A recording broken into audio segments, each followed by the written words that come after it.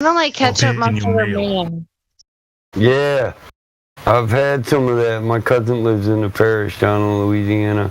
He married a girl that's a relation to the Landrys, from the Gator Boys or whatever. Jalapeno mayo on a po' boy is freaking fantastic. Never knew. Jalapeno mayo. Nope. They put jalapeno on everything down there, dude. I don't like mayo or Miracle Their Whip. fucking gumbo they brought back. That shit was so fucking hot, man. Cajun shit is hot. Yeah, it's good. If real Cajun people make it. Hot but good. And gravy. Yeah.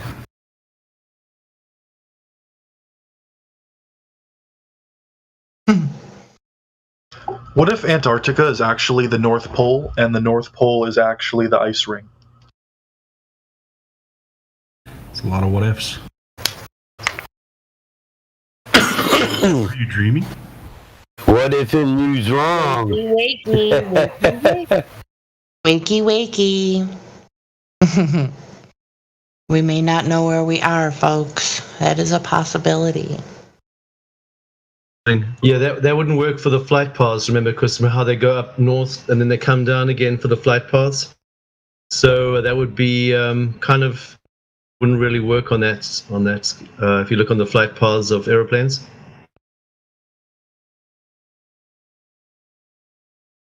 Yeah, that's where the north is centered at is based on the magnetic north, and all cardinal directions stem from north. Without north, there is no direction. Yeah, but we named it north. Like we could have named it south, and then Well, I need to spend more time. Sure, yeah. I'm kind of fascinated with the wild speculation of the moon mirror map. I find that very intriguing. That the moon is a mirror, or no? Well, that if you take the entire image of the moon, and I guess you. I don't know if it's upside down or flipped, and then the colors are inverted.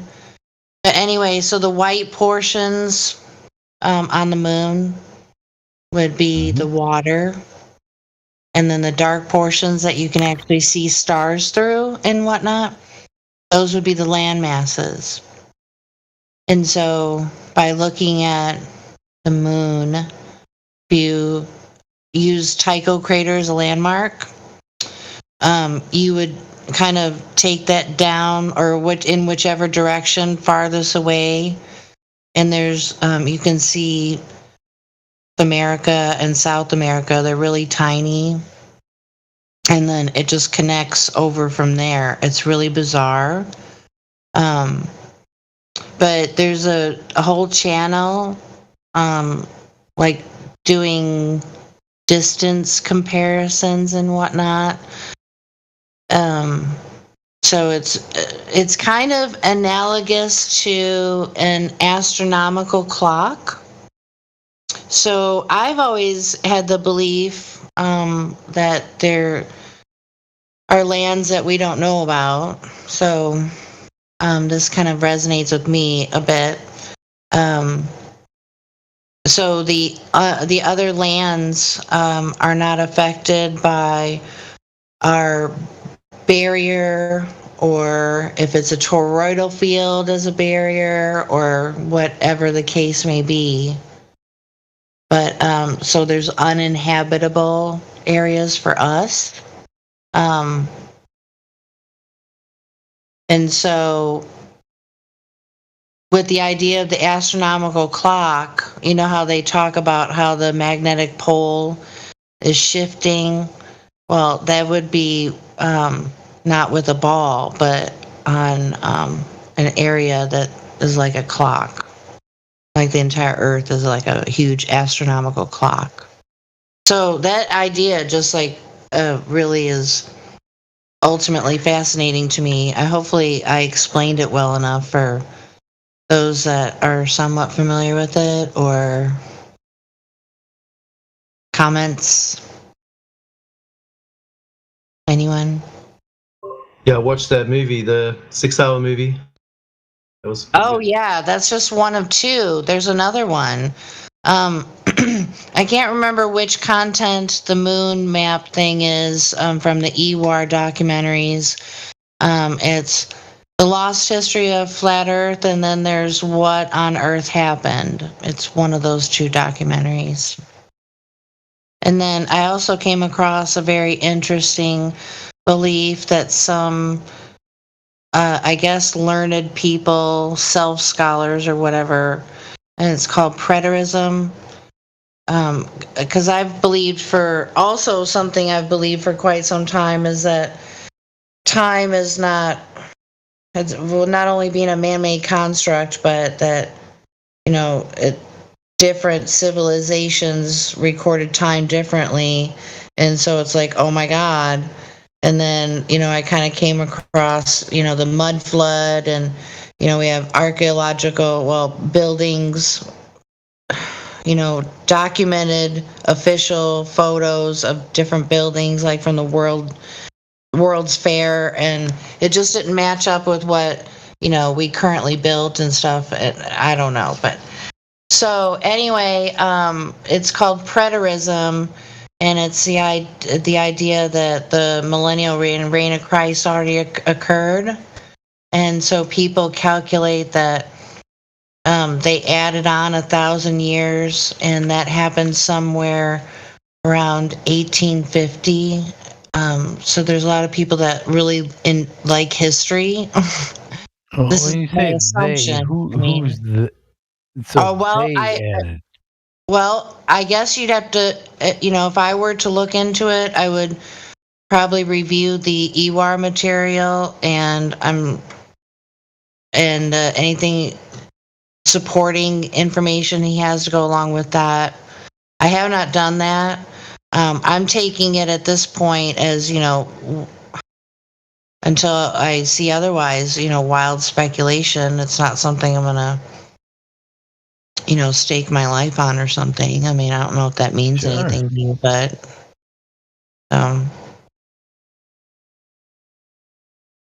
but yeah, it's pretty wild stuff. I'm really interested in fringe kind of, for lack of a better word, conspiracy, or things that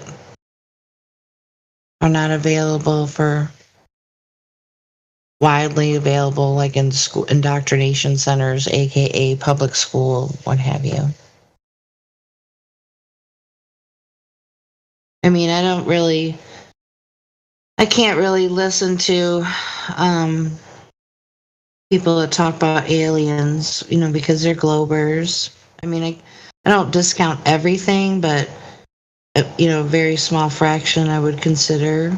You know what I mean? Does that make sense?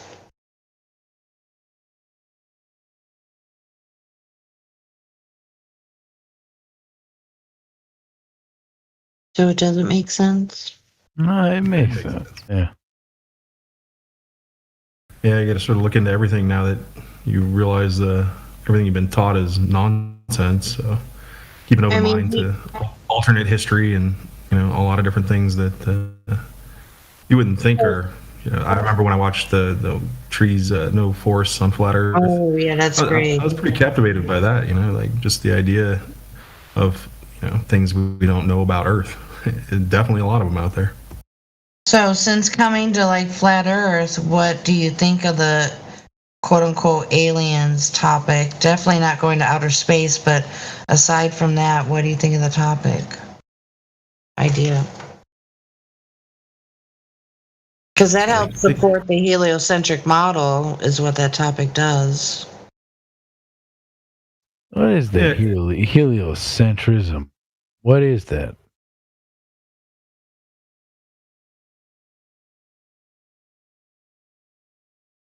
Are you being sarcastic and I missed your No, I'm actually being like legit about that. Like, explain to me how, like, what is heliocentrism? Oh, well, hold on. Okay, who was I talking to a second ago? What did I say? About what? Oh, well, I thought I asked you a question a moment ago, and then... What? Well, Oh, yeah. hold up, Jen. I can do that real quick. What do you want to explain? Heliocentrism or geocentrism? Well, You were asking about aliens, and I guess that's all in the definition, right? And as far as aliens go, anything outside this construct would be considered alien. So I'm open to something being more than this construct, right? Like the Earth, there being more than it. So I don't feel like this is it. I feel like there's more. I don't know if it's an existence outside this realm, and that would be considered alien to me. But dimensional realities, I think, is a fair term. So I keep an open mind to it to some extent, but it's really hard to get away from, little green men from Mars or something, outer space people, I guess is definitely. okay, well, my thought is that, there's alleged proof that we have these spacecraft that they say is going to, or whatever, from outer space, quote unquote. And we know that's not happening, so they must be coming from somewhere, unless it's completely from the government and there's nothing, aliens. I mean, do you believe in aliens and they're from other lands? I don't like the word alien for entities from another land, because if they're just from another land, then they're still part of Earth, just not Earth, the living space. So they're not alien to this world. They're just from another land. Extraterrestrial is a correct name. Okay, yeah, I'll agree with that. They couldn't be aliens. They're just foreigners. Yeah, I agree with that. Sure. I don't know how the hell you can call a Mexican a legal alien. The motherfucker's an American. He lives on the Americas. He's not foreign to this land. I mean... Yeah, I guess that's an old school term, outdated. But yeah. Yeah, I like the extra. Yeah, and remember when E.T., what was E.T.? Yeah. E.T. was extraterrestrial. Extra land. Right. And it's Alien. so ironic that we just in our minds envision when extraterrestrial meaning on another planet. Isn't that weird? Yeah, like he was going to phone home in the beta system or some shit. No, he was going to make a call across the Earth to a different living pod. He used a speak and spell to phone home, man. Well, I have an idea. And whoever asks the difference between heliocentric and geocentric. Heliocentric is a universe that's centered on the sun. Geocentric is a universe that's centered around the Earth. Okay, for the record, I was asking somebody something and I was interrupted. I do want to just point that out, if you don't mind. When you guys were trying to get to answer that, so yeah, kind of irked, but I'll get over it. Oh, I know he interrupted you. Yeah. I just don't want him to think it's some hard-ass algebra equation that we can't figure out, or advanced differential It is not math. that complicated. If it was differential math, I'd just break out a notepad and keep writing until I was done. Everybody makes it complicated, but it's really not. I have an idea. Helio sun, centric center. So center sun. Yeah, Helios. Helios was the sun god. Heliocentric, sun-centered. Geocentric. Geo has to do with Earth. Earth-centered. And there's the gift to show you what I mean. Hey, so, to Frost, have you seen the movie The Principal? No. That's a movie about geocentrism, but it definitely pokes quite a few holes in the heliocentric model. So that may be maybe something that could be of interest to you. It's not really hard to find on the internet. I think it's the Principal movie. I think it came out in 2014. So if you search that, you could find it. But yeah, they kind of bust out NASA faking the fucking moon landing or the picture of the moon while traveling. Well, no, picture of Earth while traveling to the moon. And with this found footage, they did the calculation, and there's no that way they could have made it to the moon when they said they did. So it's like, oops, what happened? So, yeah, you might want to check it out. Pretty Oh, cool. thanks. I'll take a look. Also, speaking of aliens, I had an idea. I'm curious what you guys think. So, as we know, you can't have gas pressure without a container, but there are certain containers which are semi-permeable, which let some things through and not others. And what if the dome is semi-permeable, allowing solid objects through but not gas? Oh, I would agree with that. I've thought that for a long time. It could be a field of some sort, or I mean, it could be science we don't know anything about. Or they could just have tunnels that lead under it. But yeah, I don't, for some reason, just the idea of this solid firmament above us just doesn't make sense because, in my view, the habitable zone of the Earth, as we know it, changes. So that's where the pole shift kind of bullshit comes in.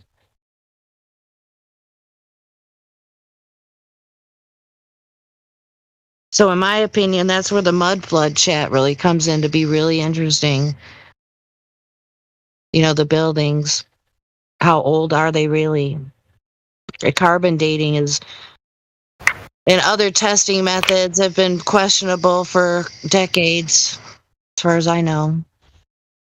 Yeah, and if there are waters above the barrier, then UFOs could be submarines that actually just swam here. Well, people have claimed, in fact, I heard it on NPR about how whatever official person saw an alleged alien craft plunge into the ocean. It's like, oh, interesting. We're bringing that back onto the top. It's like, wow. It's not new. I mean, like it just happened or something. I think there's been older accounts. I don't know how far in the past, but yeah, so that's pretty interesting stuff to speculate on. I think it's fun. I mean, you don't have to know the solution or how something works to realize or see something happening, right? Or does that make sense, you guys? Like, I don't understand how electricity works, but I use it, like that kind of concept. So if you know how different things work by observation and you kind of put them together, to me that kind of makes sense in a speculative type of line of thinking.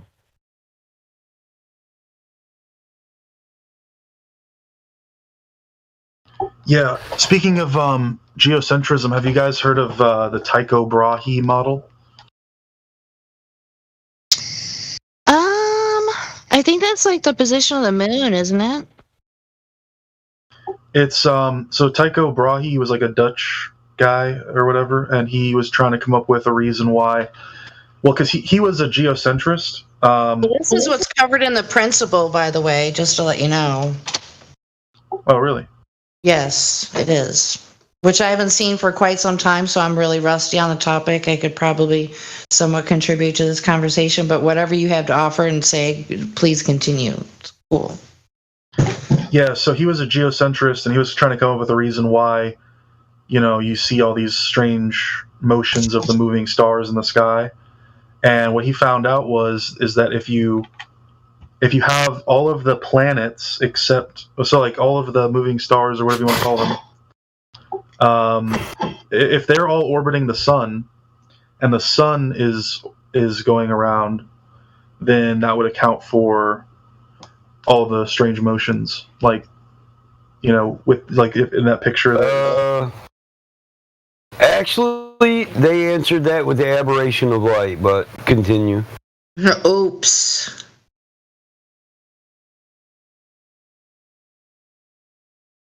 The what? So all those retrograde motions aren't blocked or explained by the sun. They use the aberration of light. Until they came up with the theory of the aberration of light, astronomical aberration, like all lights in the sky are moving, then the model didn't work.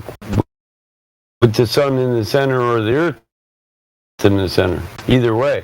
Retrograde isn't explained just by the sun. There's too many different retrograde motions for the sun to cause all of them at the same time.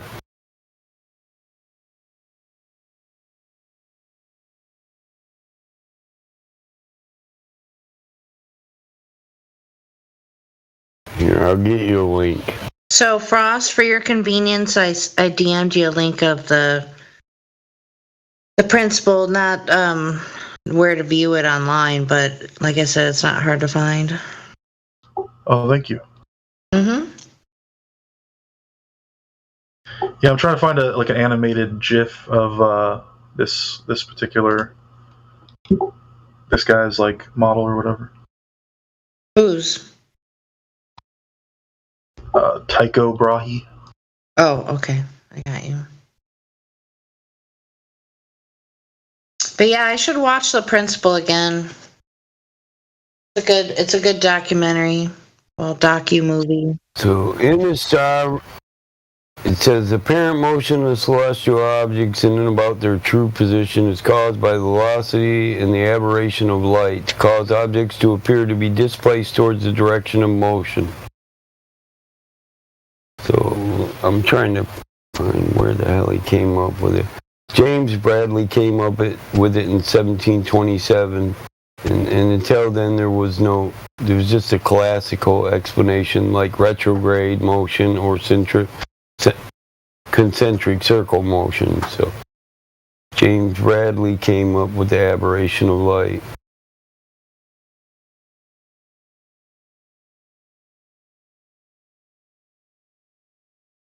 Hey, shout out to Riggs. What up, bro? Sexy. All right, there's the animated version. Now, I understand these are wiki links, but it's a good place to start on the aberration of light and James Bradley, the founder of it, and how it explains the apparent motions.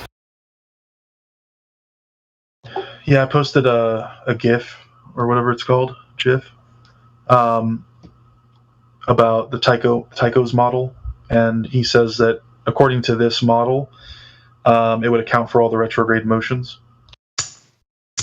Yeah, I know what the Tycho model is, but it's a simulation, pretty much. So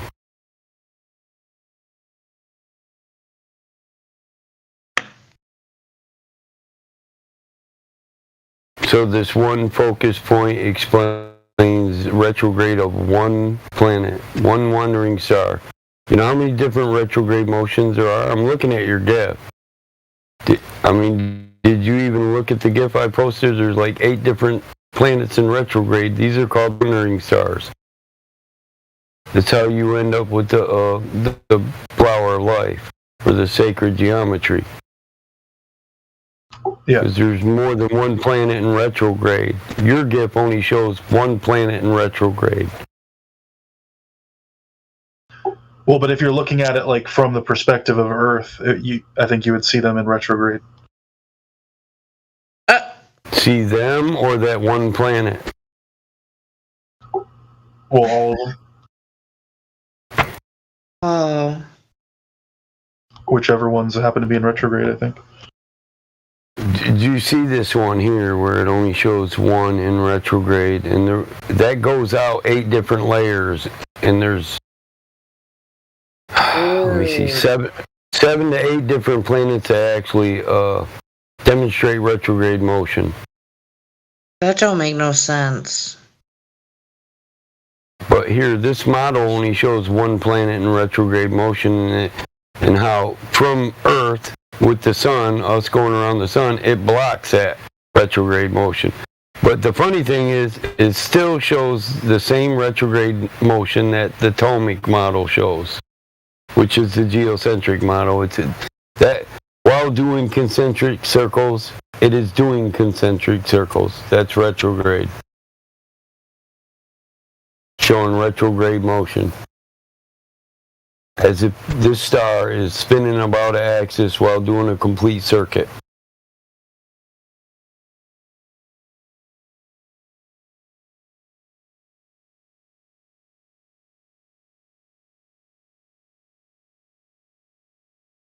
I think they're all wrong. Good answer. Good answer. Or you may be true.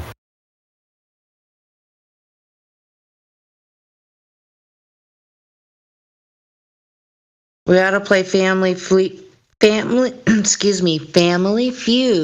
Flat Earth Edition. That would be fun. Survey says.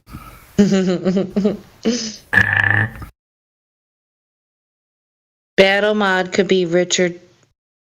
What was his name? No, I want to play. I want to play. I'm not being Richard Nobody. All right, who would be? Was it Richard Dawkins? Or no, Dawson. Richard Dawson. Dawson. Who would be Richard Dawson? Dawson. Who would play? Who would here play him if we were to do that? Witsit. We could no. Yeah. No. What do you think? Anyway, sorry. Keep going with your conversation of so Battle Mod. The last picture that you posted, you said that was which model exactly? Just make sure I was. That's his. Oh, Have him type it out. That's the What's the name of that model, bro? Tycho. top Yeah, one. well, it's Tycho Brahe, and then his model's called the Tychonic system. The geocentric one? Yeah, his is an alternate geocentric model.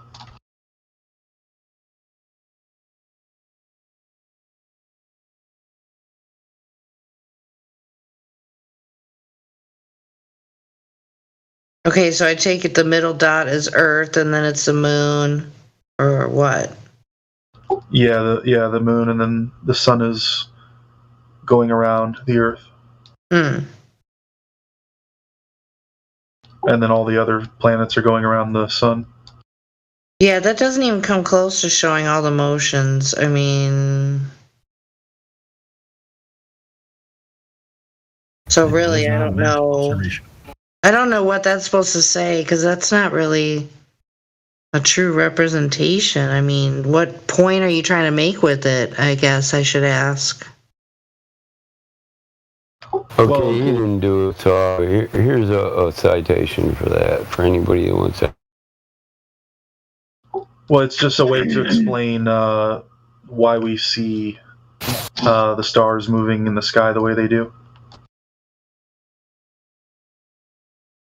Because one of the arguments for heliocentrism was people said, oh, well, these stars are moving weird, so it would make sense if they're all going around Earth. Well, Tycho said, well, no. You should read up on James Bradley. This is this is before the aberrational light. We don't even need this with the aberrational light. Okay, actually, you know what? It says in the very beginning of the document. So, no modern depiction of the Copernican system shows planets spinning about an axis while they spin about a circuit. Just so you know. So that's not used in the modern model. What is aberration of light? I put 2 links in there. Just like I said I would. I gave citation. One of your links, Michael, the very beginning of the article, it says the Tychonic theory explained the observed variations of phase of Venus, for which the Ptolemaic system had no explanation. And what's his name? I'm sorry. Ptolemy. Yeah. So what's his name? Yeah, Wait. that's What's his focused name? on Venus, and the aberrational light explains Okay. So the retrograde planets, not just wait. Venus. You said not just Venus. No, that just focuses on Venus. That one. It Right. was an And what's his explanation for name that I Venus. was talking And, with said that the Tycho model was based on the stars, and that's not what it says right here. It says on the face of Venus. yeah, he's trying to say. Yeah, he's trying to say that it explained all the retrograde motion in the model, which it didn't. It was a focus thing just for Venus. And So this was yeah. in 1583, but James Bradley come after him in 1727 with the explanation for retrograde motion as the aberration of light. And it's the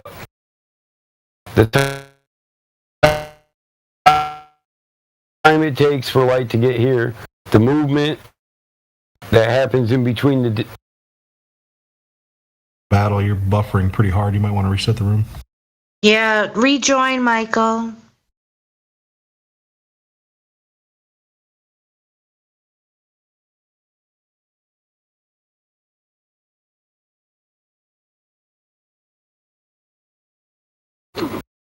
Am I still buffering? I don't think so. We'll see.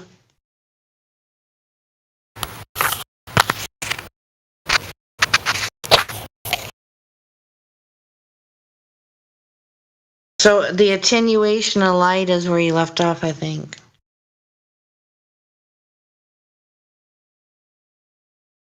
No, it's not attenuation.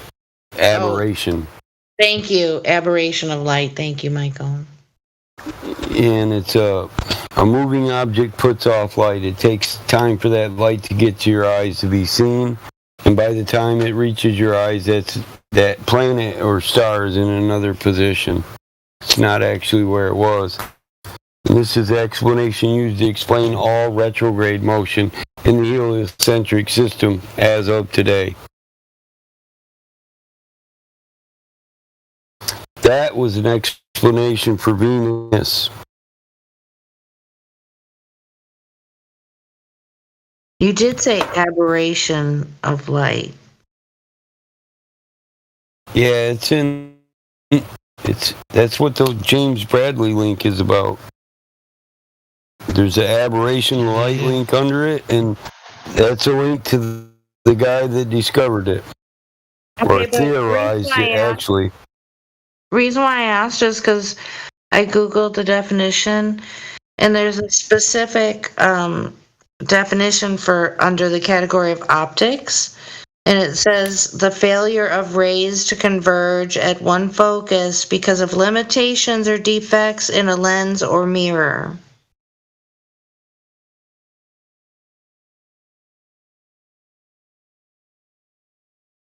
Not even close to what you were talking about, that sounds like.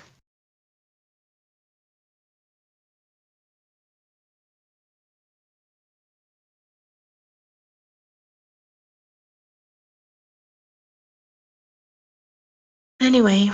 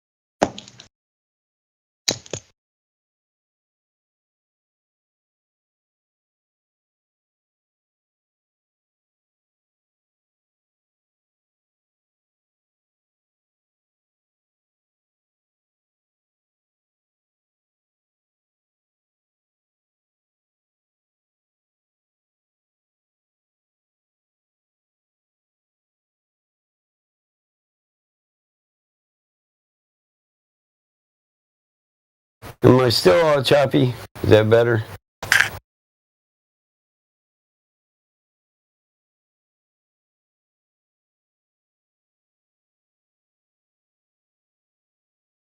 Hello? Yeah, well, it's a little choppy. I don't know. Say something else. Is it better? Boom, Maybe. boom, shake the room. Mic check, 1 2 1 2. Yeah, it sounds better. Sounds good. Yeah, all I was saying is his model pre-existed what I'm talking about. And it didn't work. It only worked for one observation. It was applied to only one observation, and this is the glue that makes the heliocentric work. Ooh. Aberration. Astronomical aberration. If you could destroy aberration, you would deal a big blow. If you could have a peer-reviewed academic paper on how it doesn't work, the observations wouldn't match the model.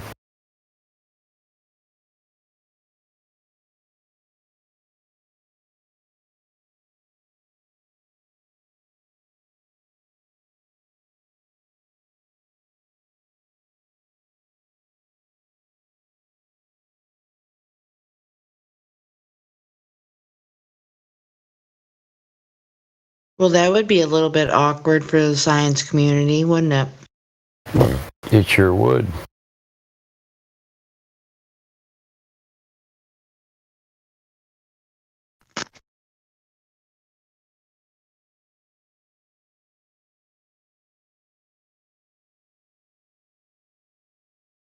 Would definitely ruffle some feathers.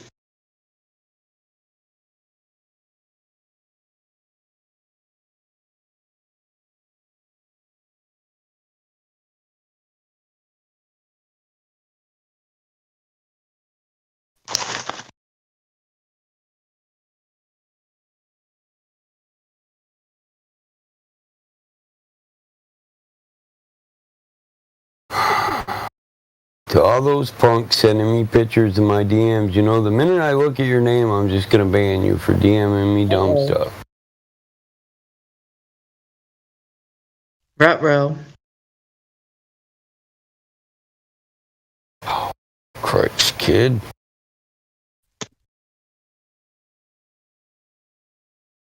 Oh, so one of my moderators manned you. Good. I don't undo there. So what? Talk to him.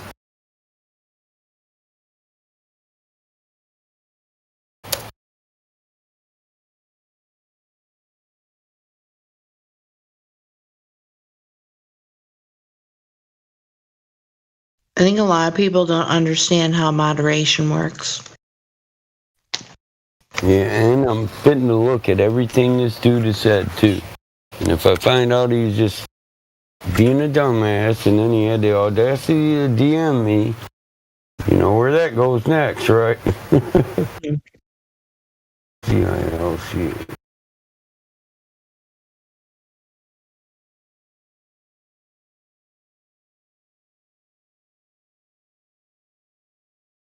Hey guys, we got Malcolm in here and he's not BC verified. Unmute him, Jen. So. You unmute him.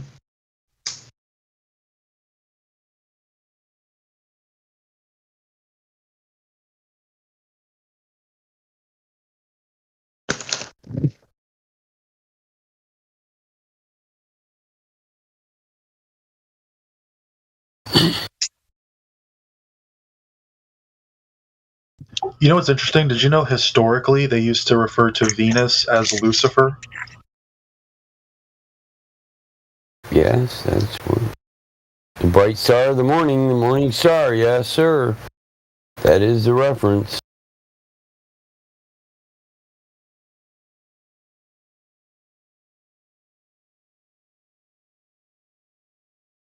I think there's a group of people that disagree with that. But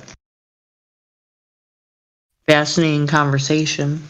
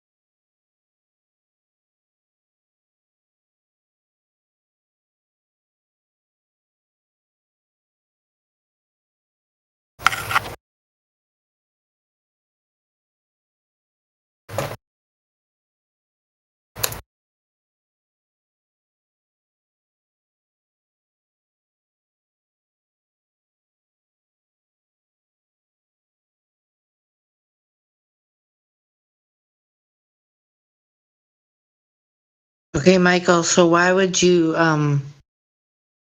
if you were to guess, why was it that Frost brought up the Tycho? I realize because of whatever the stars, but from what you said, a following model replaced the Tycho model or whatever. Yeah. Well, Well, his so why did he implication. bother? His implication is that it destroys a geocentric model, and it actually doesn't. So, I mean, you observe the same things either way on the geocentric model or the heliocentric model. Even though the sun is third from the Earth in the geocentric, and the sun is the center in the heliocentric, you still observe the same things. And it didn't even answer the questions of the Tychonic model is old and busted. It didn't answer any of the questions. It didn't even answer the one for Venus. He didn't read it. He didn't read up on it well enough. I think his implication is Earth can't be flat because the sun proves this for Venus, but it actually didn't. No. If it did, there would have been no need for the theory of the aberration of light. The Tycho model is it's still geocentric. Oh, is it now? Yeah, so the Tycho model, the Earth is in the center, but the planets go around the sun, and the sun goes around the Earth. Get on the log. Actually, that GIF you shows, the sun is in the center, and the Earth is going around the sun. That's not geocentric. No, the Earth is in the center. It just looks that way. No. You can see the GIF. The big yellow dot is the very center of this model. The Earth is circling it. The sun. That's a heliocentric model.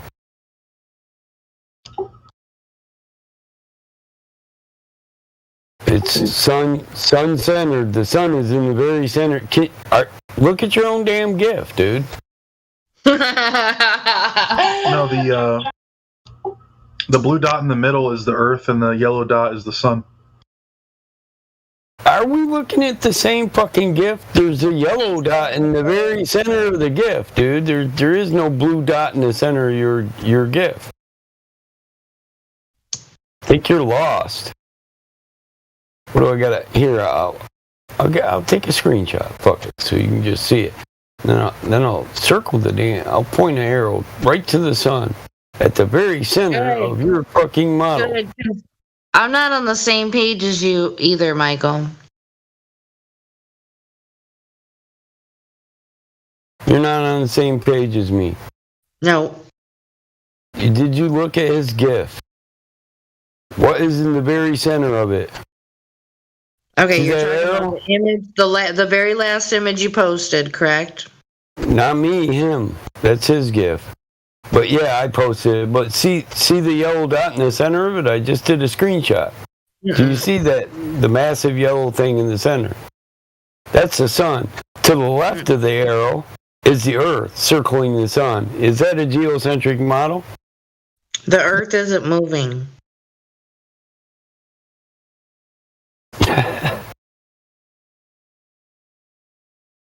That's because it's frozen right now.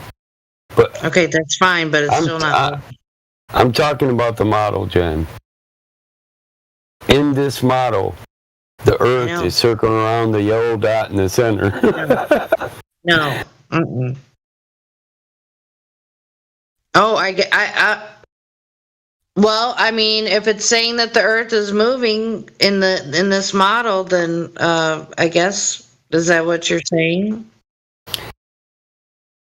Yes, I'm saying this model shows a representation of the sun in the very center and the Earth circling around the sun.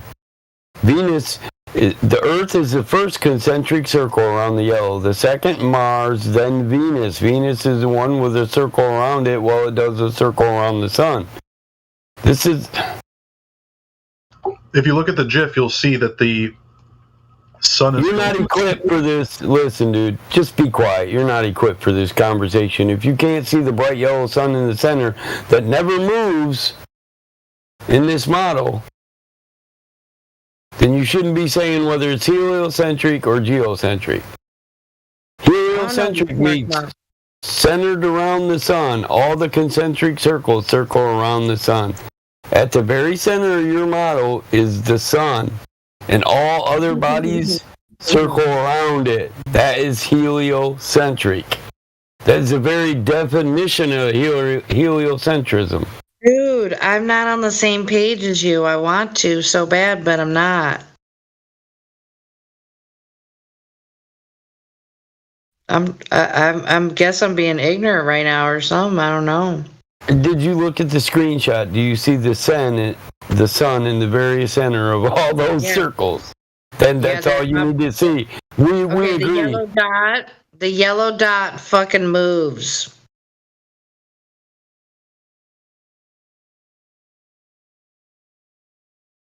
What, it's supposed to be the Earth that doesn't move. Look at the moving GIF, Jen.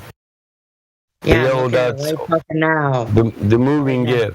The yellow dot's always in the center. The blue circle around the planet that's circling is Venus. That's not the Earth. That's not the Earth and the Moon in the center of this. This is. Okay, so the dot that's not moving, that's supposed to be the Earth. What's going around it, that's not the Moon. I don't know what dot you're talking about. That's supposed to be the Earth. The yellow dot. It's fucking color coded for you. The yellow dot is the sun. The one circling it is blue. It's the Earth. I can blow this shit up and enlarge it on my screen. I mean... No, the first one's Mercury, the second one is Venus. The third one is Earth with the moon circling around it. But the Earth is in the center. Okay, I'm about ready to, walk away here, but I'm going to try this again. All right, hold on.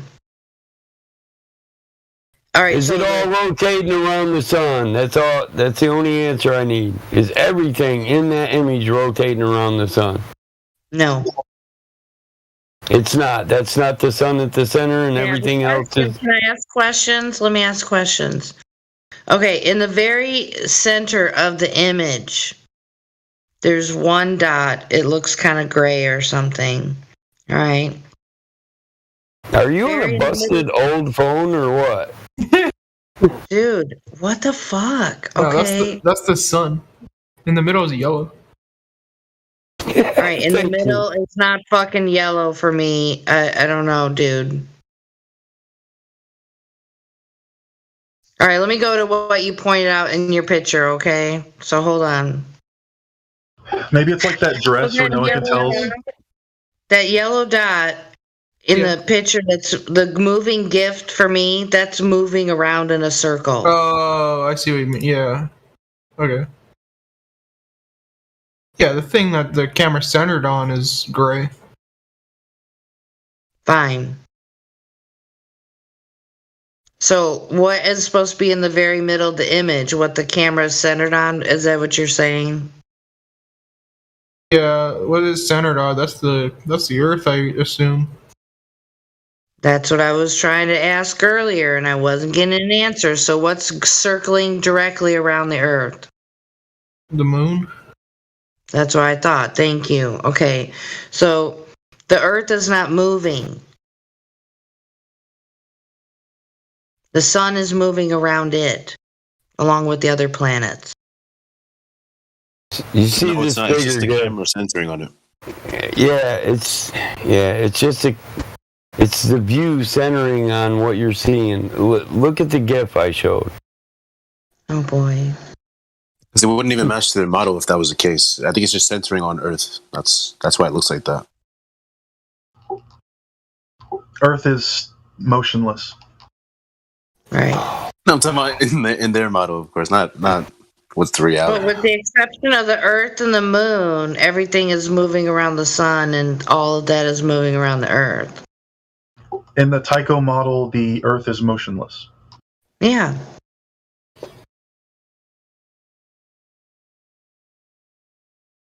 Bro, this shit's hurting my brain. I think whoever made that GIF fucked it up. I don't know, man, but I think I understand it, even though I don't understand what the hell you're saying. Well, if you're saying that's the Earth with the moon circling around it, the third one in the image, it is moving around in the circle in the GIF. Okay, dude, okay, I see the problem here. After we started talking about it, you posted another image. I'm talking about the one you posted at 16 minutes after the hour. And then, and the reason why I thought you were referring to that image is because you did a blue line arrow to it down below. And then after you posted that, I didn't see the one you posted at 43 minutes after the hour. If you were talking about that, I didn't even know that it existed till just now. So I hope. Yeah, we are talking about the one at 1:16 a.m. Yeah. Just checking. But if that's the Earth with the moon orbiting it with the blue circle around it, the view is centered on, it's moving in the circle. The Earth isn't moving.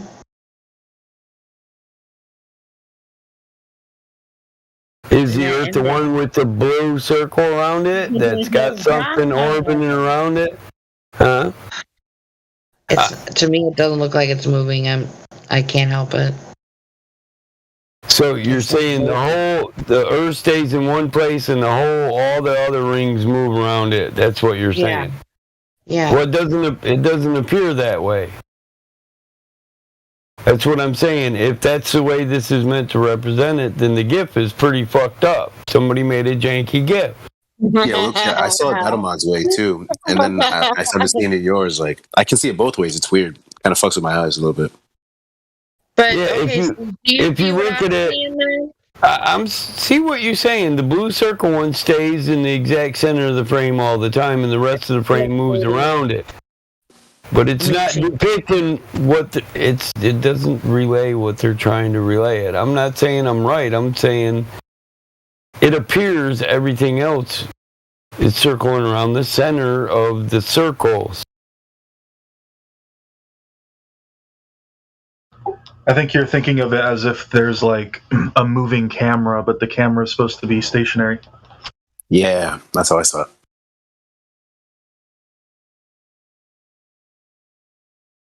Man, this fucking dude, man.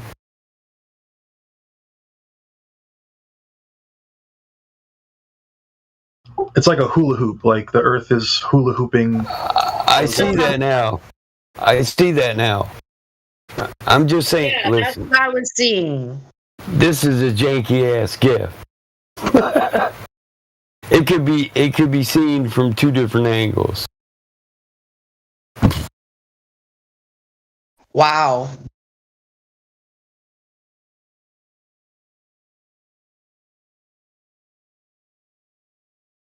Well, Ken, fuck up. I haven't even smoked no weed, man. It just looks like everything's circling around the center.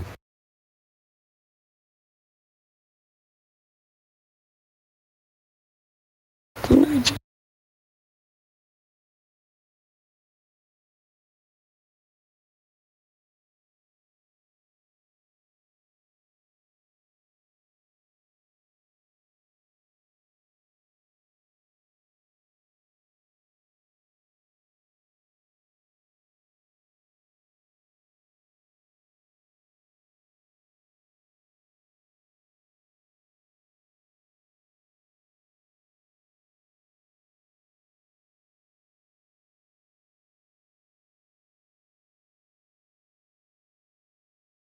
What the hell? Are we being raided by a bunch of young kids or something, man? It's got Really? 50 foot.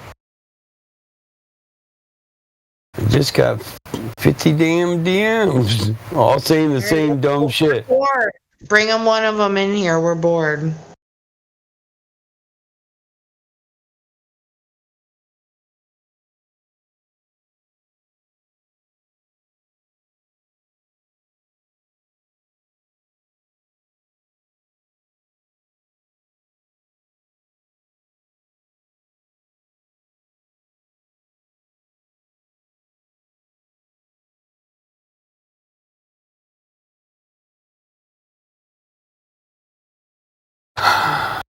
Crazy fucking kid.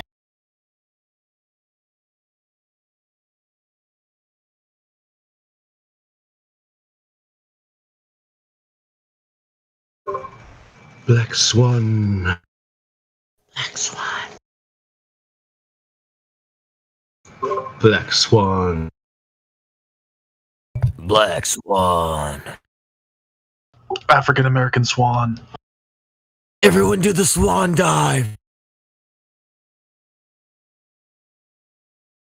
Black Swan.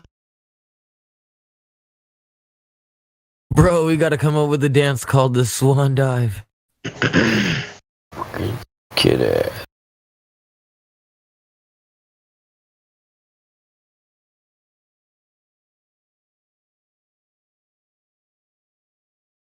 Yeah, like two hands in the air, on top of each other. You put your hands on top of each other, up high like a swan, like that, and then you're doing a dance like that with putting your hands backwards and forwards like a swan head, you know. And then you put your two hands in the air, Hands up in the air and wave like you just don't care. and then you do a dance with that as well, like a proper dance, you know, all maneuvered and everyone moving in perfect sequence and everything, with a black Nice. swan, and then you're singing as well with that music. That'll be awesome. Have the Globers ever found a white swan?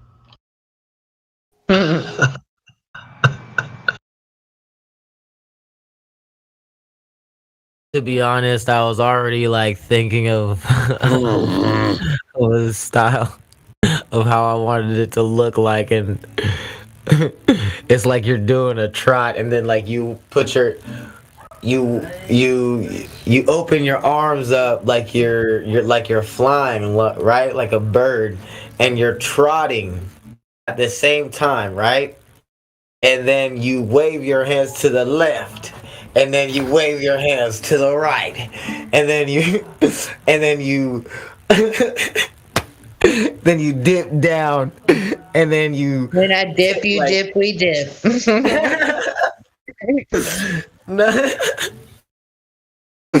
then you dip down, and then you stand up like you came up out of the clouds. You know what I'm talking about? Like the Soldier Boy? Black Swan Like Army. you put your arms up as you dip down, right? Kind of like a monkey. You can kind of think of like a monkey, right? and then you stand up like you're doing a swan dive, but you're doing it up towards the clouds. Man, these motherfuckers, they server ban these kids, and you can't find them on the tag list. You can't tag them, but there's no way to ban them once they leave. I can't tag the dude's name because somebody server banned him rather than just ask a mod to get rid of him. They told him it's server ban, and the golds think, yeah, I'm done, and then they just message mods nonstop from server ban. Crazy. We're going to have to do something about that.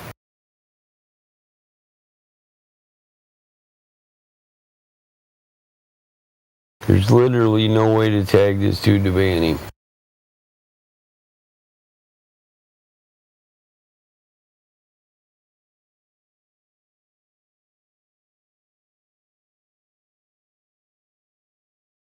I just looked through new arrivals, scrolled up. I seen 50 people that are all in red. That means they're server banned. These are all the people that they just been murdering in lobby, and now they're bugging me. So I'm gonna have like 50 bans by the end of the night because I'm getting rid of every one of them. No reason having the bot all cluttered.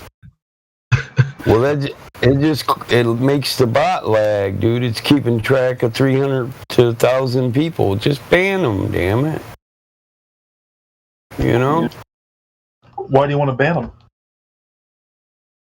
So it doesn't clog up the bot. I already explained that. I'm not going to explain why I ban people. We ban trolls because we're not here to play party to trolls. You want to sit around and talk to little kids all day, you Captain Kangaroo? This romper room?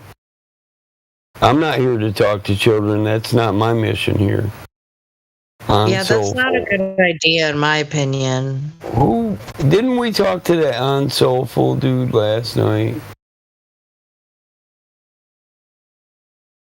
Oops. If you want to talk to trolls, go to YouTube. Oh man, there's some bad ones there. Man. But somebody has to counteract all the propaganda of the elementary school system. Yeah, someone.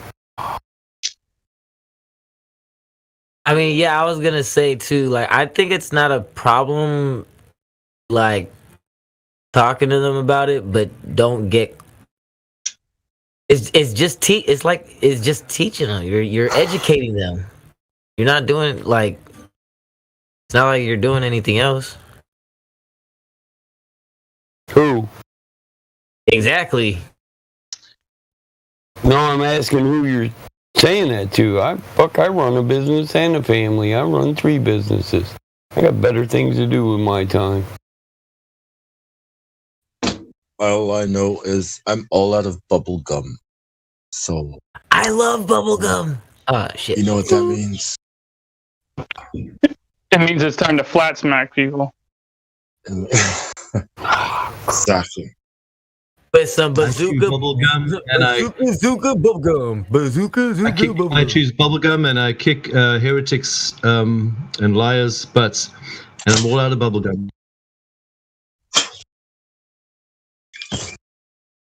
You said heretics, huh?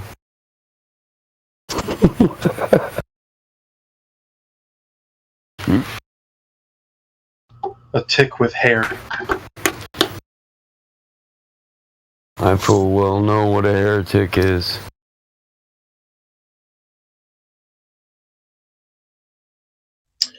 Trolls are just like demons that have possessed the bodies of the children, the teenagers, and the people that come up. It's like, quiet, demon.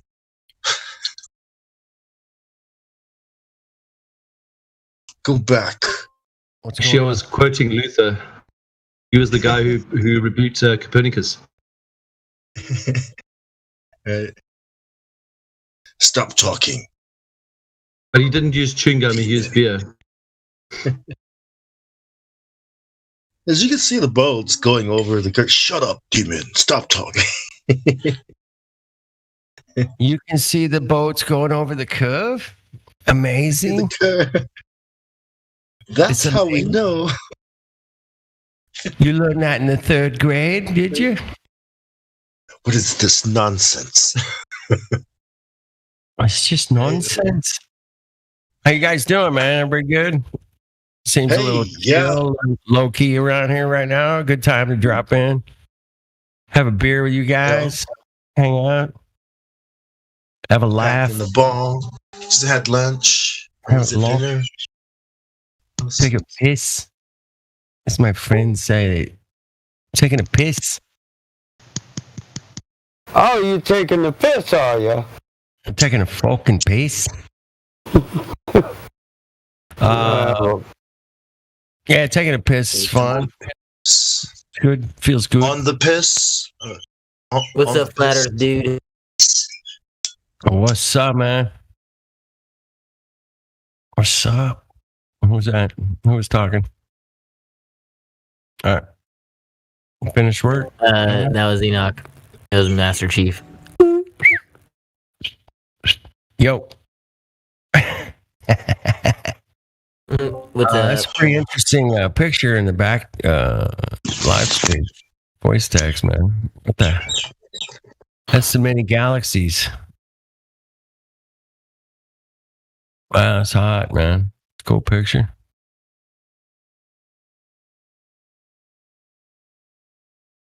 Yeah, we're getting pulled towards the great attractor. Damn.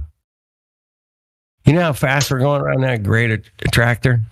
Damn, that's a big number. Big number, man, on the globe. Millions of miles an hour? Yeah, I think it's 2-point-something million miles an hour. Some fucking haul ass shit, man. We are hauling ass. That's amazing. Damn. You I never know, would have yeah. thunk it.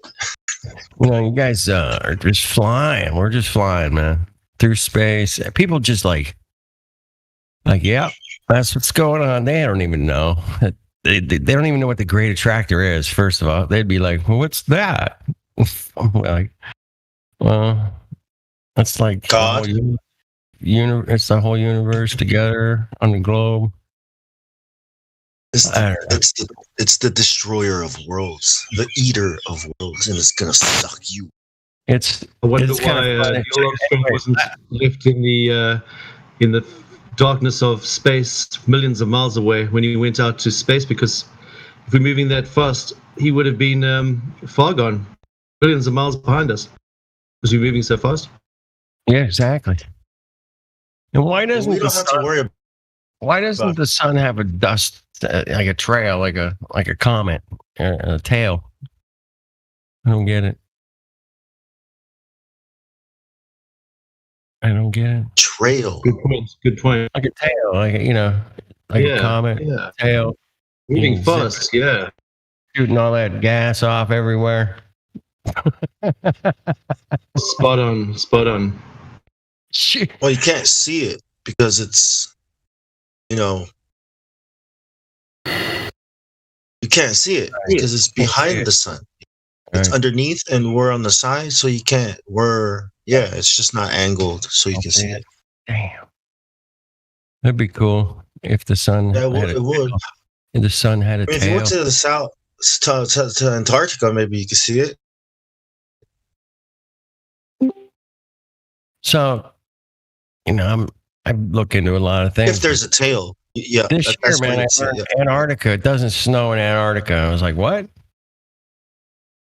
doesn't snow in Antarctica. No, it doesn't snow there. Well, that's interesting. Yeah, it doesn't snow in my refrigerator, in my freezer either. I get that buildup sometimes. You got to defrost it. Yeah. Looks like Careful not Antarctica. to. kind of thing. Yeah. Careful not to dent it when you're. I just use a spatula or something. Yeah, you got to chip it out or defrost it. Yeah. Either one. I've done both. Oh yeah. It's like, where does all this ice come from? It's not snowing in here. Yeah, it's just like fascinating thing, Technology. man. Yeah, Antarctica. It's fascinating. The whole thing's fascinating, man. where we live and dichotomies and different knowledge, belief systems. There's a lot of belief systems out there. It's a whole shitload pile if you want one. It's like looking out from a prison or a jail cell, right? It's like so fascinating. Just I laugh. I like to come in here and laugh about it mostly, and not, I love the arguments. We got them. I think we got the arguments down pretty solid, man. I was listening today, man. It was like there was that lady who was going to come in here and write an essay on us. You guys had her fucking spinning and thinking about shit. she had no clue where she ended up, man. It was great. Cheers out to you guys. Sonny really knocked it out of the park today, man, on that one. Anyway, fun times. Interesting times, to say the least.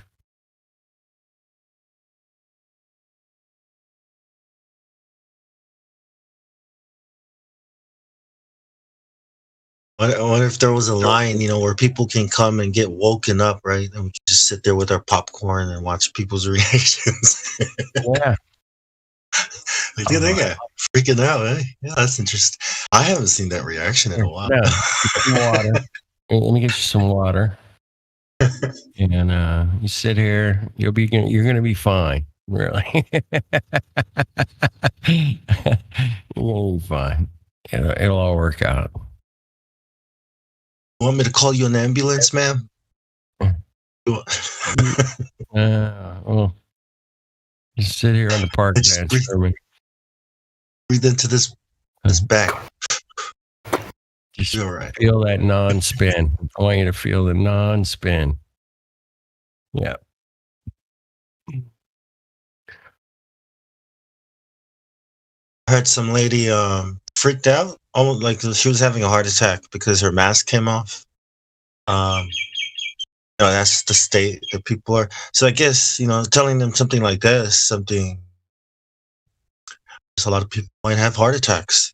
I almost had I had a meltdown.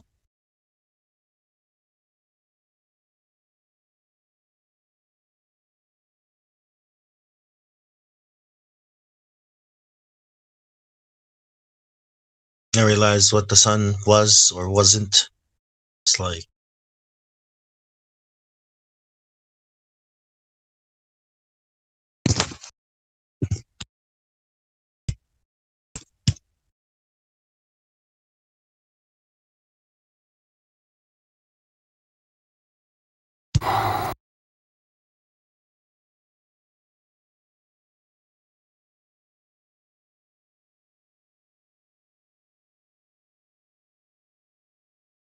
why not just get rid of the server band role? Yeah, I was talking to you. Muted, totally. Pulled a fucking boomer on you. Shit. Sorry. It's all right, man. I was asking you something about a heart attack. You had a what? Some lady's mask kind of accidentally came off or something. It was on the news, and she freaked out so much. It was like she was having a heart attack. So, something like flat Earth, when you realize you don't know where you are. It's the root of all truths, man. It's a good one. I mean, if something fake can cause real reaction, what would something real cause, right? Yeah, it's funny, man. They drop you in third grade. Hey, you live on the ball. That's it, man. They don't teach you, anything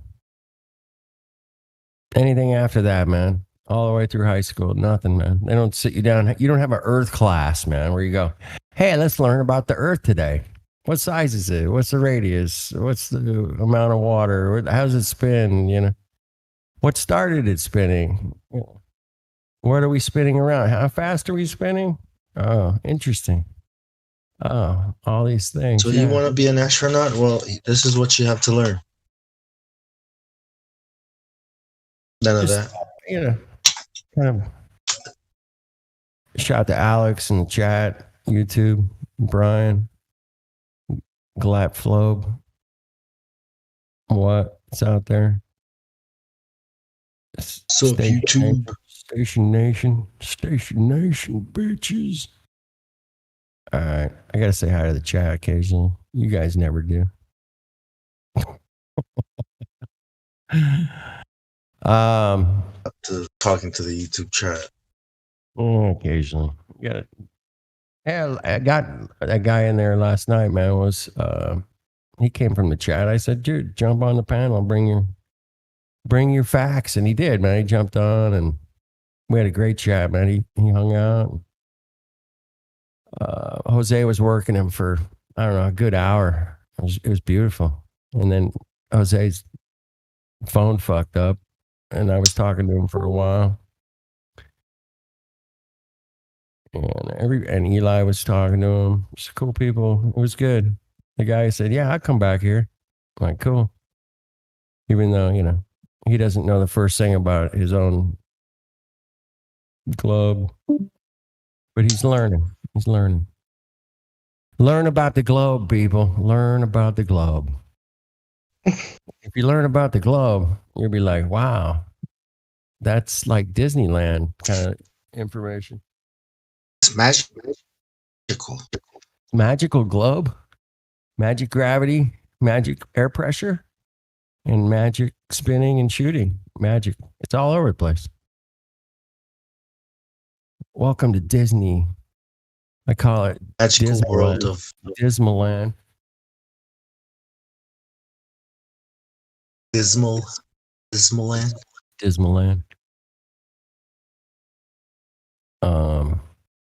But yeah, it's just interesting to see how little people know about their spinny globe that they believe in.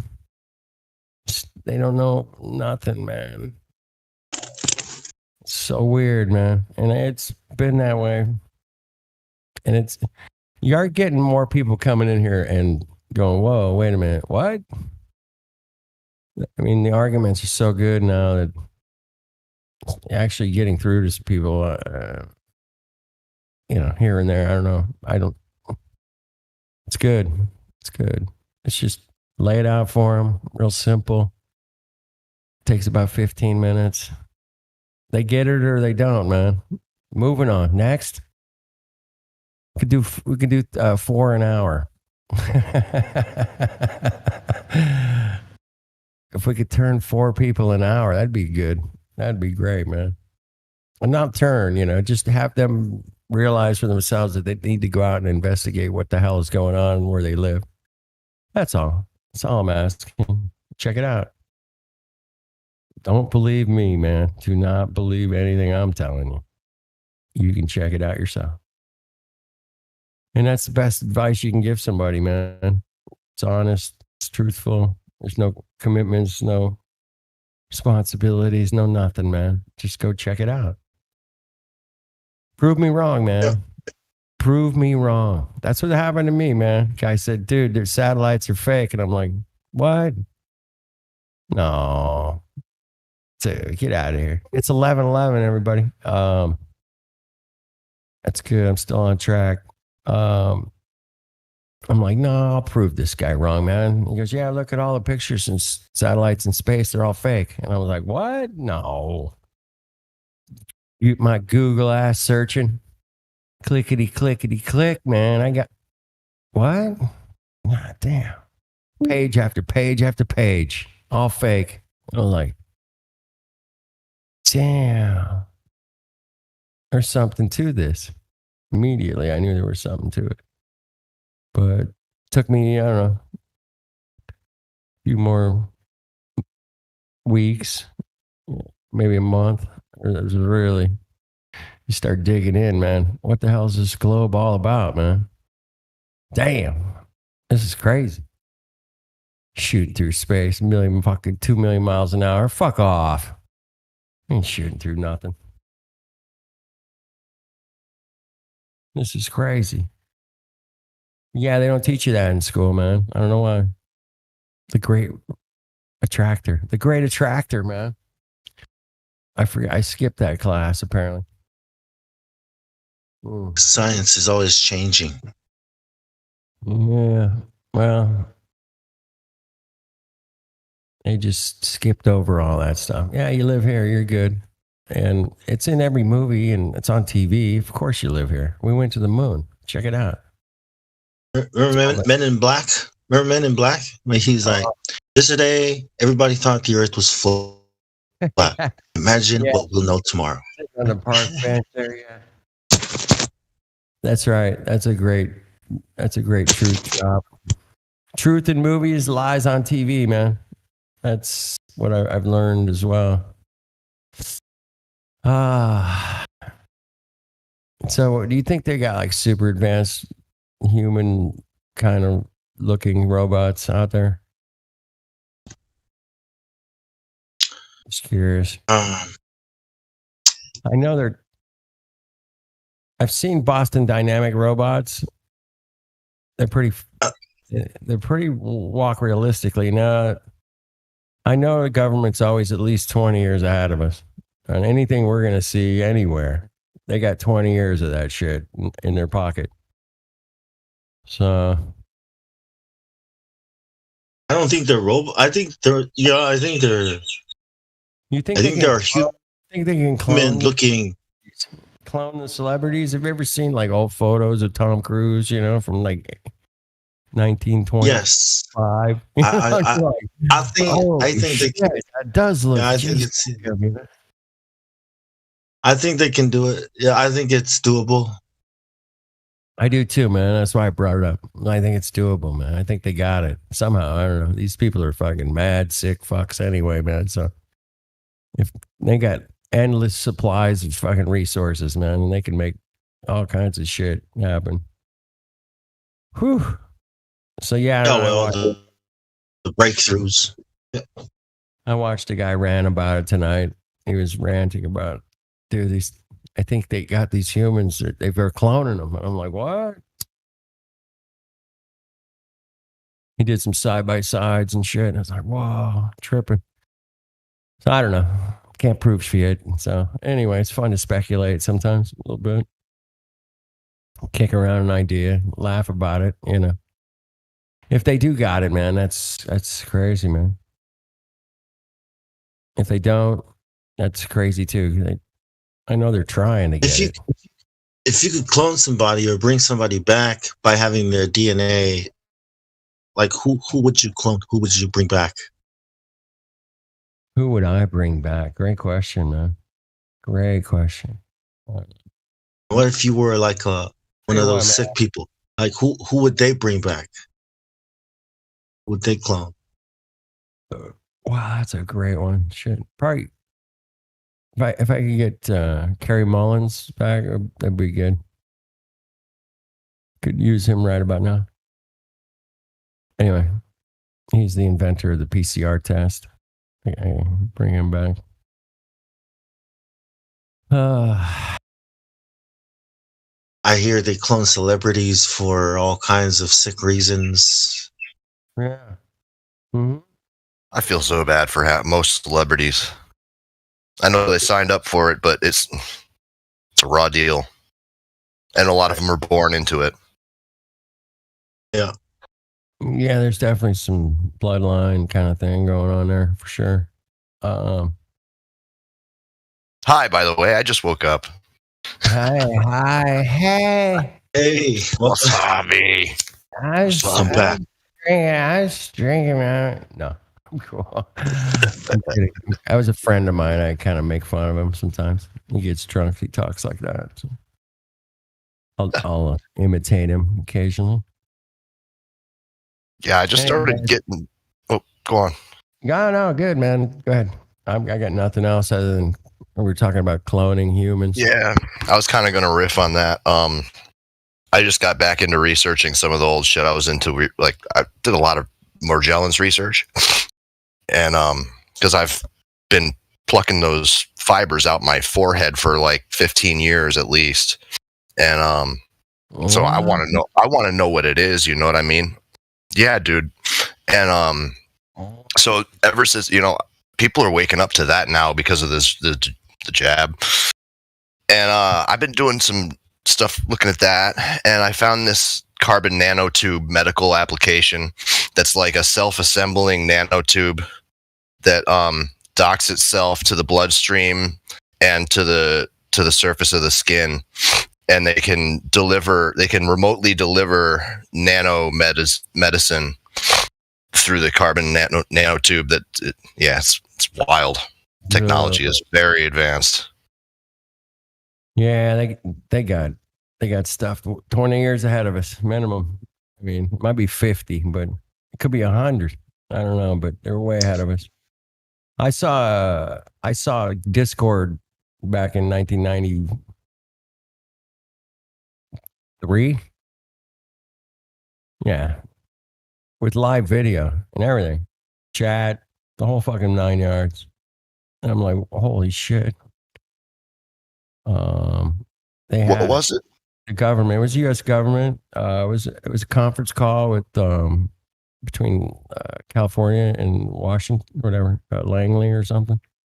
A friend of mine was communication director at a company called Aerospace over here in Long Beach, and he's like invited me down for lunch and took me up into his control room, and they were doing fucking live streams, not live streams, but video conferencing, and they were sharing files.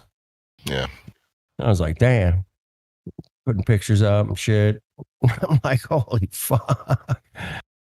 I mean, I'd never seen anything like it in 93. Was it medical technology? Just the fucking computer technology. Oh.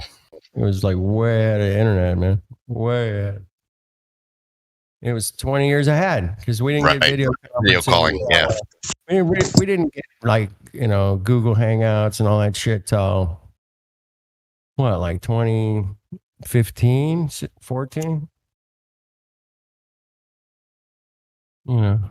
So if it was 92, yeah, they're like 20 years ahead minimum. Maybe 30. Your buddy's probably got one. He's probably got one of those clear, those like you see in those movies. It's like a wall of just like glass with computers on it, or in the air, holographic. Yeah. It looks cool, man. But I think it would. I don't know. I'd get tired of staring at it. Maybe, I don't know. Oh man, the shit flowing around in my eyeballs. So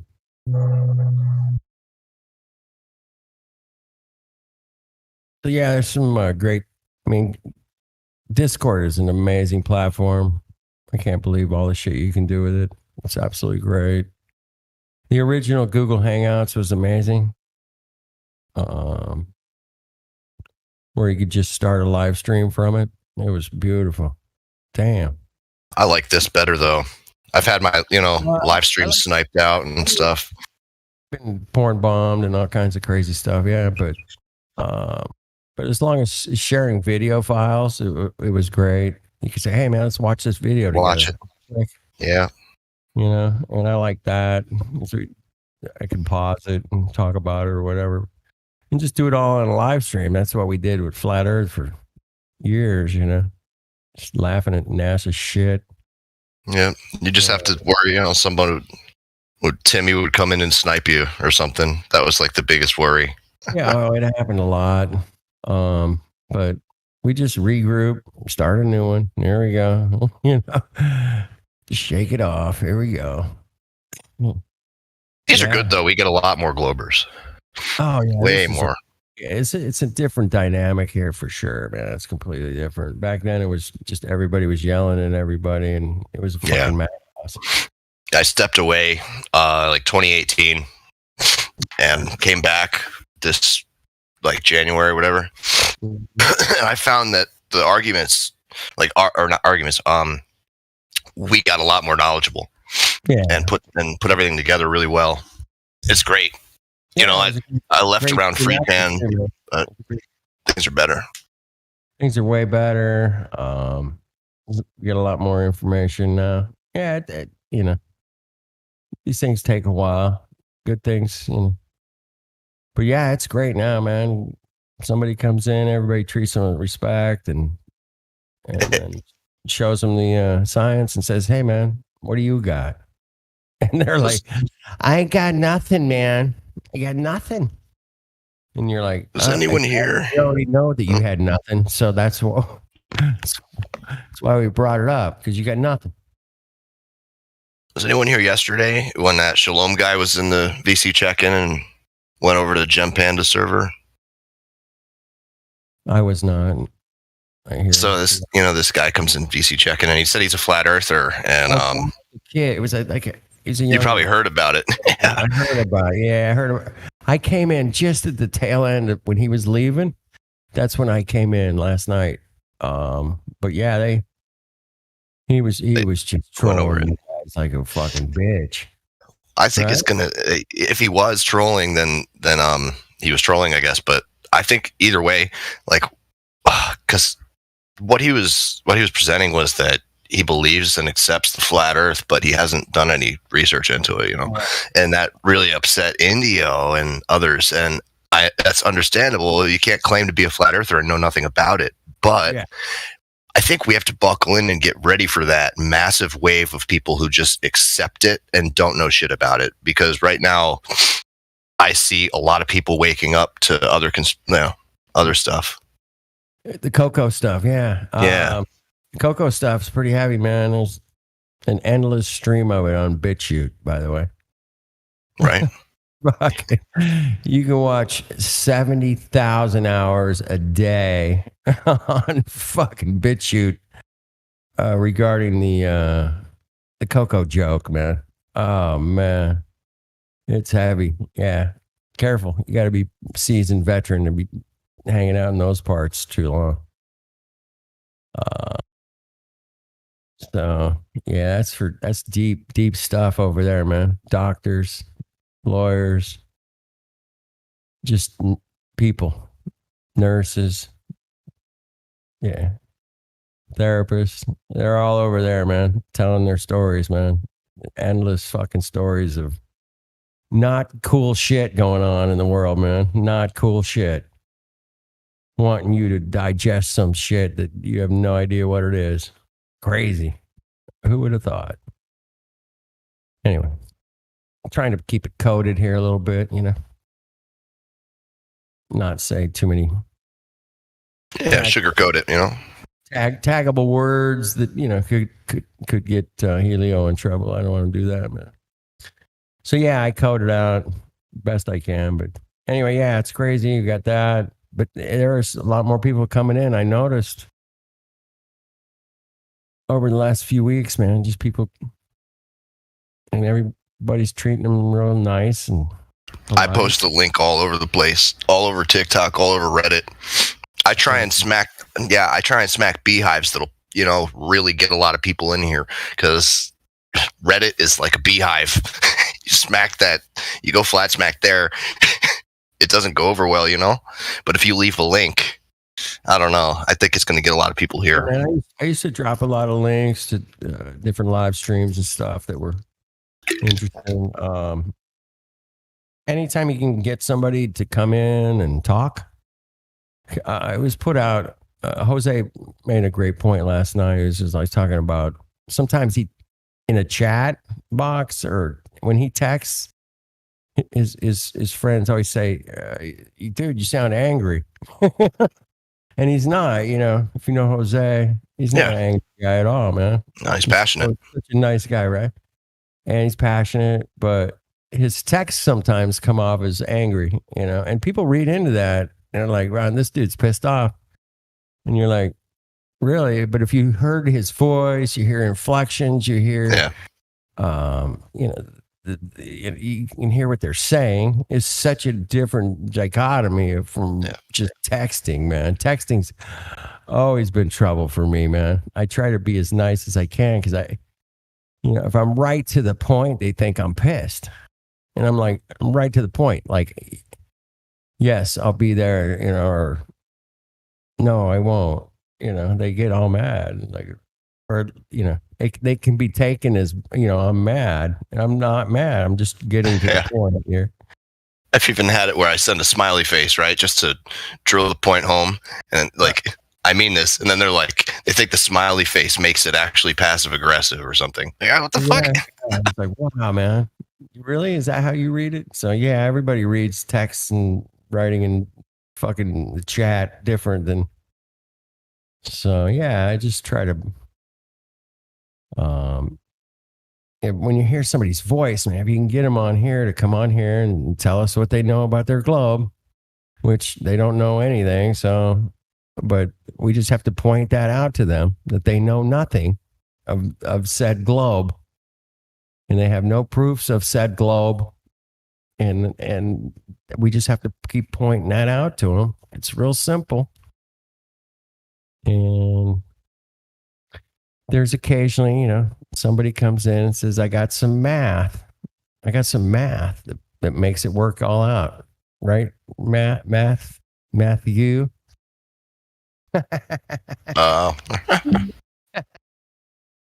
I met the guy twice, man, in person. Oh yeah. Yeah. And it was at 2 different flat earth meetups he came to. Oh, that's actually good. Yeah. He's probably a closet flat earther then. Oh, he's super, he's amicable at least, right? Yeah, I don't do math. Sorry. You got anything else? You got that sticky? Word. I got some bendy shadows. Yeah. That'll work it out. Bendy shadows, dude. How many years ago? When did they do the bendy shadow thing? Fuck. Must have missed that. Jeez. The Eratosthenes thing. Yeah, what year that was? 1500 or something? I always hear people say it was 2,000 years ago, but I don't know. I've heard 1,000 and 2,000 years they have some stuff. Yeah, I've heard that. But it's just some story about a guy who may or may not have existed, I guess. Good stories out there. Good stories. Man. Okay, so it says 276 BC is when he was born. So it was 25 a while ago. 276 BC, yeah. Libya. Call it 2,300. Yeah, it's 2,300 years ago. We got a guy measured some shadows, checked it out, worked out. Yep. Hey, I asked Matthew one time, and I'm like, dude, you can work out the math any way you want, right? He's like, yep. I'm like, okay, cool. Just checking. If the sun's, teeny or small or big or far away or close, the math works all the same, right? Yep. Good. Just checking, Professor. All right, I need a beer. Shout out to Alex, Brian, Station Nation out there in the chat. What's up, Ben? Any Globers out there want to come on? Just hang out for a minute. I got like a half hour.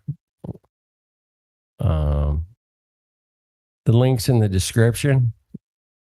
And VC check-in, man. Come check in. See what you got. Anything? You got Hollywood? You got Gravity? What do you got? I hear birds. I heard birds. Go ahead, Bon. Go ahead, Bon. I'm gonna grab. Before flat Earth, the term glober. I never. We don't call people glober. Because flat Earth, didn't exist, and it's funny to call people globers now, right? Like, I never noticed that it's weird. Glober. Are you a glober or a flat earther? It's not like, are you a glober, a hollow earther, a concave earther, a turtle earther, or a flat earth? You know what I mean? It's not like you've got these. You know what I mean? It's like it's only after flat Earth that the term glober started. Yeah, man, that's been an interesting phenomenon. Yeah, we never called anybody. Hey, dude, you a Glober? Hey, yeah, I'm a Glober. I'm a Glober, eh? From Canada, eh? I like And Glober. he is a Glober from Canada, and he like specializes in right. It's not like It's like Glober's Anonymous. I'm addicted to the cognitive dissonance of the globe. Hey, my I name's can't keep going back to it. Even in my fantasies at night, I try and fall asleep. I just can't I'm a sleep without Glober. thinking of space. Welcome, Dan. you know how usually when you get to know people, you'll eventually get to the topic of like, I wonder what religion he is, right? And now it's like, oh, I wonder if he thinks the Earth is a ball or flat. Now, you know what I mean? The two topics are kind of like on the same level now. It's like, you believe in God? But do you think the Earth is flat? Wow, we got physical evidence, man. So Brian just typed that in there. We have physical evidence of said. The topic of it's like the topic of the shape of the Earth is on the same level as the topic of the Creator. Yep. Religion. Evolution. Yeah.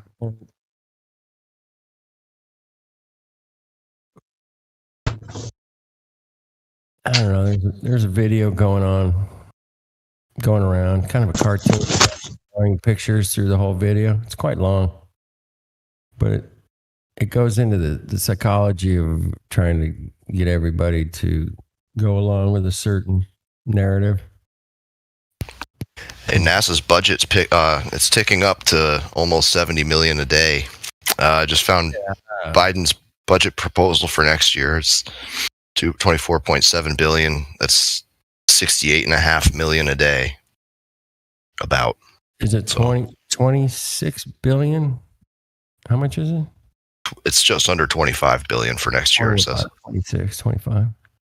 I can end world hunger for $11 billion a year. I can do it. Pretty sure when I started, it was 19 billion a day or a year. Yeah, 52 million a day. Yeah, 52 million a day. I was floating around, and it was 62. Now we're pushing $70 million a day. We'll call it 69 million just to make it kind of fun. What do you think? I don't know. We might be treading their water there. Hey, baby. Can we do that? That's for 2022 budget? Yeah. Yeah. I'll link it. That's awesome. Yeah, man. Just the ridiculousness of the spending. I wonder what they're really doing with the money, though. Like, I know it's military and technology, or something to do with expanding 5G or rolling out the new. Who knows? We'll never know, but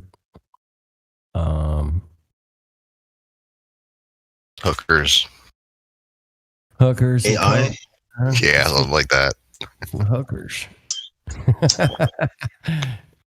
What was that? It was a sportscaster that got busted saying that. What was his name? Bach. I don't remember.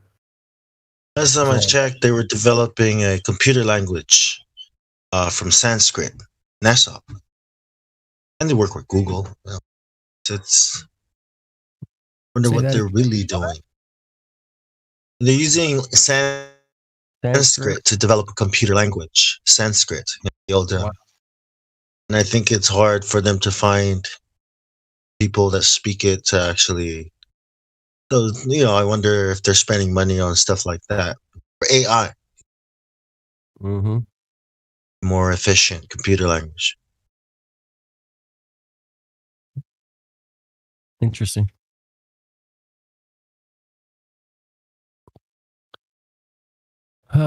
So many interesting things, man. And the guy that came in last night, I forget his name, man. They were weird. But he's willing to look into anything that we provided. But he also wanted to chill out and just have a beer. And I was like, cool. All right, he can do both. yeah, our one of our great strengths around here, man, is our knowledge of what the globe is and what we can see, what we can't see, man. And that is a universal truth, man. You cannot be denied. If you go to the ocean, you put your little noggin about a foot off the ground there and watch the boat go away, and then grab yourself a pair of binoculars and take another little peeky poo and go, hey, it's still there. Look at that. It's still there. Oh, it didn't go over the curve. Check. Water's level, man. Last time I checked.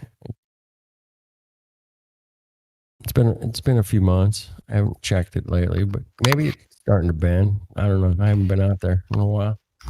I posted the abstract. I found that for the Sanskrit artificial intelligence thing. I see that, man. Thank you. Yeah. That's great. I'm mooching. Interesting. All right, shout out to Ben again. You wanted to shout out on the VC. On the VC. All right. Ben thinks the Earth is a globe. That's good. That's good, man. Appreciate your input. Really, really. Ben, man, there's a link. There it is. Ben, there's a link in the. In the past 20 years, much time, effort, and money has been expended on designing unambiguous representation of natural language to make them accessible to computer processing. Money. So ever since I got my COVID vaccine, whenever your leg falls, Don't say those words. So let's see. Awesome. bro, I can say the words, bro. Okay, it's okay. Just don't get Helio in trouble. I'm not going to, man. So take that somewhere else. So anyway, you know how whenever your leg, I think you're accidentally interrupting me out, but it's all good. Whenever your leg falls asleep, you know, right? So ever since I got my COVID, don't say the word, right? My whole body feel like that. Like when your leg fall asleep. I've tried everything. I've tried alarm clocks. I guess I need a rooster for the booster. My whole body. Do you want a rubber band thing he snapped on your wrist? Need another rooster for the booster. I reckon. Austin, where you at, man? What where you located? Salt Lake City. Oh, you're not far from Lake City. Okay. Yeah, like by the way, as long as you're not saying any medical misinformation, you can say the word. It's not like the word itself is illegal. Yeah, he said he got it. Well, and the Pfizer makes you wiser, so it's all good.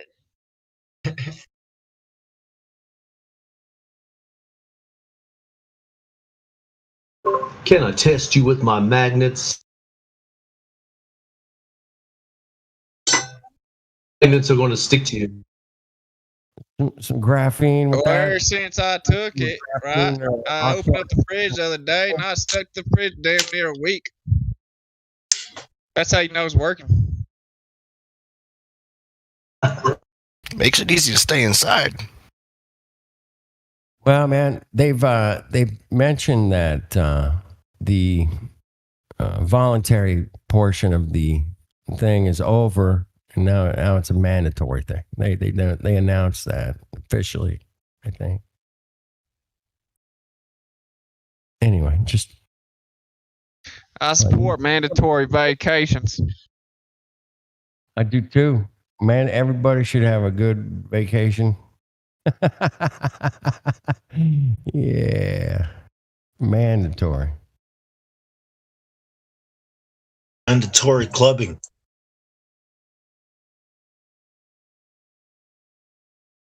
Mandatory sports games. So, Austin, you're out there in Mormon country. Yeah, bro. Good old Mormon temples, you know. The good old Masons, they got our back. Yeah, they got the big temple there, bro. They got the main temple is there, bro. The big Yep, one. it's actually currently under construction. It's got a bunch of scaffolding. You can't even get up to it. Ah, shit. Anyway. The Mormons, they come to my door sometimes, and I'll be flat smacking the fuck out of them every time. Kind of hilarious. Yeah, it is funny because they believe in planets, and you turn into a god and get a planet. So yeah, it's kind of funny. But since the Coco started, man, they haven't been around much, man. I don't know. Maybe they cut back on their missions or something. I don't know. Well, that's how you know they have faith in the Creator. They're scared of the air. I'm in love with the Coco. That's it. Never She wiser love my words than Coco. spoken. Never wiser words, man. That is so wise. Afraid of the air. Really? Damn, that's scary. Yeah, that's everywhere, bro. Everywhere, man. I can't get away from the air. I gotta cover my face. Beware the air. Makes me want to go back and rewatch Bubble Boy. I saw it. I gotta watch it. Inside the bubble, did he? He didn't have an extra oxygen tank in there, or maybe he did. I don't remember. Dude, that was an after-school special, The Bubble Boy, right? I don't know. John Travolta. Check it out, man. It's back in the 70s. Yeah, it's before my time. I think there was a movie though later. There might have been another remake. Yeah, it could have been a remake. Yeah, 2001. Jake Gyllenhaal. We lost Austin, man. The Mormons got him. The Mormons got him. They came to enlighten him. Joshua. Joshua's the man, dude. Brigham Young. It's all about Brigham Young. Our friend John Levy, he kind of lives out that way and does a lot of research on different cities and how they were built and when they were built and what was going on. Anyway, Tartaria stuff, kind of stuff. And boy, they sure built up that Salt Lake City, man, in an awful hurry. I'll tell you that, man. By the time they rolled out there in their wagons, dude, they had 30-story buildings before you knew it, man. Just like that. It was amazing. Anyway, John Levy, check him out on YouTube. Got a lot of I subbed to him. Yeah. Yeah, a lot of. He puts out a video about once a week, kind of real cool, low key guy, man. Flat earther.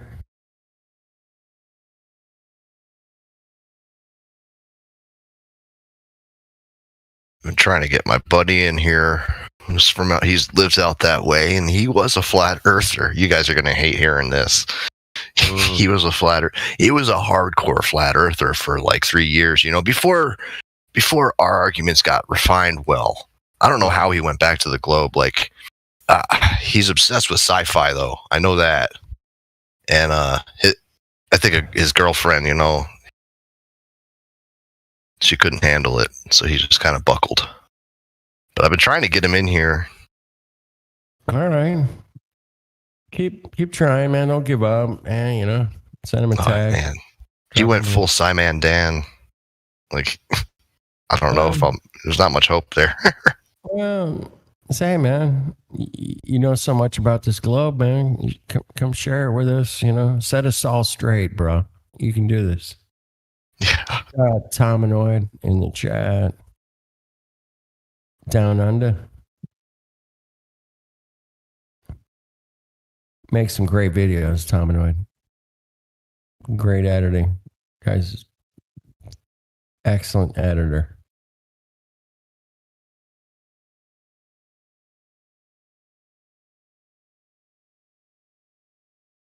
So yeah, I just try to invite people. You know, if you got your globe proofs, come on. Oh, that'd be great. Pull over, man. Inside joke.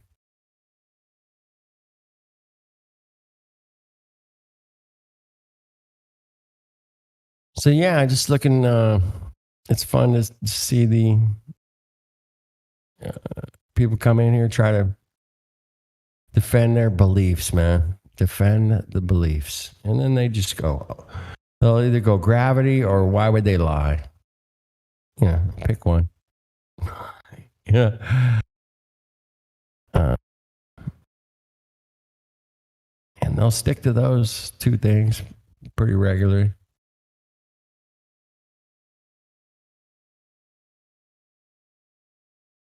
Anyway, I'm just here to take a piss with you guys, have a laugh, talk about the absurdity of the situation we find ourselves in. It's quite absurd, actually. Most people think they're shooting through space at millions of miles an hour and forgot to like check their equilibrium in their ear. I forgot to see that you don't feel any motion, nothing. Speed change.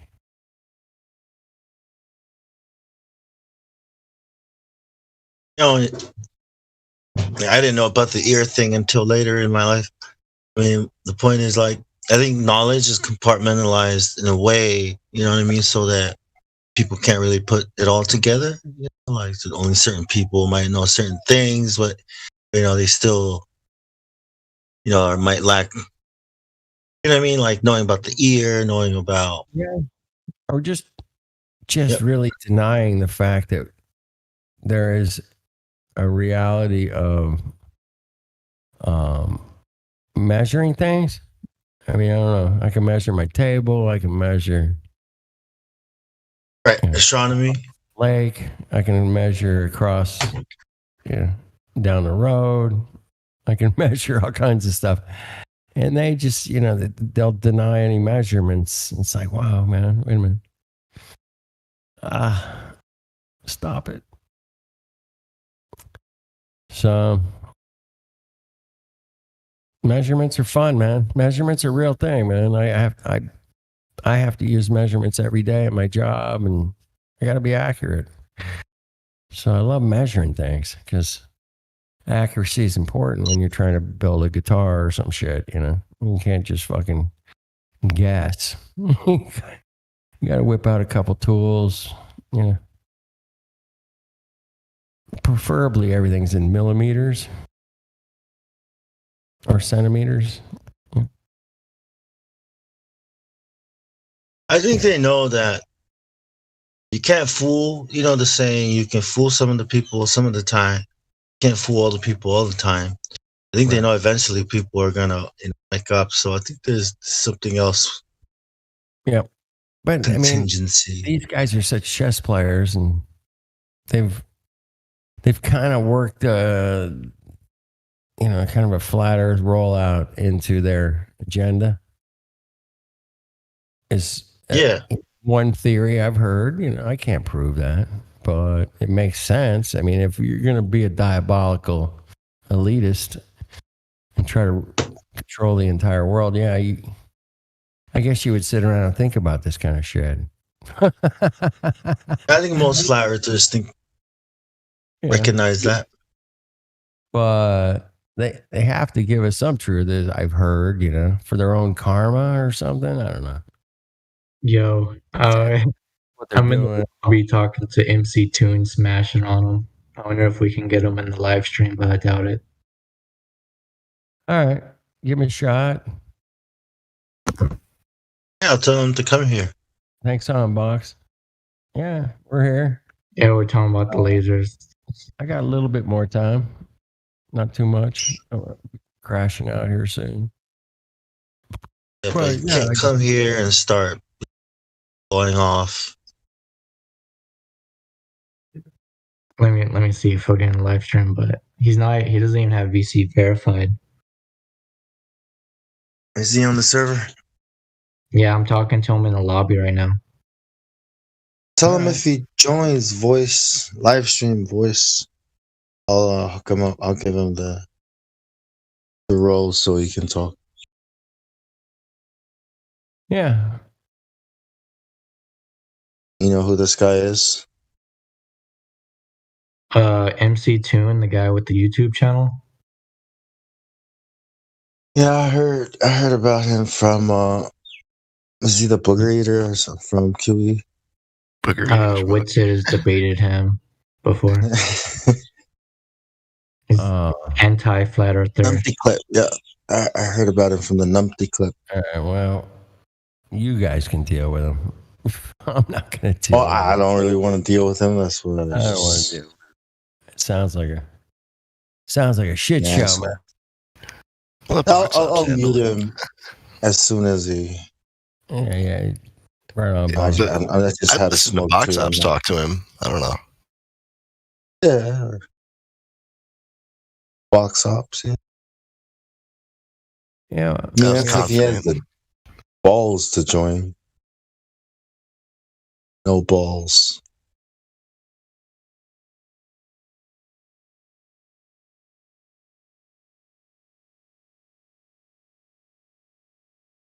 Well, what up? What's up? Come in and measure something. Tell me.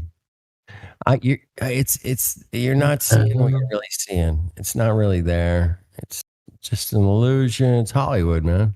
It's a refraction. Oh, okay. Yeah, thanks. And gravity's pulling the light, bending, time warping buildings above the horizon. That's what's happening. Far out, man. Far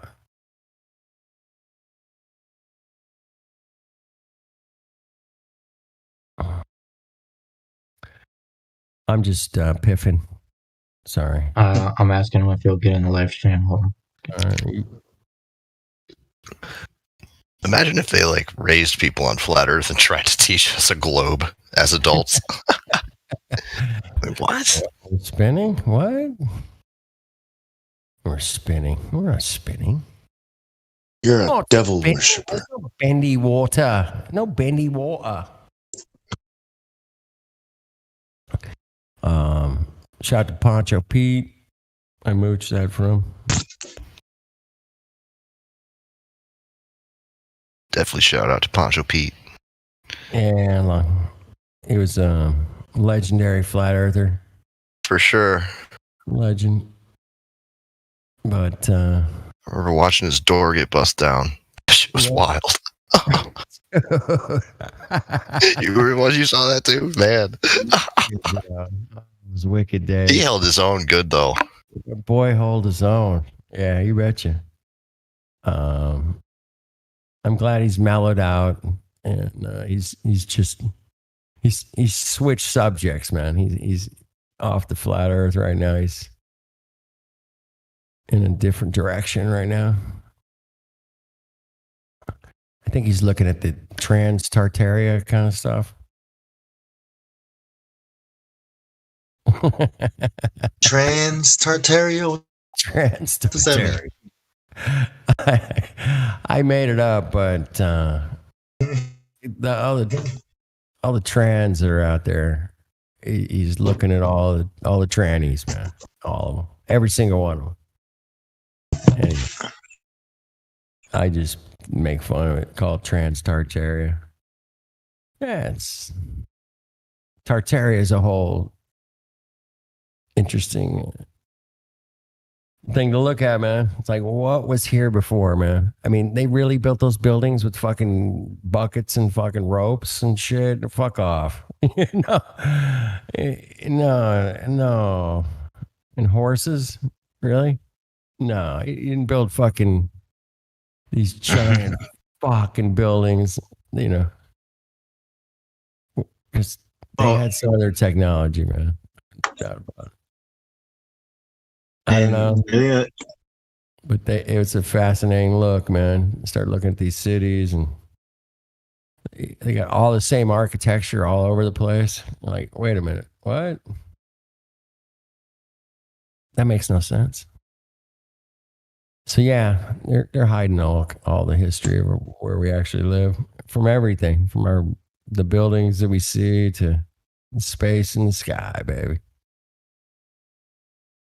They hide it all. What about What about places like say the South Pacific, on my island?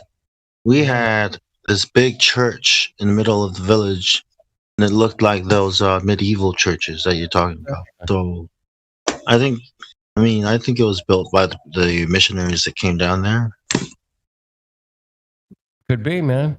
Yeah, I mean, on a small scale, but you're looking at buildings that are like,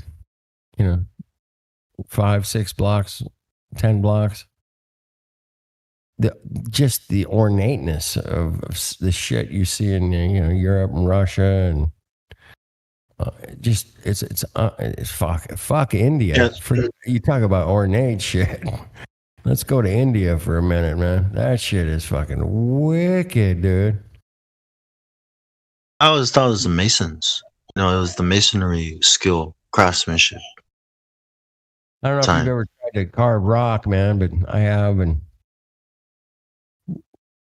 it's incredibly difficult, man. It's incredibly you burn a lot of calories carving rock, man.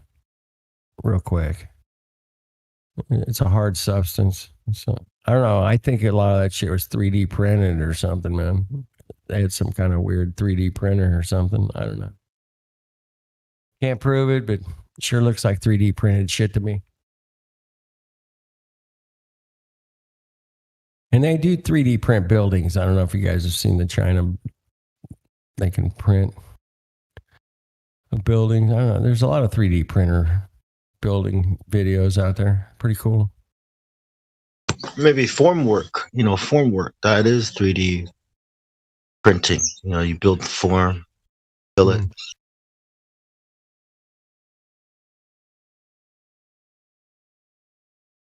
And you put it up.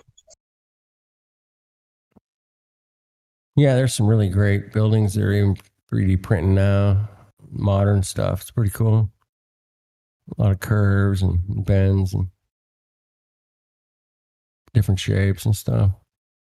But some of these cathedrals and shit that they have in Europe, man, are just off the hook, man. You telling me they built that shit fucking 500 years ago? Really? Okay. I don't know, man. And they didn't have cranes or technology or cement trucks or whatever. Crazy stuff.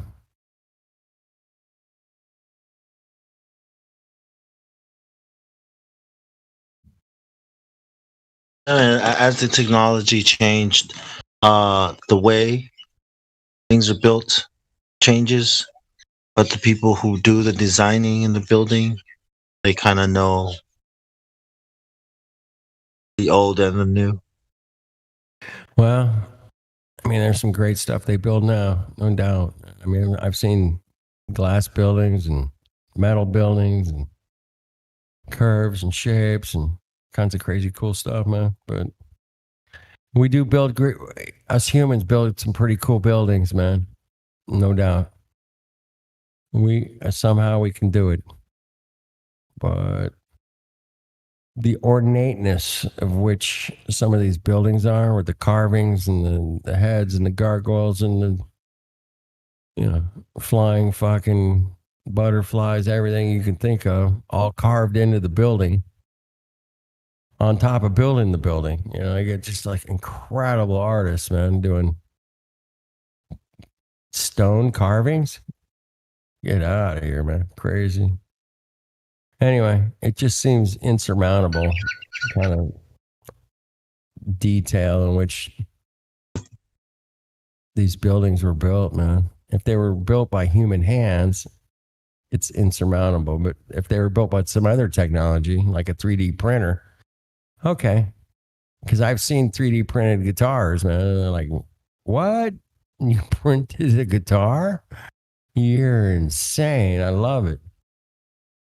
So, with crazy designs, stuff you couldn't do by hand. You can't, like spider webs and a spider deep inside the cavity of the guitar. You're like, damn, you couldn't physically carve that without fucking it all up. Maybe you could carve it, but man, it would take a long time. They have sculptures of silk and marble, like marble silk cloth on a woman's face. Like, yeah, it's crazy. Yeah, marble. Yeah, like a cloth over the carved into the stone. What? Oh man, crazy. With folds, yeah, like sheets. It looks real, man. Like it was frozen in time rather than carved, right?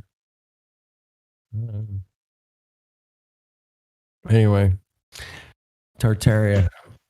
A lot to look into, a lot to contemplate. But measuring the earth that we live on is pretty easy, man. Check it out. It's pretty easy. Everybody can do it. And that's why we're here. Is to measure what we're standing on, living on.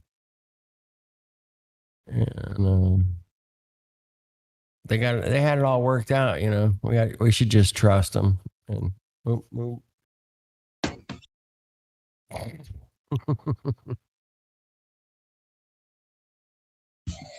Oh, man. That's what it's all about. Trust. Yeah, it is. It comes down to trust. You can trust yourself or trust them. Trust somebody. Trust your parents. Trust your wife. teachers. But all of them can't be in on it, Bong.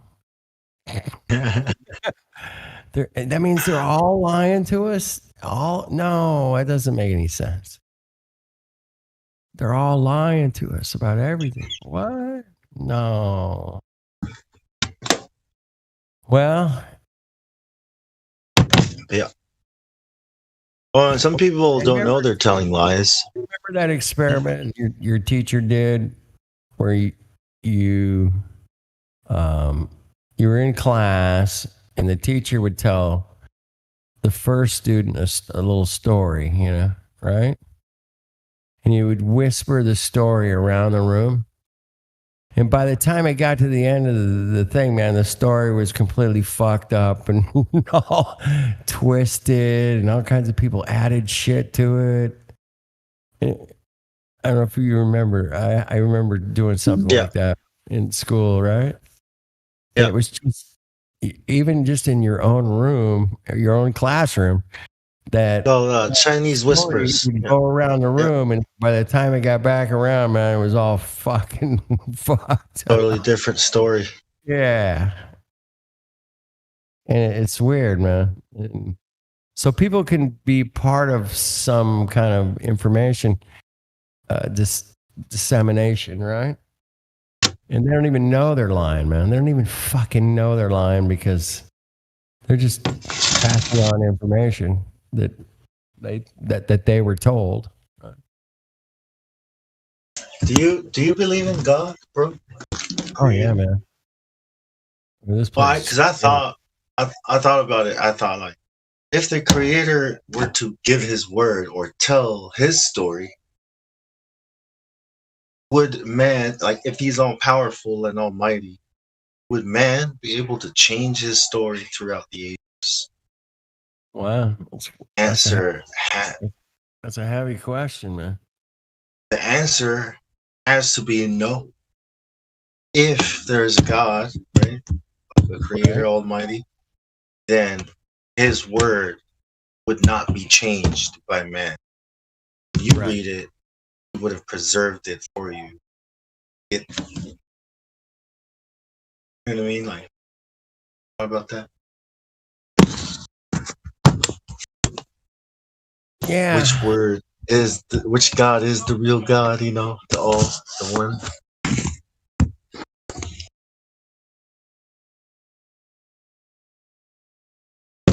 Yeah, that's a deep one, man. That's got to be the, because of how people change His word. Because this Bible that was given to us, man, and man has changed it. Don't Lord. But it's like, yeah, but if Yeah. you believe there's an almighty God, a creator, is he really almighty? If he can't preserve his word and is able to manipulate the situation, you know what I mean, to his will and Maybe he nothing. doesn't speak in words, man. I think. I mean, I don't know. I'm weird like this, but I walk outside and look at grass and trees and the sun, the stars, the moon, and you just sit there and go, and you're in awe of the amazement of how these things live, especially, vegetation, man. Vegetation's amazing. Like, damn. And water is another amazing thing, man. I mean, apparently water is alive. Research I've looked at. That's heavy, man. Water's alive? What? It has consciousness? Anyway, but just looking at trees and birds and lizards, all these cool things, man. Oh, if I don't water my plants. What an amazing place we live, man. It's amazing if you really look at it. Even the smallest. You see a cockroach, you're like, holy shit. How'd that come from? Damn. Amazing place we live. I just started gardening recently, and it's amazing how different plants take up water differently, and yeah, there's so much to learn. I mean,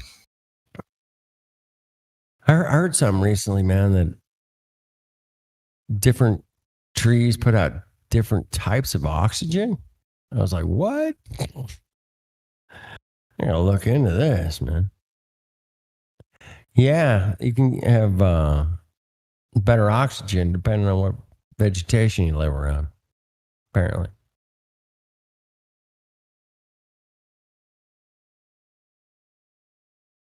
there was one night out, it was really still, and I was sitting under this willow tree, right? And I could feel it like breathing air out of its leaf, and because the air was so still and humid that I could feel the difference. But that was fascinating. I was like, holy shit, like I can actually feel this breathing. And it's like when you see those the gifs of the spores releasing from a mushroom. It's pretty cool. Fascinating, man. That is. I got to look that up. Different types of oxygen too. Yeah, I don't know, man. I just heard it. I'm not saying. I thought it was interesting. Like they had different plants in the past. They had different oxygen. I was like, what? Interesting. I don't know, man. They were sad. I want to know what this place looked like. Yeah. Right. What do you think about the giant tree thing, man? That's what I was gonna say, man. I want to know what it looked like. I want to know how we navigated. I want to know what cut them down, and the whole thing. I miss it. I want to see them again. I don't think it's actually kind of sad. I got in a funk over it because I was like, man, if there was a big tree at the North Pole, like, and that's gone, and like, are we screwed? It's kind of yeah. It's looking bad, man. It's not. I mean, I watched a lot of disaster videos this evening.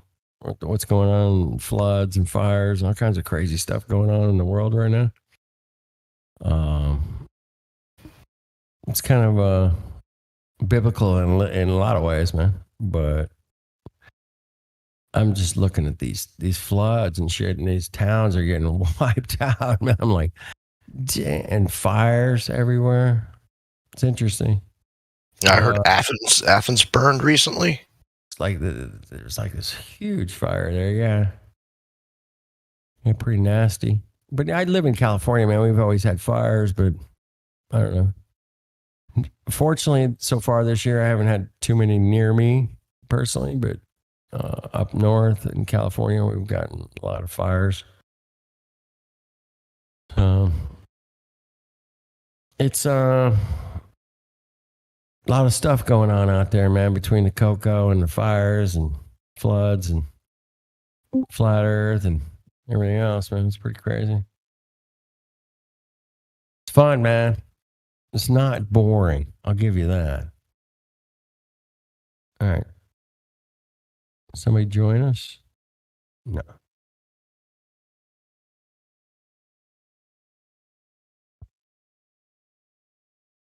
But no, I handed it to 24-hour Discord. Jose last night was ace. It was really fun to listen to him. The guy knows his shit, man. He knows the globe is better than anybody I ever seen. Like, he was crushing last night. Yeah, it was fun. Met Jose. It's one of the first flat earthers I actually met in person.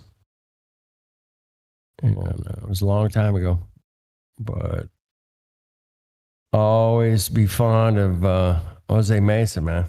Dude, he's the guy who helped get this Discord going, man. Right? He's one of the first few.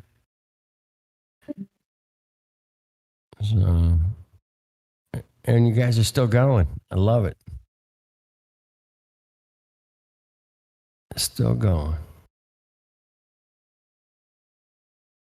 All right.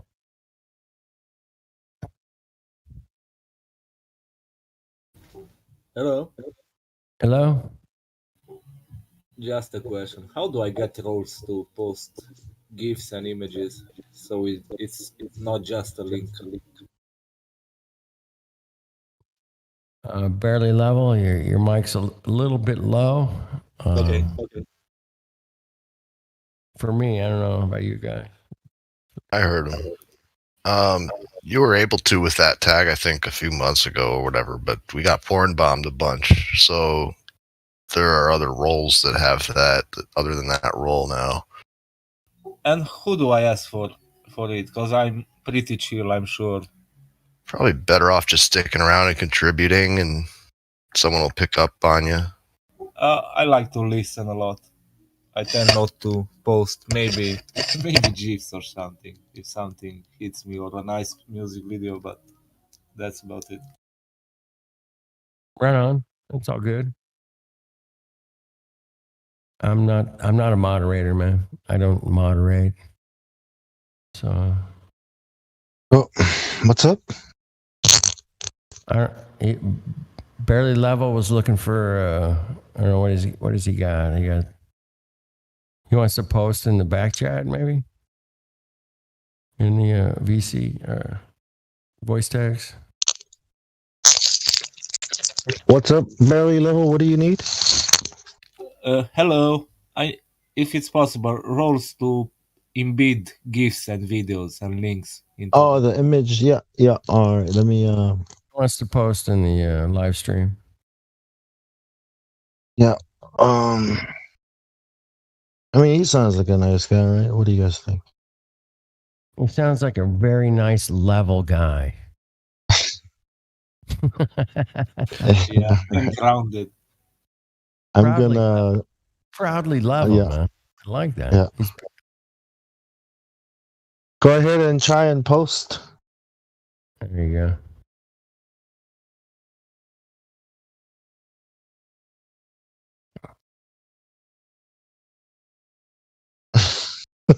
Hey, there we go. There you go. Nice. There you go. Well, howdy.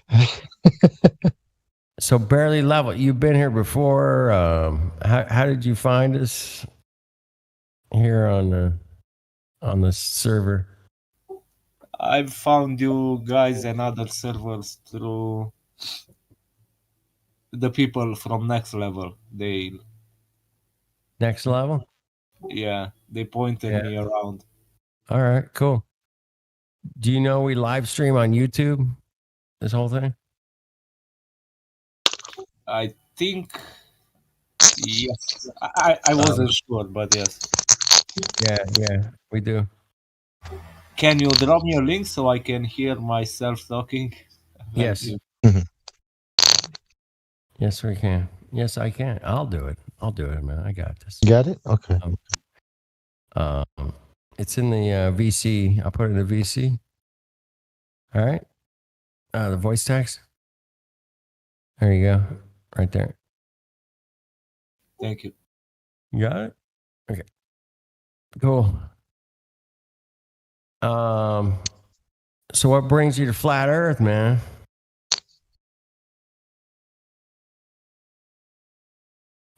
Barely level.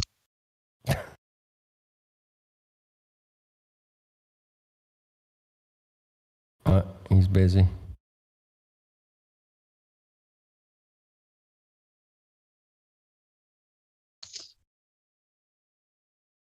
Barely level. You there?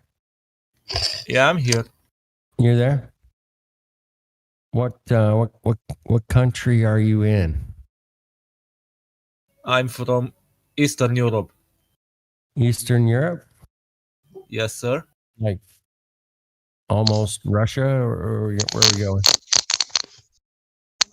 No, not at all. Not Russian. Even though we border Russia, we are You not. border Russia, okay. So what? How long have you been a flat earther, man? How long? Man, I don't know. Maybe 6 years, maybe 1 year, maybe a Yeah. few months. I don't know. Yeah, For a long time. 6 years, a month, a week. Okay. Well, All right. proof just piles for me. So that's Proof. yeah, proof for myself just Okay. piles. So I Good, don't good, know. good, man. When you go out in the night sky, can you see the North Star called Polaris? Can you see that one? I'm not a what. I haven't looked at the sky for a long time. I don't take photos, but I'm sure I can see it from All right. Well, where I am because I can see. I don't know how do you call those constellations. The big dip and the small dip. just Yeah. want, yeah. So it's somewhere in the small dip. The North Star, man. They call it the North Star or Polaris. You can look it up. I'm pretty sure you can see it from where you're at. Yeah. I know how to find it. I Yeah. found it in the past. Well, it never moves, man. It doesn't move. You know that. It's always right there, man. Right there. Yeah, but you have to know the small dip and the big dip. At least that's how I find it in the sky. Okay. Or I used to. All right. Get your compass out, man. Put it on the ground. Find that North Star, man. It's always there. Never moves. Anyway,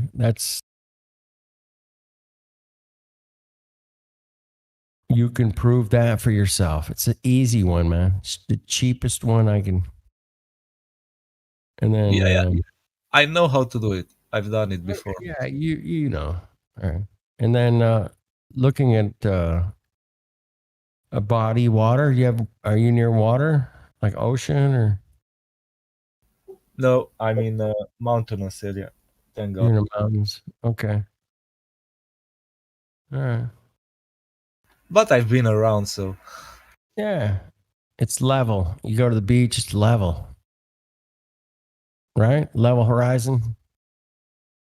So that one you don't even need binoculars. You can just look and see it doesn't bend.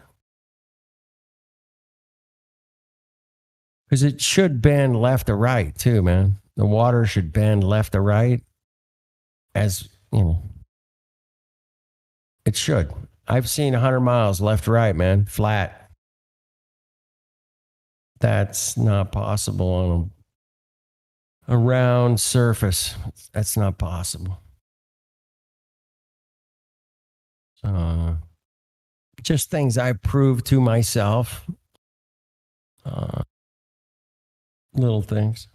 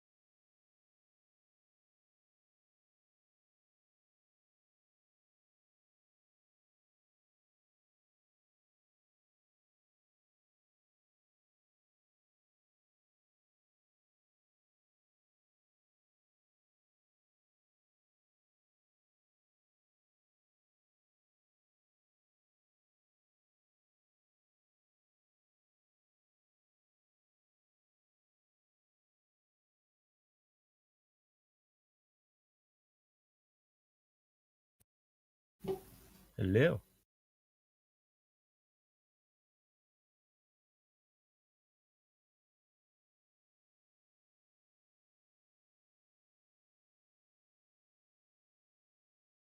Yes.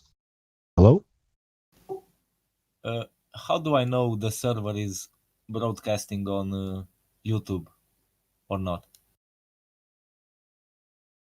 If you click on that link, you'll see the live. Yeah, I The know. live. By just being in the Discord, maybe the presence of one bot. Yeah, in the Discord, it's the 24/7 live username. You see that? Yes, so With the red. only when that is in the channel is it on YouTube, correct? Yeah. Yep. Yeah. Excellent. Thank you. You're welcome.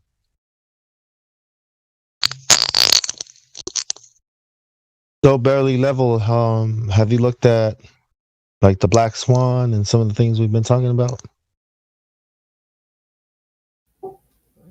I don't know.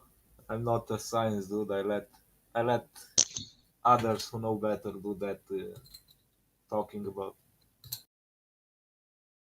What about look? The Earth is. They're telling you the Earth is a ball, right? You got to be a scientist to figure that out.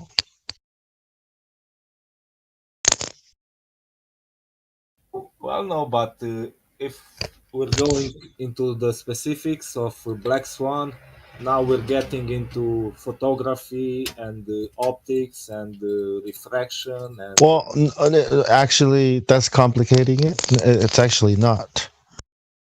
It's getting into the radius or the size of the ball that we're told we're living on.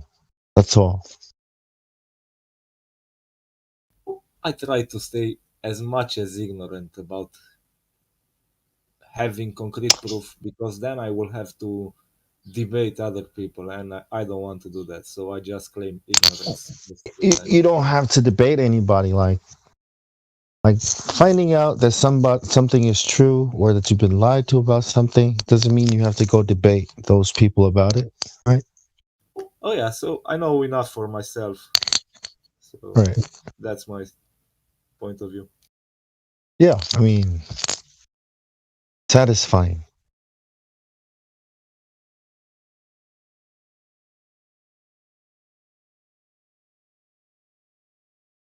So you're afraid of having to debate people? Is that what it is? I mean, Oh no, I just don't like because even I can tell a lot of people defending the globe or even in the flat earth are dishonest people. So I just don't want that interaction. That's not me. yeah. Did you say? Oh yeah. Okay. Well, what about people that propose the globe that introduced it to the world and teach it to the world? Reckon those are dishonest people? Catholic Church, science community, governments, banks. Yeah, man, I'm just a peasant with a fork. I'm simple. I don't want to attack anyone. I just want to watch things from close enough. That's my. Hell, wouldn't you like to understand what you're watching, though? Come again? I mean, wouldn't you like to understand what it is you're watching? Because, are you watching people fighting whose opinion is right, or are you watching people treat the truth versus a lie? You know what I mean? Like, how can you know what you're watching if you're just observing? How do you even know what you're looking at? Because you can distinguish certain patterns in how people interact in a one-on-one conversation, right? And you can tell by the tactics someone employs in conversation if he is honest or not about having the conversation. I'm not even talking about the subject. I'm just talking about Yeah. tactics the sophisms that go into it and so on. Yep. And I don't need science to know somebody is using a sneaky tactic, right? I don't need mathematics to understand that just by watching. Yeah, you have logic and reason, right? Because if somebody really is telling the truth, they don't need to create all kinds of sophistry and fallacies and all kinds of red herrings to. A glober has to cut corners in his honesty. Yeah. So you can pick up on it, and pretty fast, I would say. Yeah. Yeah, that's good too. I mean, yeah. I mean the propaganda, the government, like Flat Earth Society, they're going pretty hard trying to discredit people, even destroy people's reputations, maybe even careers. Just if they don't agree with the narrative. And they've got a lot of people toxic about it.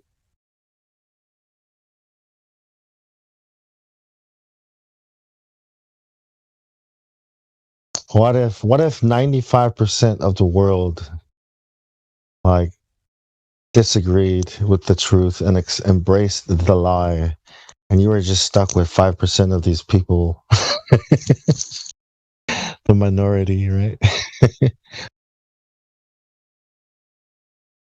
Would you still be an observer, or would you join the 95%?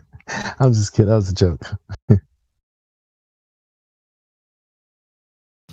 Yeah, I had audio problems, so I heard nothing like the past minute. I'm sorry. It's all good. I mean, I have such a ghetto setup here with my desktop and my microphone and my audio system. It's also ghetto, so As long as it works. yeah, man.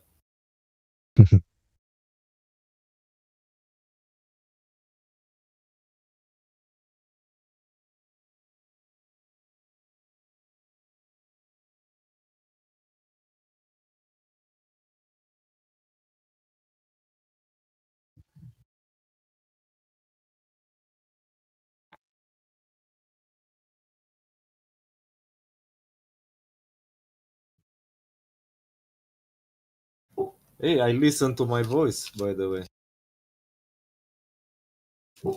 I thought I would sound much worse, but sounds like a normal voice.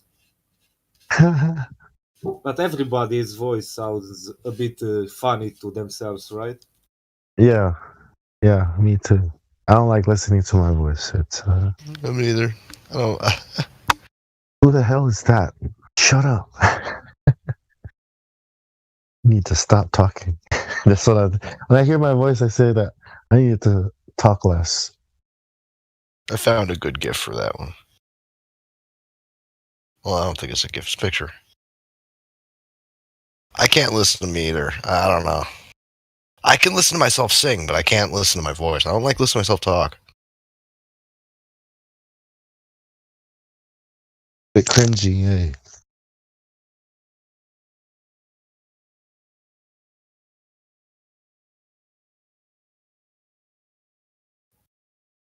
Yeah, it's really cringy. I don't know.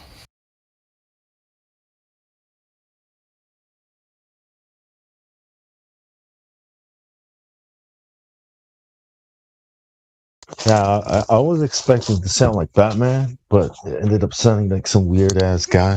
Dude, I was like, wait, I don't sound like that. You do sound like Batman.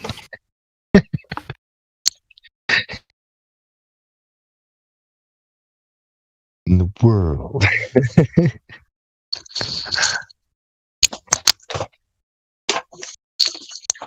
That's why I stopped singing, actually, when I was like, I think I was 13. I never heard myself singing, and then I heard it on like one of the VHS the aunties were doing at church. And my face turned red. I put my hands over my face, like, never again.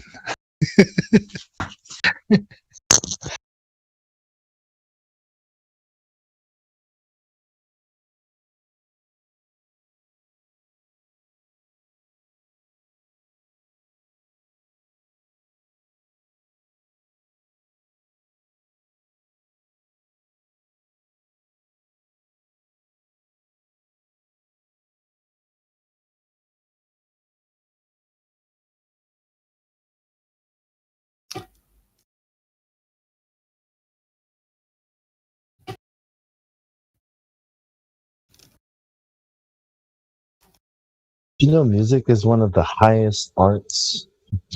Right? That's why they teach it as an elective, right?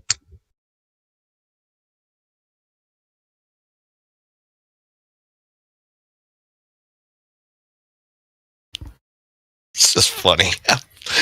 You say that when I'm listening to this song. Fucking A. It is. It is. Squeeze Me Macaroni by Mr. Bungle. It's about food sex. It's hilarious. Oh, that's a good one.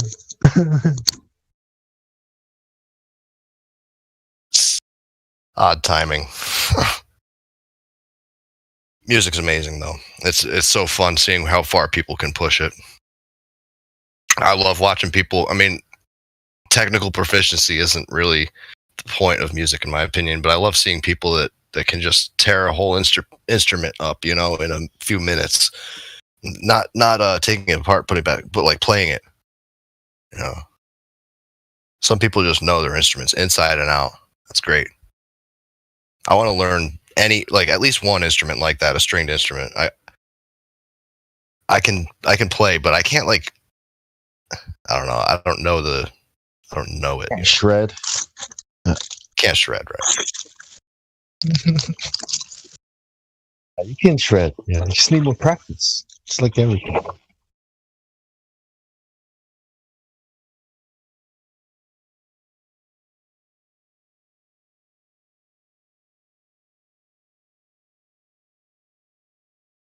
Yeah, I used to not like electronic music, but I've found a lot of really good electronic music that there's an interaction there. It's not like it's all computer.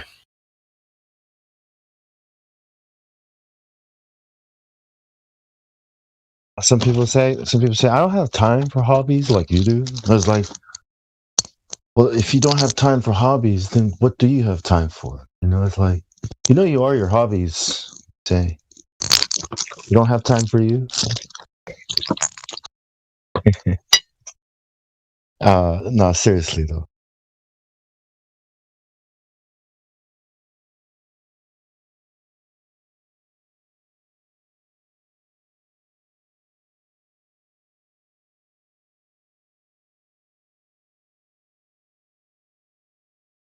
That's what Flat Earth gave me, actually, was this freedom. I felt like my idea of where we live and our reality in general, it just felt more like I was just more at peace with it. It's just a freedom that came with the feeling, or I guess the groundedness of Flat Earth. I was just like, oh my gosh, I can do anything. Levelness, yeah. It's like your proprioception just readjusts, and all of a sudden you're like, oh wait, I've known this all along.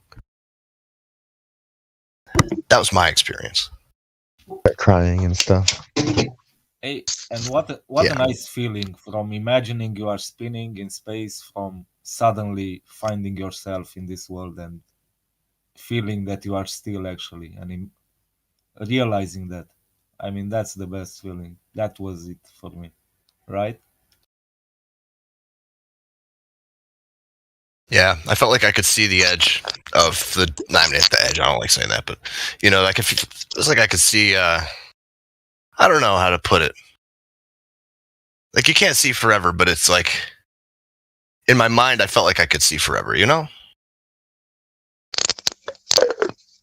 was like I could sense that there was just like the Antarctic rim around us, and it just all made sense for me.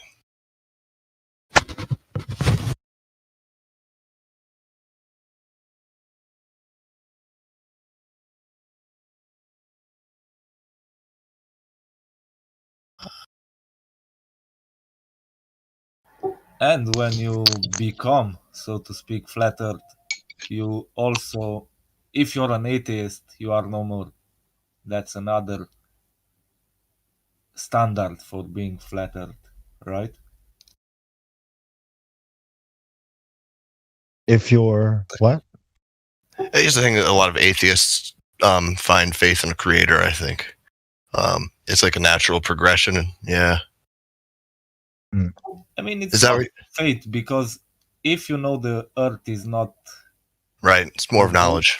Yeah, it's a you know there must be a creator. You can't deny it, and you don't have to be religious about it. You, just knowing there is a creator. I think that should be obvious, even if you're a Glober, especially after irreducible complexity and your intelligent design theory. And that's aliens, so maybe it's not the same thing. if I could like delete one phrase, it would be random speck of dust. I can't stand that phrase, man. That's, I think, why so many people are atheists, because they heard someone say that. Yeah, man, totally. Bill Nye? Yeah.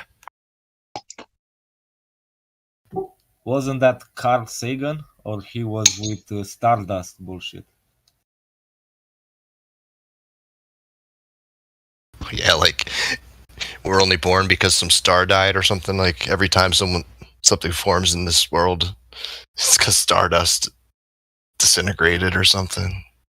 Yeah, man, their story is nice about space. We're supposed to be in the third or fourth generation of star creation, and it's going on for billions of years. And here we are, some monkeys looking at the stars. Oh man, their story is pretty complex, and it's full of black holes and stuff.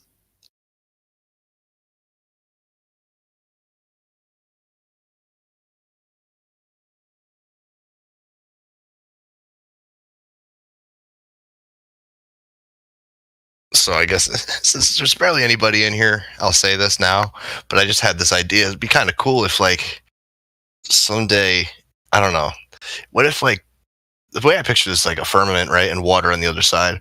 And what if some other time in the future we can, like, make a door and, like, boats and shit and explore outside of here and see where we actually are. I don't know. That's, people would call that blasphemous, but build what? Oh, like make a door in the firmament and find a way out. Like not to find a way out, but find out where we are. This place would flood though. There's no way to. I don't think there's any way to do that. Maybe that's what NASA is doing. New World Order. I mean, if I found out we were in a dome, if I were them, I wouldn't put it past them to be like, what the fuck's on the other side of this? How can we, like... Granted, I wouldn't lie and steal people's tax money.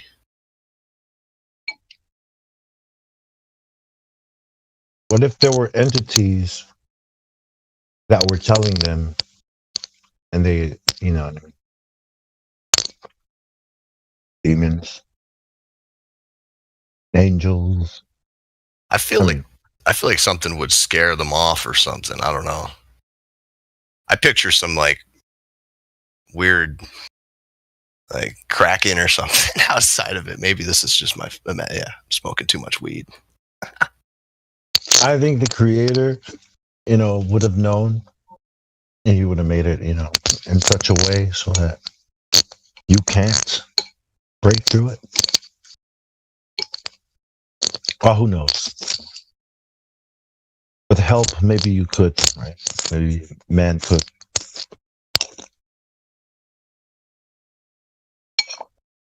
Maybe we could like drill a mini hole and send like a nano camera drone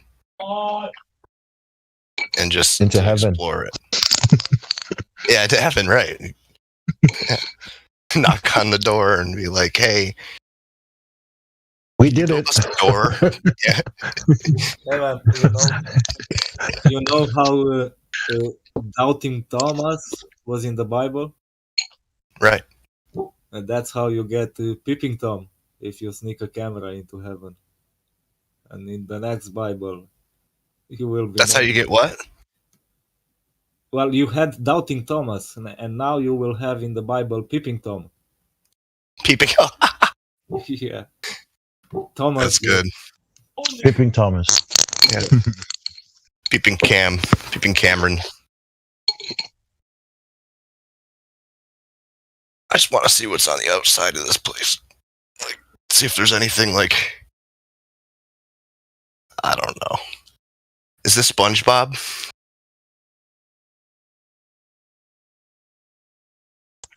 Chicken Little.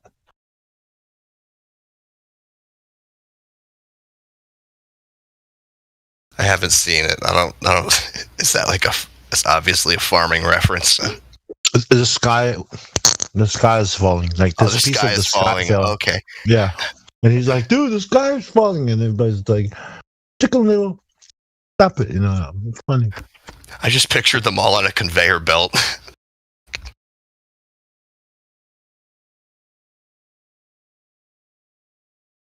I was traumatized by the Pink Floyd music video, The Wall, Another Brick in the Wall.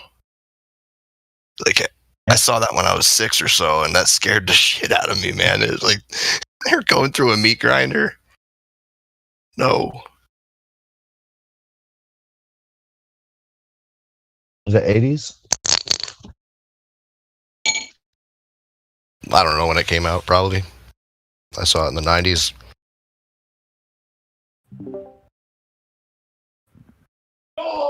Yeah, I'm a the 80s, 90s horror. Yeah, horror. You know, the way they used to do special effects is really gory. The whole.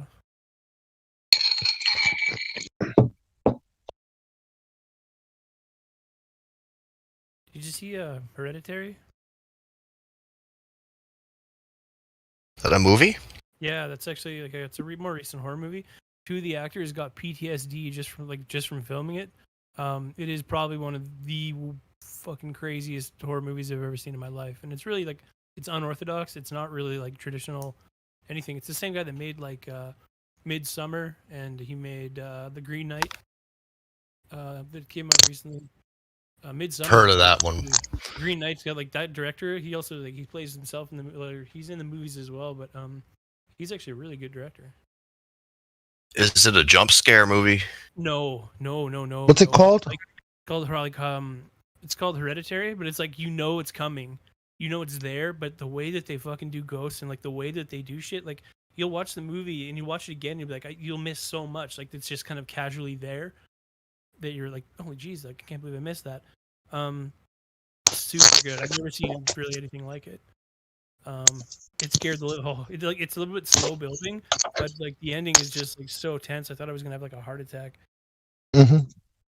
I'll check it out. Sounds interesting. It's really crazy. I really want to find a copy of The Green Knight, like that's Rip or something like that, pretty soon. Hey, the actress from The Exorcist.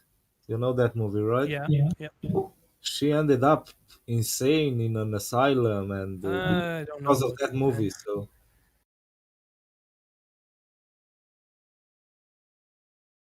They remastered that too. I watched it like pretty much for the first time. Like I didn't realize how crazy that movie was, especially in the 70s, and like not even for the horror aspect of it. Like they show the hospital scenes and stuff like that where she's got to go get like that radium blood test or something. Like my mom's a nurse and she was around for like how brutal that shit was, because it's not like you just drink like an orange fluid anymore. They had to like go into your into your vein system and do a bunch of like crazy stuff. She burst into tears, man. She couldn't watch that part. She like had to sit there and like be around people that were doing that the whole bunch of times. Just brutal. 70s medical technology. They remastered the whole down the stairs thing, that backwards down the stairs kind of thing. It's fucking nuts. Like,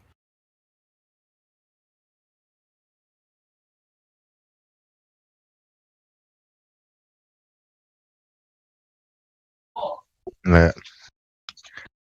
I don't like possession movies.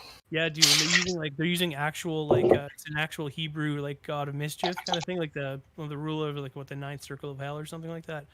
It's just oh man, it's super cool.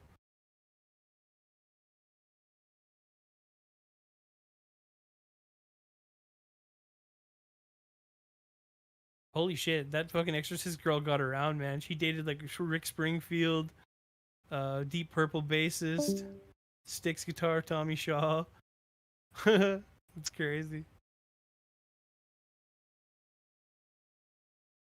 Yeah, she got drug possession, conspiracy to sell drugs, and that's about it. Doesn't say she went crazy.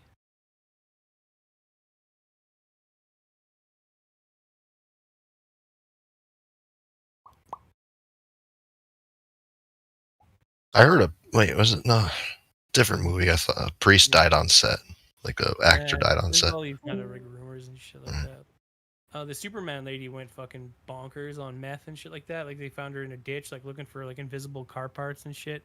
Margot Kidder, poor bitch, that sucks. Oh, Lois Lane. Yeah, Lois Lane from the old Superman movies with like Christopher Reeve. I believe that was her. Damn. Yeah, that sucks.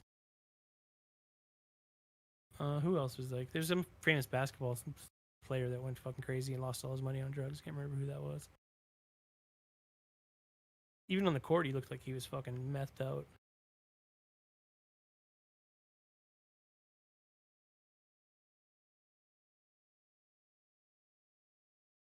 So yeah, they're just flat. Fuck yeah, man. Right on. Anyone a Dune fan? Yeah, I really want Dune to come out, like, really, really badly. Oh man, I'm with you. But it only comes out like I think it only covers like the 2 hours only covers like the first little bit. Like there's gonna be like a trilogy or some shit. I think it's the first half of Dune Messiah. Yeah, I love that. Plenty in that first half. Oh yeah, pretty Machiavellian stuff. Like it's got to take its time. Great, like fucking like Batista. Dave Batista is actually a surprisingly good actor. Like Yeah, just, like man. when he was in like Blade Runner, just that soft-spoken dude. Like, oh my god, like he's so intense. Fucking love him. Yeah, I'm with you on Dave Bautista. He's a great Yeah, guy. man. And you So- wouldn't expect that from. Yeah, like just like a Like, meathead actor. Like he's super, super intense. I love it, man. Hey, The Rock was the same, right? Because Yeah, The Rock was okay. He was a bit more of a whore. It's just a bit more slutty with his roles and shit. But who cares? Like, The Rock plays one character in all his basically The Rock. Yeah, movies. but that's fine though. Like Christopher Walken, right on, same thing. Like, who else does that? But you know what's scary about actors is I mean about acting, like these characters that come to life on the screen, is that they really do come to life on the screen. Like when you see the actor, you don't see the character. Well, He's method he's not there. Like method acting is fucking intense, dude. Daniel Day-Lewis, Oh, my yeah. god, I love Yeah. stuff like that, man. Like where he just like he is that person. There's no separation between that. Like he was like playing Daniel Christie on My Left Foot. He could only paint with his right foot, and like he was like in the wheelchair getting tube fed. Like he had cerebral palsy, and like he broke 3 of his ribs just from being hunched over so much in that chair. Like Crazy. he did the stage work. He was just doing Hamlet. He reached the scene where he talks to his father's ghost. He fucking walks on stage, turns as white as a fucking sheet, walks back onto the side and says, "I'm not going back on stage." Fuck, man. For Bill the Butcher, they found him in Italy as an apprentice shoe cobbler.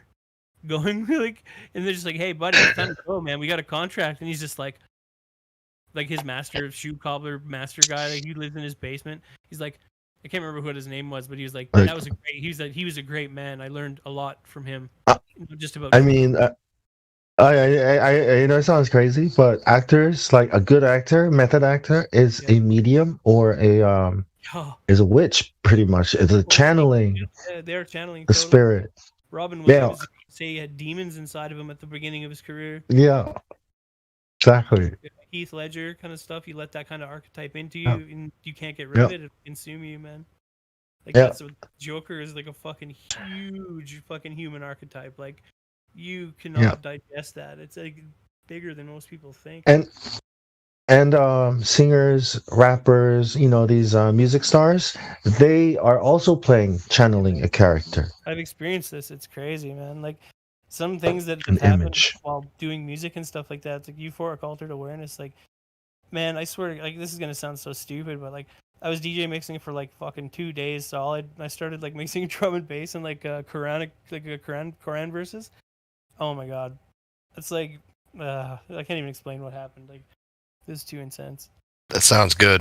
I don't know anything about the Quran though, but I love drum and bass They love, yeah, but the thing about like and affirmations. yeah, like spirit quote unquote stuff, like your body's hot real estate, you know what I mean? And they love like music, they love repetition, they love like fucking like just banging on shit or whatever, like drumming, and like this little thing just like floats down in front of me, like almost like a leaf, but it's totally transparent and not actually there. Lands on my mixer, starts like almost like a sponge. It's going like sucking like something. And I'm just like, no way. I turn around and there's like 7 balls of light sitting in the room, and I'm just like, oh shit! I summoned the fucking Justice League or something. I'm just like, sorry, didn't mean to disturb you, blah blah blah. Like, please go about your business. What were you doing? It's just like shamanic stuff for about 2 solid days. You just needed an audience. Yeah.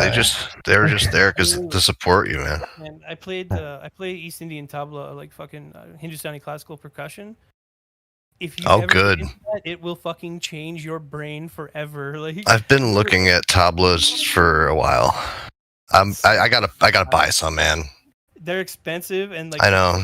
Yeah. Climate, well, they're not expensive. Here's the thing, but the climate and the way that they will go bad and out of tune so often. There's these things they're really expensive, but they're called trans tabla. You can look it up. This guy will take a set of drums and he adds these metal clamps, and instead of using skin, he uses like synthetic, like Kevlar as the straps. So they do not move. Like they will not stretch due to humidity and stuff like that. It's really expensive, but if you ever get those, like they will never go out of tune. It's fucking incredible. He does great work. He like finishes them off. He'll like lathe off maybe like a couple millimeters of the wood, and just like shine it up real good. So you can like send him an old pair. He'll do both.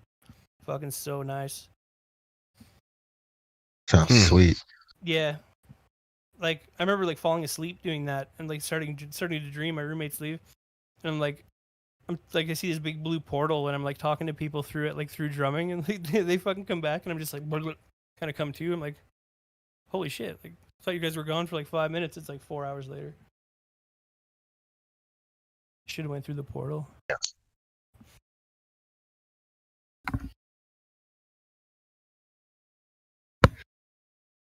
It's something the resonance, or how of the frequency or the sound keeps resonating. There's like it's nuts.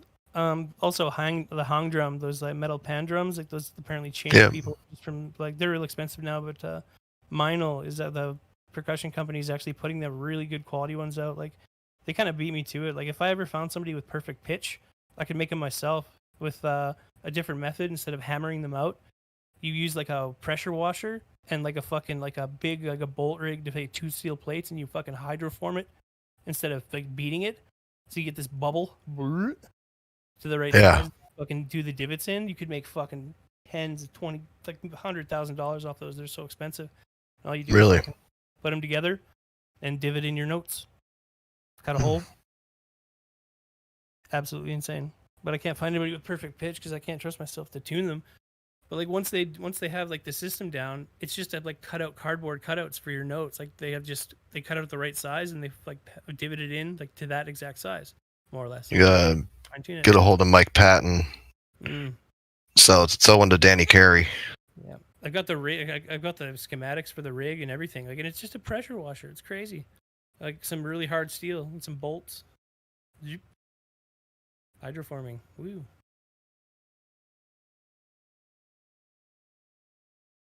Perfect pitch.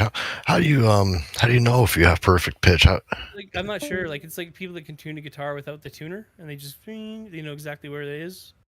I've been tuning to 432 for a while, so I don't know if I could do that anymore. I don't know the difference. I can't hear the difference, but I know there's a slight difference, but I don't know. There's a good difference. I can tell it enough when I'm playing along with stuff that's tuned in 440. Yeah. Yeah, so. See, Ableton is just like, I got, what do I got? I got 480, 96,000, 480, 400, oh yeah, 48, 000, yeah. Like, it goes pretty high. Fucking, 90, What 96,000, 46,000, 41. what type of tablas do you have? What metal? They're not metal. They're just what the fuck were they called? I can't remember the company, but they're just concert level ones. They're really expensive, but they're getting out of tune and stuff like that. So like, it's I would rather just do the trans tablet thing, and like they're just perfect. They're really expensive. Let's see. What are they fucking doing right now? I'd rather invest in an electronic drum kit and get some like mandala pads. I've got all of that. I do the launch pad. Oh my god, I'm so much better on classical guitar on the launch pad than I ever thought I could ever be with real guitar. Like, Right. it sounds like a Spanish guitar master sometimes, and like I love just like not showing people, and then you like turn the cam on and then show it to them, and they're just like, "How? What that? I thought that was real." It's like a 60 gig guitar patch. I was looking into modular synths about a month ago. That's a world to get into. It's all free, dude. Don't get stuck paying money for that unless you really want Build to it. company, like find out what you want and then go for it. Like Moogs, like people, the Moog shit takes over people's lives. I remember seeing like so many like pictures of like they're making fun of it because like guys love their Moog and shit more than they love their girlfriend. Yeah. It takes up a whole room. That's just balls. I can't even get my head around that stuff. Like that stuff's crazy.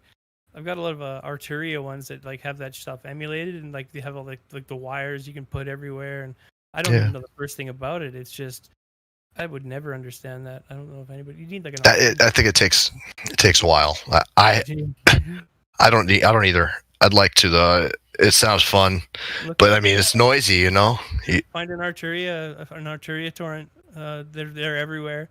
It has all that stuff in it, like this Arturia Synths 2021 Yeah. pack. It has like Moog and all kinds of crazy shit in it. I don't like working on the computer as much. I don't know. Yeah. As long as you have like a good MIDI interface, you're good. Like Launchpad or like a keyboard or something like that. It's pretty good. And maybe a good computer, I guess. Yeah, I don't have any gear. I have an acoustic guitar, 2 acoustics. I've given away so much gear, like just my keyboards and old stuff for people that are just like that deserve it. They're just like, thank you, oh my god. I've given away like 4 fucking keyboards, like destroyed like 3 launch pads at least. This is my 4th one. Yeah, this winter I want to buy a good keyboard. Mhm. Start writing. Probably get a good drum machine.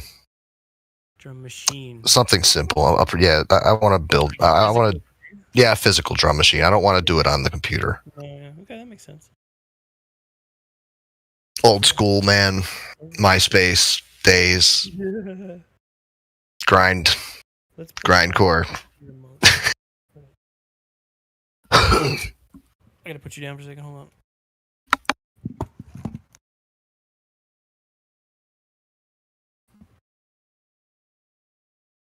MySpace is not that old school.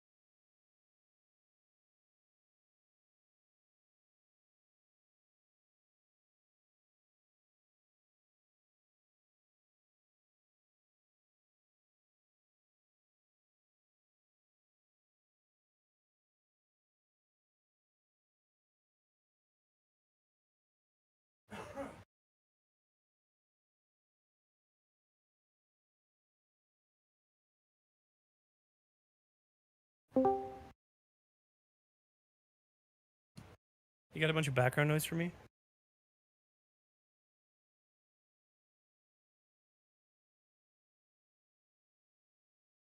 I got music on. I didn't hear anything. I don't know. As long as it's not offensive, yeah. Oh, okay. This song has police sirens in it too, so I wouldn't know. I'm a fan of like keeping negative things out of my life, you know, like cops in jail and stuff. Well, I mean, I guess it could have been an ambulance or something. I guess I don't know. Yeah, I don't know the difference. They shut down our police, like our police chatter radio that used to be listenable by the public. They actually started like a bunch of criminals and people doing stuff started like a network that was listening to it 24/7 and like calling out like where cops are and shit like that. So you like that's and stuff. Now it's completely encoded. You can't crack that shit. I mean, it was entertaining for a while. Just listen in every now and then, but.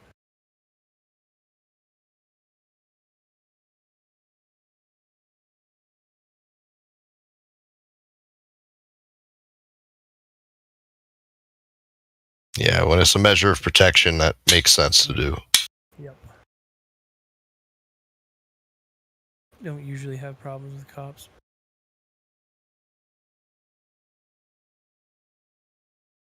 No, me either. They're not usually that smart. Well, the ones I can't really get along with them that well. Yeah, that's true. Like the ones here take a lot of shit. And they have to deal with a lot of bullshit, and it's just like when you're just like leveling with them and expect them, like they're expecting you to run or lie or fucking like pull out a weapon. Basically, it's like, hey, how's it going? And they're just like just being casual almost puts them on edge even more. They're like, hey, how's it going? Oh, don't worry, we'll be laughing about this in 2 minutes. Like, I said that for a couple of times. Like, I've turned like DUI, possession, and fucking no license or insurance to a 24-hour suspension and a tow. Oh, that was funny. Fuck me.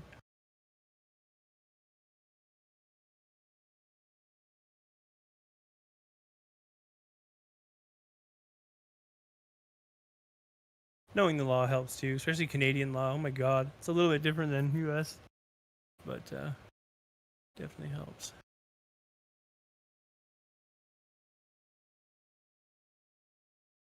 Let's see. Yeah, around here they'll just yank you out of your car if you like ask. Why. Yeah. You gotta be real specific. You know what I mean? Like, man, like I remember my car got stolen. They wouldn't do shit unless I told them the exact terminology that like they needed to hear to do it. And I said, well, it's a what did I say? Theft by conversion, because somebody took the keys from their spot on the thing and then they left with the car. So like, yeah, they had to use the exact terminology. They wouldn't get off their asses. Can't remember who told me that. Theft by conversion. Just say that. It'll be fun. I'm like, okay. Are they hotboxing the ISS? What's that?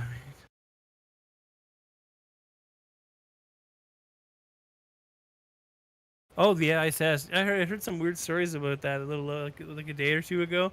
There's like somebody like apparently intentionally like there's this hole in the not the hull. I don't know if it's the hull or whatever, but like somebody drilled a hole in there, and there's like stories that like there's hush stories about the relations between the Russian astronauts and the American astronauts, and like apparently the American female astronaut had like a fucking mental breakdown up there, and like about the bathrooms or something.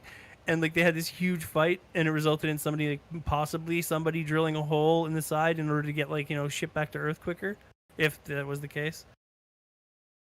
Like just full mental space breakdown. Fuck yeah, that'd be awesome to deal with. They need like a jettison chamber just to put them in there so you can think about what they're doing before you pull that lever. Sure you don't want to calm down? Okay. So they're gonna have a reality show soon. Oh god, man! Like the reality show, it's like don't get their harnesses fucking tangled up. Fucking yeah, no one will believe it unless we had some drama. There was some sus I've seen sus things where people like things are a bit of a stretch when you have to like question them. ISS is fucking so full of shit that it's just like, how can anyone watch this stuff and believe what they're seeing? It's like, oh man, it's so bad. Like they aren't even trying. Like, actually, the Canadian Space Agency has one of the most convincing videos I've seen. Look at the space honey. Space honey, what's that? You can tell it's CGI, but it's like them spinning some jar of honey or some shit. Oh, jar of honey. Oh yeah, in space. Oh man, there's a honey challenge thing happening on the internet too, where they like they try and freeze it as much as possible, and it comes out in this like, they like squeeze the bottle, it comes out in this like big like long log, and like they're trying to like eat this log like it's like a semi-plastic thing. They just like eating like that much sugar at once, like a big fucking log of honey. Fucking idiots, man. It's like I felt really bad after. I'm like, yeah, you would. Jesus Christ. I freeze it. I don't know, because it comes out like real. It comes out really like this in this weird form because they can squeeze it out of a water bottle, and it comes out like this big like a big like piece of candy or something like that. So like people started eating it like whole, like a whole bottle of fucking honey. People are stupid.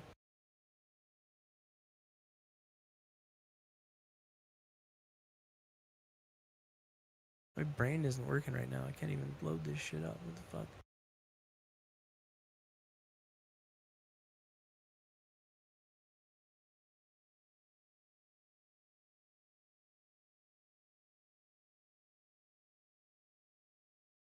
Edit view.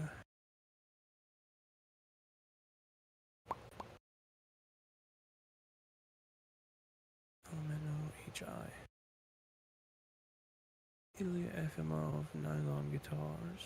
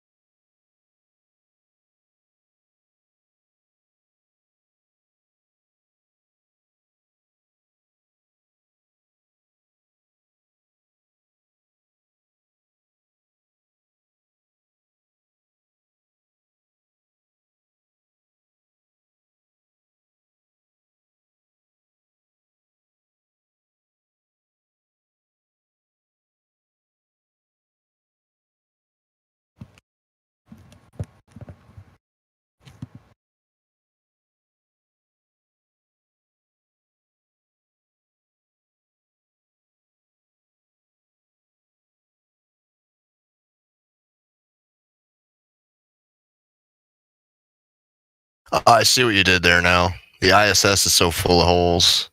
Yeah. Like the whole hair thing is so fucking ridiculous. Like you've seen what hair looks like on the fucking the Vomit Comet plane, right? Or in zero G environments, even on movies.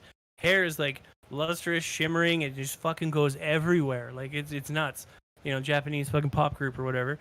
On the fucking ISS, man, it's like they've got an entire fucking tube of like, you know, like fucking like hairspray in their hair, just like sticking up all fucking like just gross and crusted with shit. Yeah, but I said that because you were saying we wanted to talk about they were drilling holes or yeah. Yeah. No. They actually drilled a hole apparently in the thing too. Oh wow, real safe. Yeah, real safe. Well, I don't know. It's just rumors, but.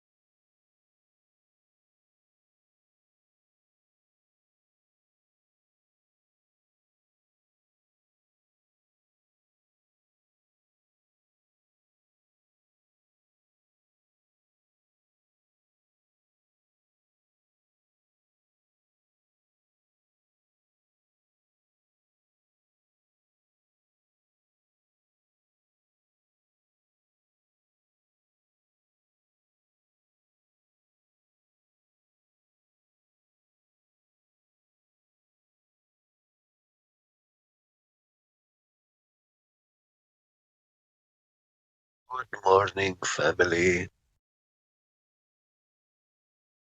Mic check. Anyone here?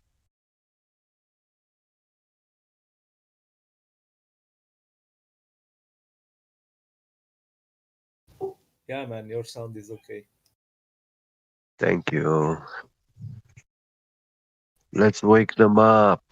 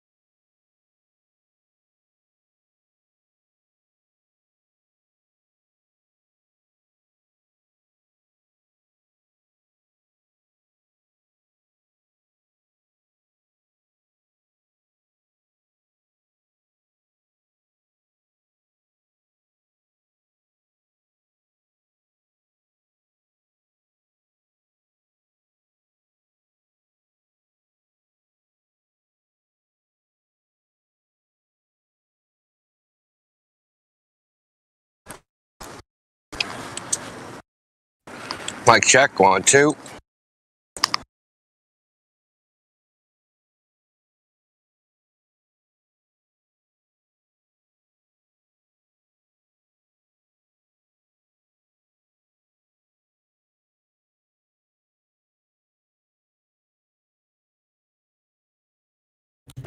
Loud and clear, India.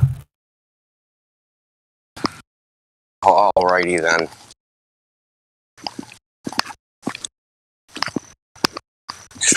Heat here finally broke, 62 degrees. Been about 92 for about 6 days. 92 and high humidity. So it's going to be a great day. Going to the beach. Yeah, I had considered doing that today myself, but I don't know if I'm going to yet or not. I know I am here in about 30 to 45 minutes. I'm going to go shoot some ball before when the sun comes up. At sunrise, it's the best time. Did you just said shoot some ball? Yeah. You play basketball? Hell yeah, I play basketball. Oh man. I don't play like I used to. I mean, because there's like 16 and 23 and 25-year-olds that go out there. And of course, I can't keep up with them. But I do still shoot. I used to play. I was point guard in school. I'm real good. Are you? Yeah, I beat my 22-year-old son. Like I didn't play for like, I don't know, 15 years or something. Never been touched a basketball. Oh hell! He plays every day. We'd have to shoot a game if we lived close. Shoot a game of pool and shoot a game of basketball. I'm 48 years old and I beat him 1-on-1. I was making fun of him. You just lost to a 50-year-old man. Well, I'm 45, so. It's after not picking up a basketball in 15 years, man. It's like 10, 15 years. I'm good. I don't brag about many things, but I'll brag about this. I am good at basketball. Well, I'm good. Like for as long as I can endure. It's like my endurance and my stamina is way low. It's never been this low in my entire life. So that's what I'm working on. I'm working on building that back up. But as far as my skills, though, I'm pretty freaking good. It's like I always played guys, and they were, a lot taller than me. So I'm short, but I'm quick. How you get better, man? Yeah. That's how you do it. You play people better than you. Shoot, I thank them for it, man. I've got a pretty mean hook shot. It's the only way I can shoot over some of them, but you do what you do, right? I used to be able to dunk. Did you? Yeah, and I'm 6 feet tall, so I mean that's actually an achievement. Yeah, I'm 5'5", man, and I can get like the second hole from the bottom of the net up. Like I can grasp my finger into that second hole, and I'm 5'5". And I can still do that now. So if I were 6 feet tall, then I would be able to at least grab the rim. So I guess I don't. All right, Indio, you've encouraged me. You're making me want to play now. I know. I do it at sunrise. It's cool. It's the best time. It sets your day and it gives you, like, you might feel a little tired afterwards, but once you recuperate, it's like you have so much energy for the rest of the day. It's great. Great to do at sunrise. But Do what? we have Trish here. I want to welcome to the room and introduce to, well, there's not a lot of people in here right now, but introduce you to the rest of the crew. Generally, there's like between 30 and 40 people in here, so it's kind of small-handed right now.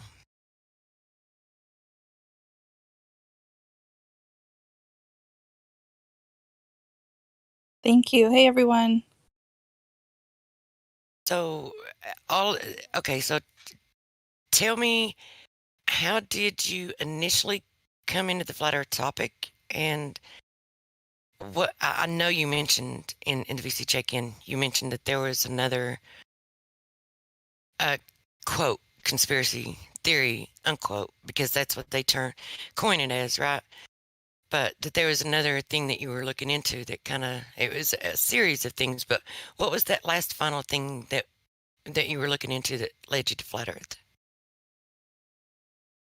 Yeah, no, So what happened is it was almost, say almost 2 years ago, maybe a little bit less. You know, during the start of the craziness, I started just researching it. Well, at first I didn't know what was going on. It felt like I was in a movie, right? Yeah. And I was just like, what I is still going feel on? that way. Like, I felt like I was the only one awake, right? And everyone was sleeping with masks on, and like I was just in a scary movie. And I'm like, what the hell is going on? So I don't even know how I found this person's channel, but I found Dave Weiss's channel, Deep in the Rabbit Hole on YouTube. And I can't even remember how I found it, but I found one of his videos, and it was on NASA and the deception, you know, their wires, their harnesses and wires and bubbles in space and, you know, all this. And that was the first time I seen anything like that. And I was just like, what the heck?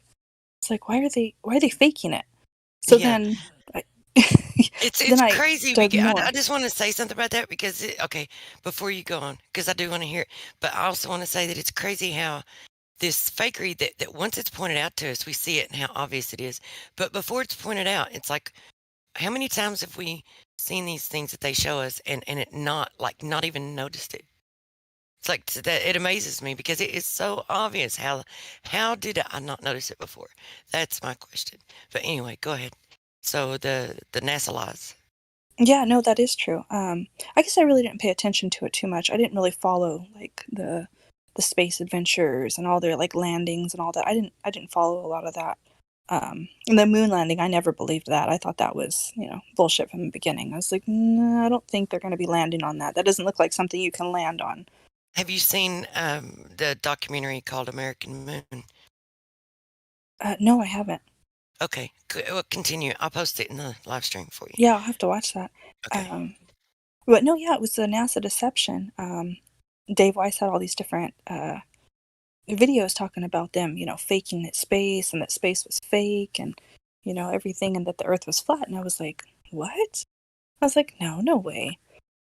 And just watched more of his videos. He actually has an app. I don't know if anyone has his app, but it's called the Flat Earth Sun, Moon, and Zodiac Clock app. It's like $2.99 on the Apple Store or Google. Yeah, I've seen it. We've seen it. I don't have it myself, but yeah, I'm aware of it. Oh, okay. I have it. I've had it for, gosh, how long has it been? Not too long. I'd say about maybe 8 months or so. And every day he posts a new video on there. Some of them are longer, some of them are shorter. But he has this this folder. It's called Archive, and it has so many videos in there. I haven't even watched them all. There's so many. But he says, you know, before you go in there, make sure you take food and, you know, water and everything. You'll be in there a while. That's what he said. So I started watching some of these videos, and it was like on the sun and how it doesn't set, and different eclipses, like solennilian eclipses, all these different things. And I'm like, what the heck? It was fascinating. I couldn't believe it. I was just like, I've never seen anything like this. And they don't tell you this in school. You know, they tell you that we live on this, you know, magical spinning, you know, water ball going through space at, you know, 1,000 miles an hour, you know, spinning and then going around the sun at what, 66,600 miles an hour, and it's crazy numbers. You know, going and then going through the galaxy at another, I don't know, 600,000 miles. It's crazy. It's insane. All these numbers, and it's crazy because all these numbers equal up 666. So I don't know if anyone has seen that, but when you, I don't know if it's like divide them or multiply them or whatever, like the degree, there's the 666 in them, like the tilt, the spin, the there's a couple planets that I don't know if it's their temperatures or something. Have you heard of Robbie Davidson? No. Celebrate Truth, or Rob Skiba? Have you ever heard of Rob? I haven't heard. You should. Well, did they talk about? You'll hear about him. Rob Skiba and Robbie Davidson both break down the 666 aspect of, you know, all of their, you know, calculations and assumptions or whatever, how they extrapolate it out. Okay. It seems what it seems to be, though, is it seems to be based on perspective. Like they hijacked perspective and then went from there and built out this, you know, well, I know that they did I know they did as far as the sphericity of the Earth. Now, the remainder of everything probably is based on some kind of esoteric, numerology or something. So, Yeah, well, I looked into it, and it has a lot to do with the gematria, which is really interesting. Like the occult. I don't even know where that came from. Where you can type phrases in, and it equals certain numbers, and it's pretty crazy. yeah, I guess I don't know how much. I'm sure there's some validity to it, but it's like I don't really get caught up into that too much myself, because I think I don't know. I don't know what to think about it, to be honest with you. Yeah, that is true, because who knows who created it or where it came from, and it's definitely weird. But as far as the numbers, a lot of that kind of goes back to, well, what I've seen, a lot of discoverers, right, like Pythagoras and Eratosthenes and Newton and Galileo and all these discoverers, right? A lot of them were Freemasons. They had, the symbolism, they had the compass, the G, and all this. And it's just kind of crazy that all of that is it kind of goes together, right? With the heliocentric model and the deception. How I kind of look at it is like it's almost like a satanic deception. Well, there's definitely something to it. Now, when you think of Freemason and you think of the compass and the square, and it's like these things that they use, it's just like builders, right? And then the sacred geometry, these symbols that they use for, even if they use them for evil or whatever, if you want to call it that, if they use it for evil, they just hijack it and they molest it and they pervert it. However, it doesn't necessarily mean that those symbols are wrong. People think when they see a triangle or a pyramid that, it's satanic, but no, it's just they use a lot of the symbolisms within their whatever you want to, religion or whatever you want to call it, but I don't even want to call it a religion, but I guess it is. But anyway, it doesn't mean that the sacred symbols, the sacred geometry is bad, that there's any like bad energy with it or anything like that. It just means that they pervert it and use it for bad. So I try to keep that in mind too when it comes to the Freemasonry with the square and the compass, and a lot of the knowledge that they have could be used for good if they so chose to. That is true. That how you said, like, they, pervert it and they mock, and, it's like, not really going like on a religious, thing, like the cross or whatever, right? They, use that, or the swastika, or, all these different symbols, and they kind of change them. Yeah, did you know that the swastika is, I say sticker, it's not sticker, the swastika is, do I have it? Maybe I have it. It's like, it's the different seasons of the Big Dipper. Like when you turn it, it makes into each season, it makes a swastika in the sky. It's interesting. I did not know that. I haven't heard that one. And That's pretty cool. The symbol of peace. Symbol of peace actually means death. It's a symbol of someone hanging upside down, and when you flip it upside down, that means life. Yet, I mean, peace symbol. If you want to use it for that, yeah. Elisha, do you have that one of the? Thank you. See, I need to save that, I guess. Did he post it in the live chat? stream? Oh, okay. Yeah, there it is. Wow, that's So pretty cool. I haven't seen that. So then that's what they. Yeah, that's what they've seen then, and the symbolisms, and it's and they didn't use it only in Nazi Germany. They, like what he showed before, they used it in other cultures, more ancient cultures. And to me, I think it's all it is just the symbolism of the Big Dipper. Yeah, that's crazy that that's how it started. So it led you to David Weiss. Yeah, I'm not sure. I was on YouTube and I was looking up. It could have just been conspiracy. It could have been the conspiracy on the whole, everything going on. And and he has that as well on his YouTube channels. He has everything, like all these different conspiracies, 9/11, oh my gosh, like Titanic, all these different ones. He has so many on his YouTube. So I don't know if everyone here follows him on YouTube, but I would suggest following him and even checking out his app, because he has a lot of videos where he actually shows like experiments and him actually taking videos of the sun and, you know, sending up balloons and seeing that the horizon at like 120 or 130,000 feet it's flat. Except Yeah. NASA will show us different. You know, they'll show us like, hey, there's a curve at like 100,000 feet, but And they'll tell you, so they'll tell you the Earth is spherical, but then they'll tell you that no matter how high, you know, even at 120,000 feet, you're not going to be able to see it. That stuff looks flat. Neil deGrasse Tyson, that's what he says. So yeah. I guess you're just supposed to imagine this globe, that you're never going to see it, that you can't detect it, even though, even according to their own calculations, that, you know, there's a certain distance from where you're standing in all directions that the Earth should begin to curve away from you. Yeah, exactly. They're 8 inches per mile squared, right? You square the miles. Yeah. So there should be curve, you know, anything, you know, over that. But like the longest bridge is I believe it's called the Dangyang Kunshan or something like that, the bridge in China, Shanghai. And it's like 102 miles. Well, there's no measurable curvature. There's no curve. It's missing. Yeah. It So is. And I guess it's just like it's selective curvature. That's what it is. right. Now, if let's see, who else do we have in here? Elbow, are you around, or did you go to sleep? He's been in here all night, so he's probably asleep. I like that term, selective curvature. I just made that up. Everything. Selective curvature, selective gravity, selective refraction. It's all magical. There you go. Selective. Yes, magical. Invisible.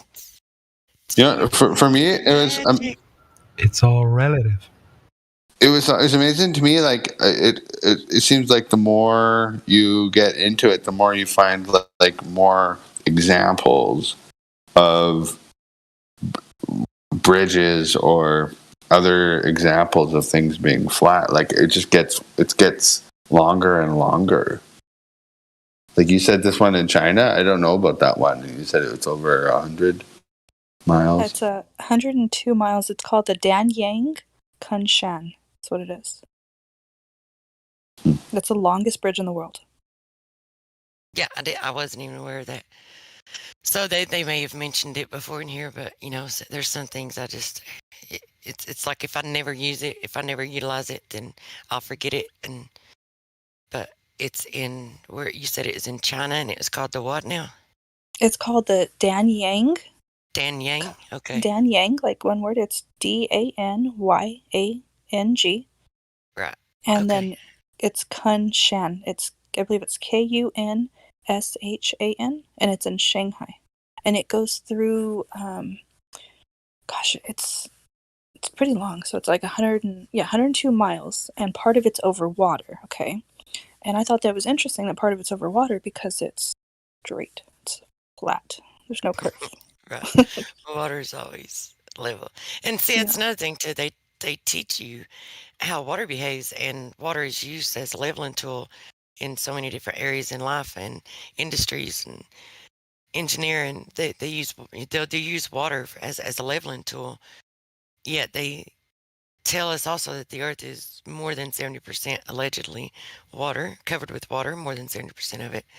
And then they want us to believe that it's actually curving around this ball while it's spinning and orbiting and thrusting. It's doing all kinds of things. Yeah. And then the centrifugal force, right? It's just like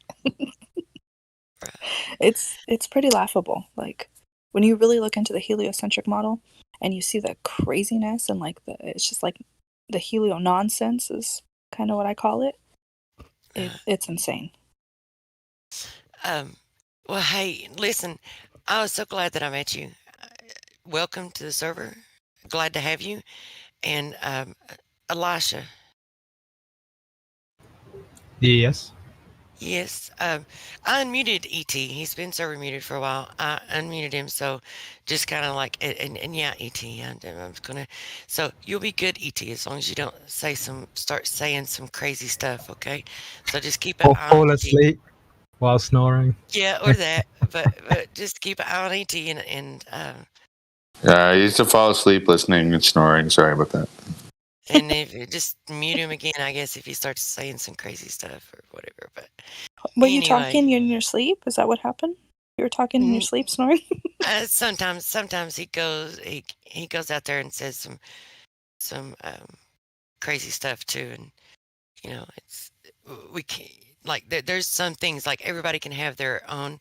They can say whatever they want to, right? But if they're gonna like claim to be a flat earther and claim to be part of the community, and if they say some off the wall harebrained crazy stuff, we can't just like let there's some things we can't let out there, and not on the YouTube channel, not on our YouTube channel. So or Helios, it's Helios, but it's ours. Thank you. I'm mostly here to listen, and I appreciate this. You doing that, and I'll just chime in with a quick yes or no or a quick little comment here or there, if that. Well, hopefully it can be helpful too. That way, if whatever happened, because I know that there was a time before too. Whatever happened, then maybe it won't happen again. You can just stay unmuted. Okay, I like that. Thank you very much. Yeah, appreciate it. Seriously. and it's good to hear you, T. I haven't heard you in a while. Oh yeah, cool. I recognize your voice too, and it's nice to hear you as well. Good truth prevails. Yes, I like this new person too. Whoever this lady is. That's Trish, and she's quite lovely, and she's been in to Flat Earth for about 2 years, and I'm a globe derp. I see you're in here now. Good morning. Good morning. So I'll leave you guys, up to the chats and the discussions, and I'm going to take off. Elisha, keep on the stream, and I'll see you later. I'm going to go shoot some ball. The sun's starting to come up, so my time's going to start flying by now. So I got to get going. But I'll see you. Peace. Bye, truth prevails. Welcome, Trish. Thanks for stopping in. And like I said, invite whoever you wish. All right, thank you. Hey, Truth. You have a nice day. Bye, Truth. All right, Enoch. Much love. Much love. Hello, everyone. How you guys doing? Hey, Master. Good. How are you? Pretty good. You guys know that the Earth is flat? Can you prove it? Yep. Of course.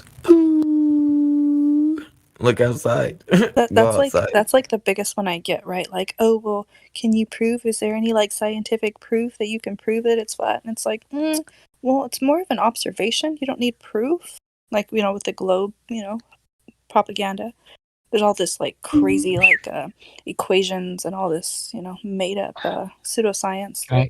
Can I ask you, Trish, what was the proof that someone gave you? Did somebody give you a proof that changed your mind, or did you find out on your own?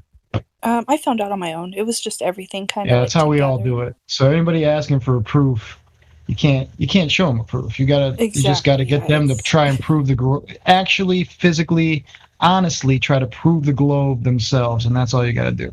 You don't try to prove the flat Earth. You just have them have enough question in their own mind to go out and say, you know what, these idiots. I can prove it. I can prove the globe, and that's when you turn. That's like Dave Weiss. I guess that's kind of how he started, because he said, he was into conspiracies, but he didn't want anything to do with flat Earth because he was talking about it was biblical and just for like the Bible is the only reason they said it. So he didn't want nothing to do with it. He thought it was a crazy theory, right? Until one of his friends actually sent him a video. He's like, hey, check this out, and he said it's on flat Earth, and it was a guy that he trusted, so he's like, all right, fine, whatever. So we watched it, and he said it was crazy. It kind of opened his eyes that there was more out there than what he knew. So then he watched more videos and more, and that's kind of how it went. And then he tried to debunk it, and he couldn't debunk it. So I think that's what happens to a lot of people. They try to debunk it and they can't. Yeah, that's most of us. I don't think any of us really just get told something and go, "Oh yeah, that's true." and not check it themselves. That's the difference. Yeah. It's crazy. I mean, a lot of us grew up that way, right? Yep, exactly. With the Right, but indoctrination. most of us realize it got us into trouble too. Sorry, Trish, I'm walking all over you. My apologies. Oh no, you're fine. You're fine. There's a few of us in here. That's fine. But yeah, no, a lot of us. Well, all of us grew up, I guess believing, that the Earth was round, and the scientism and all the pseudoscience, and then of course, when kids learn about the Earth, the first thing they tell them is the dinosaurs were wiped out. Big old rock came and destroyed them all, which that's BS because dinosaurs don't exist. They're fake. So I don't know if you guys have went through down that rabbit hole with the whole dinosaurs, but so yeah, when I was a kid, I have. I don't know about that one. Were the shit. Wait, you haven't, ET? No, I have went down that rabbit hole, and I'm excited. Oh, well, if that offends anyone, that's fine. No, we can have different opinions. I just don't know myself. Well, I just thought it was funny that all of the fossils, they're not real, it's plaster. There's no real fossils, it's all plaster. There are more dinosaur fossil making factories than there are actual archaeologists. There you go. Seriously, there's more people in the profession of building fake bones than there are in finding real ones. What's that tell you? So when I got introduced to this idea was when I watched Eric Dubé's "Dinosaurs Are Fake" videos. That's when I was just like, "Wow, I didn't know all that." But that completely contradicts like a lot of science. And I'm not saying I believe it either way or that anyone's right or wrong. I don't know. So do you accept that every skeleton you've ever seen in a museum is a replica? That it's not a real skeleton? You know that, right? At the very least, I'm aware. Yeah. Yeah, I'm aware of that. Yeah. But those replicas are built around a bone fragment, a chip. So I've seen the actual like Stegosaurus or Triceratops skulls where they say, okay, this is what the creature is, and then they highlight the piece of bone that they found. It's like taking a human skull and then just taking a chip of bone off the ear and saying we've reconstructed the whole thing from this. This is what it is. Yeah, no, totally. Yeah, like I'm down with the idea that like some dinosaurs that they claim existed may have not actually ever existed at all. Just because, for the idea of just like sticking bones together in weird ways, for sure.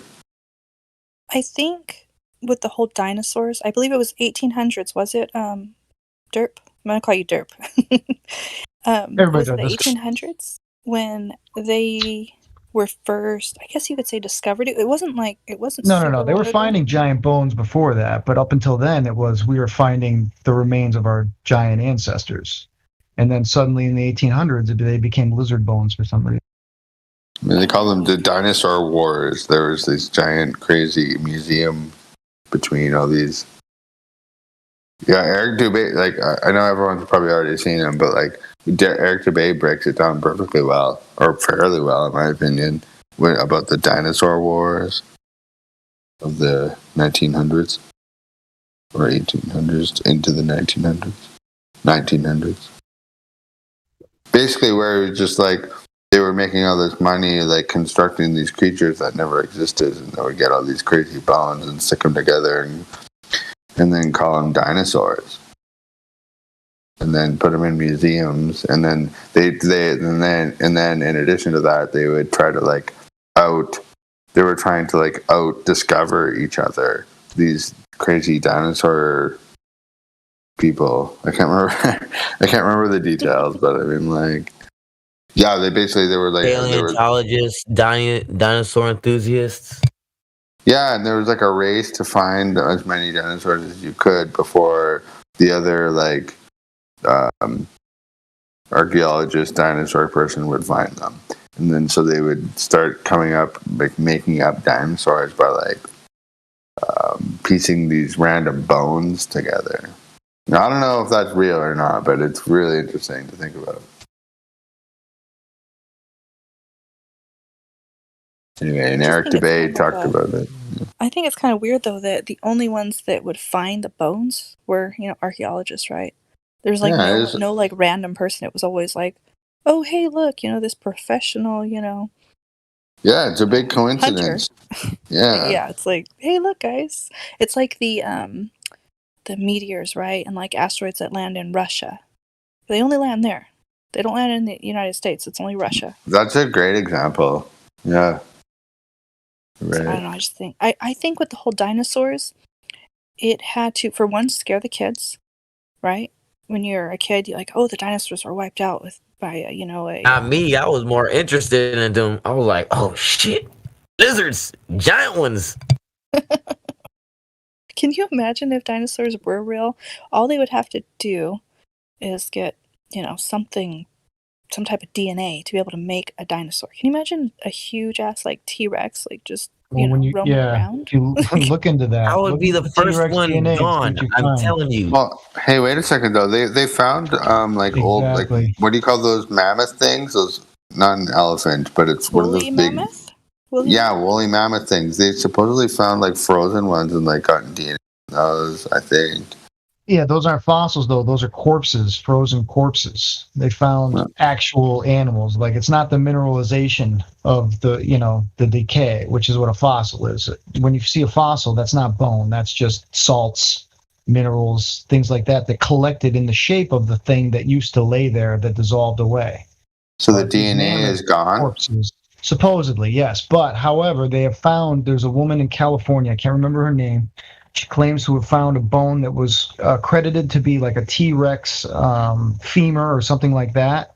And when she opened the bone, she had found that it had not completely fossilized and that there was, living material, not living, but biological material still within the fossil.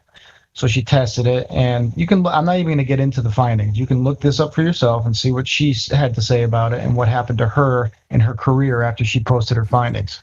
That's amazing. I never heard that. Does that mean that you could duplicate like that material, and theoretically, use, you would think so, genetically right? 'Cause we can clone, right? Mm-hmm. Theoretically, I would think. Well, they can clone, right? So. Yeah, but it has to do with what if they could find like a frozen dinosaur, what's stopping them from like creating a new one and like Jurassic Park shit? Kind of, you know what I mean? That's the difference. They never claimed to find a frozen dinosaur, only fossils. Things like mammoths, they have found, like I said, they are decaying still. They're not stone like a fossil. Right, but yeah, like in Russia, right? They found a woolly mammoth in Russia, I think, several years back. I wonder if that has anything to do with the mud floods. You don't know about the mud floods, Tartaria? Yeah, it's probably all connected to some kind of worldwide cataclysm where most of the ground was soaked and muddy for a long time, months or years, and that would lead to conditions that let us find these things. Yeah, they call it the Younger Dryas event. There's two of them, supposedly, 10,000 and 11,000 years ago, I think. Yeah, that's interesting. Like with the Tartaria, I guess it was like a reset.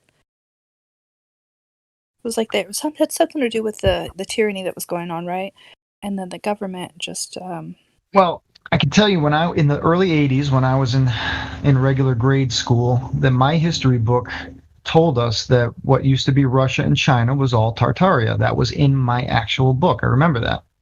That's interesting. There was a whole chapter on it. You can probably find these old published history books with sections in them. I know the Encyclopedia Britannica I had definitely talked about Tartaria from the 80s. So these things you can look them up. They just stopped printing them so that people would forget about them. Mm-hmm. Well, they also changed history, didn't they? Like, there's a lot of stuff that they, they change history on a daily basis. That's the problem. Yeah, it's called history, so it's his story, right? Right. His story. Yeah, right. Sexist. Called CNN. CNN.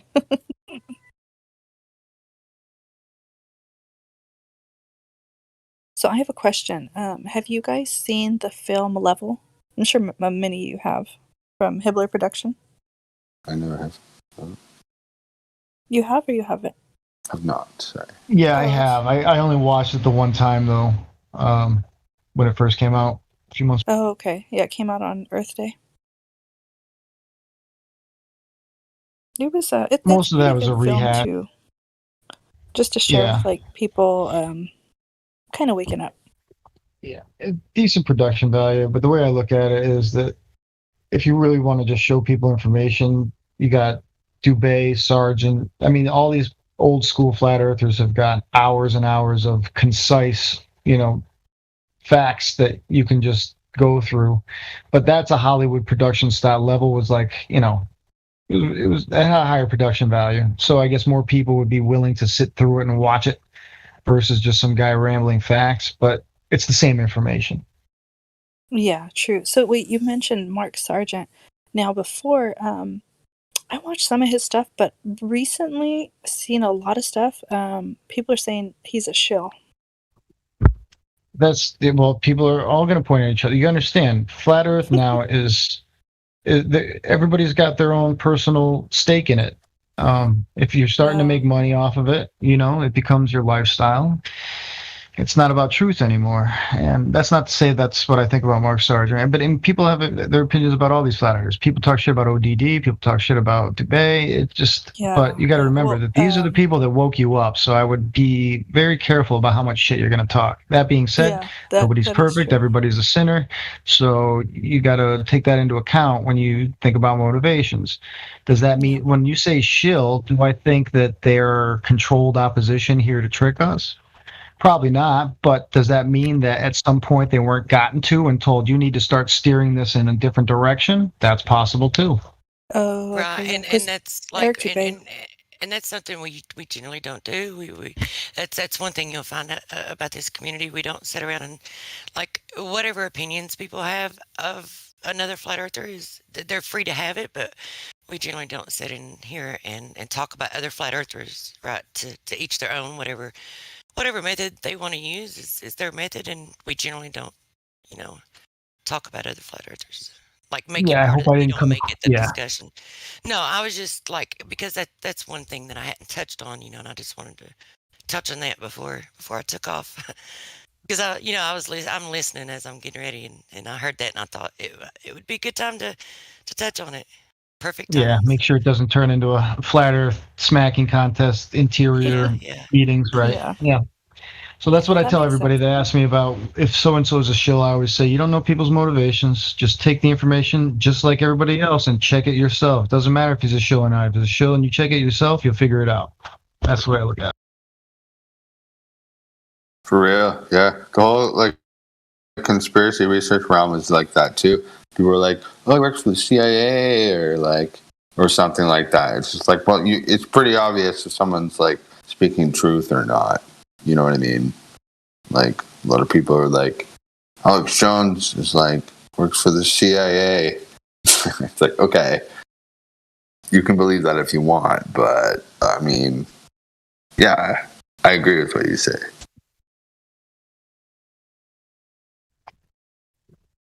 I know that is but true. I do think it would be naive to think that no one is in the chat because someone's paying them to, or no one has made videos because they paid them to.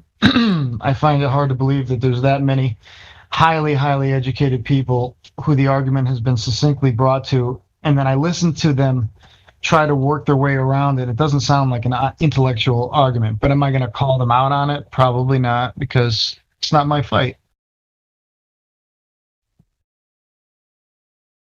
Well, with him, it was just recently I seen Eric Dubé was saying something about it. That's why I was like, oh, that's interesting. Because he had that film, what is it, Beyond the Curve or something like that, the Netflix film.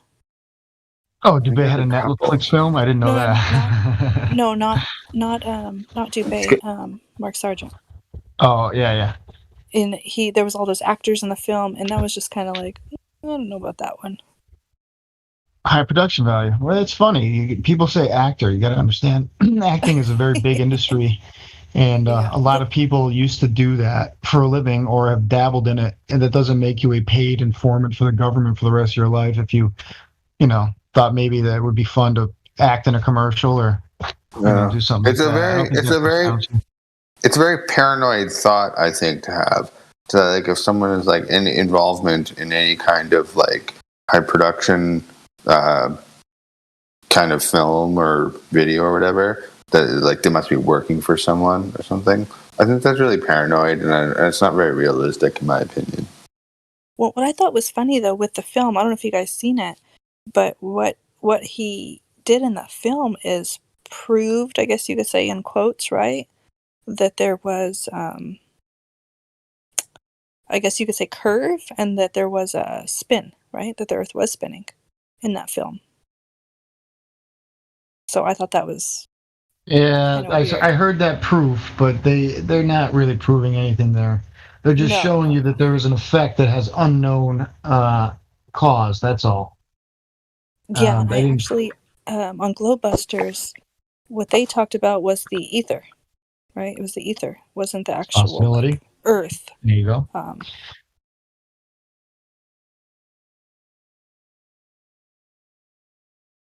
That's just like an argument that a lot of the Globers use, right? Like, oh yeah, he proved, Earth's a globe, and good job, they say like living on flat tardy, or I don't know. They have all these crazy like terms and names for people that I've never seen the motion of the stars create curve on the ground. Have you? Because I'm still waiting to see that curve on the ground. I don't give a shit about the motion of the stars.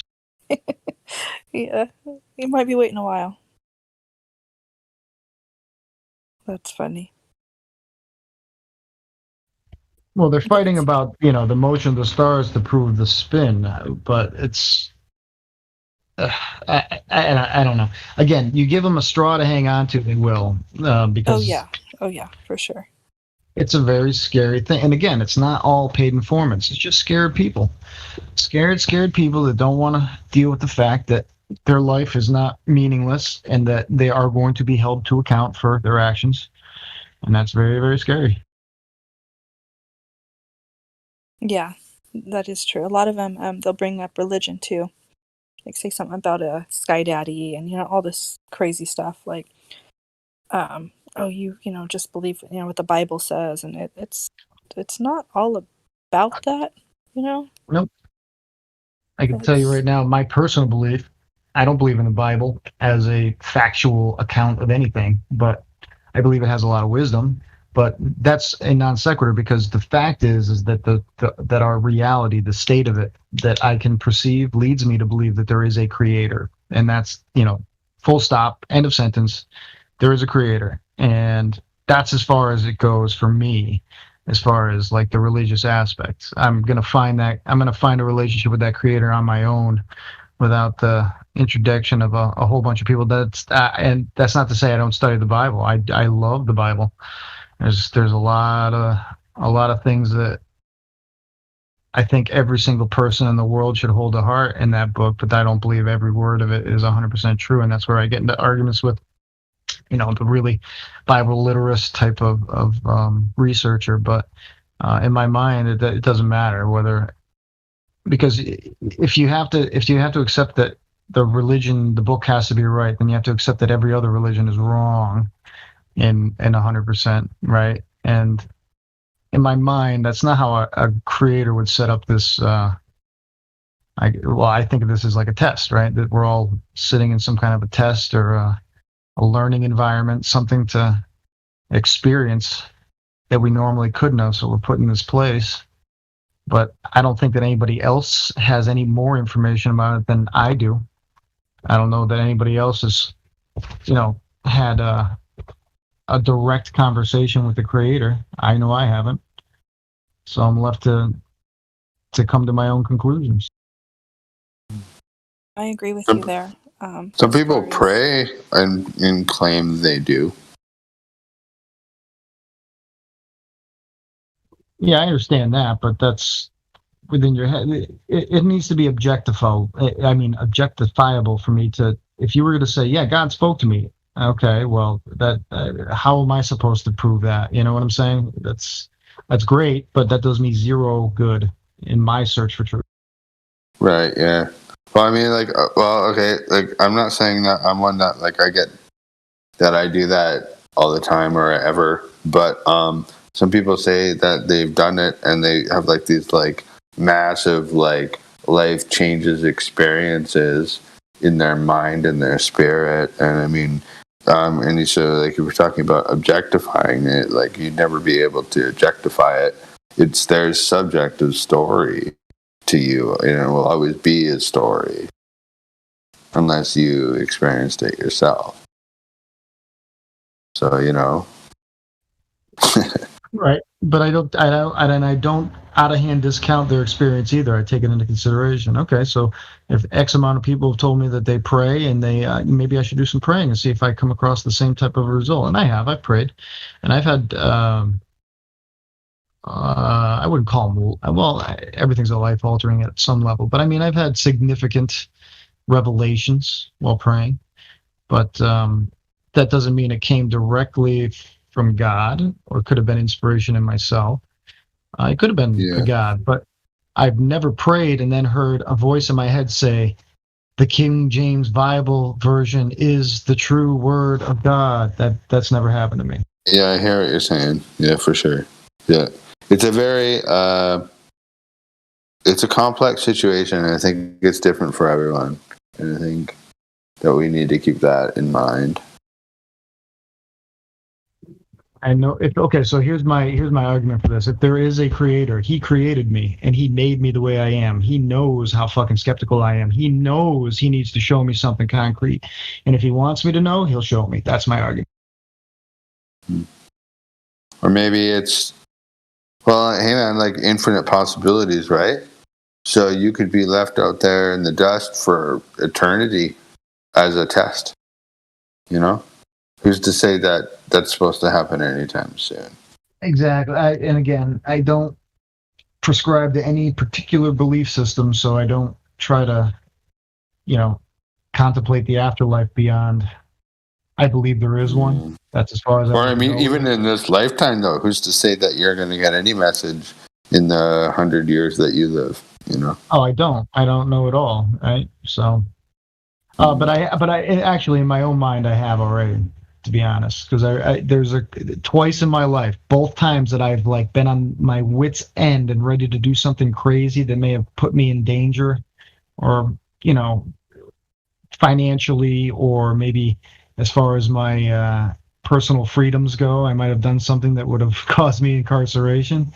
And I immediately, without thinking, screamed to myself, God, if you're fucking real, show me a sign. And I looked up, and both times, the world's biggest streaking comet flew over my head both times at the same instant. So, and I don't ever test that. I don't go outside and go, okay, God, you showed me twice. If it's really real, show me again. No, I was at my wit's end, and I didn't even That's think amazing. about it. It's really cool. You were outside both times too, then. Yeah. As opposed to inside. Well, I can tell you both times I was walking around trying to, I was outside because I had all this negative energy in me, and I was trying to walk it off, either, trying to do mental exercises and physical exercises to try and get rid of the negative feelings. And it was just a matter of, me examining life around me, the world, my own life, my own experience. Everything I could think of at that time was negative, and I was like, if there's a God, I need some help right fucking now. And it was there for me, so I don't discount it anymore. That's pretty fascinating, man. They were about 15 years apart. One was when I was a young man, teenager. I find that to be meaning like almost nothing. The distance between significant experiences, years, like, it's almost nothing. Like I've had things like that where like insignificant things go. There's like a gap of years between them, and I find it to be like negligible. Like doesn't really have any value in like. At the end of the day, yeah, you're like everyone else, man. You're in the middle of your journey. I am. Everyone else is too.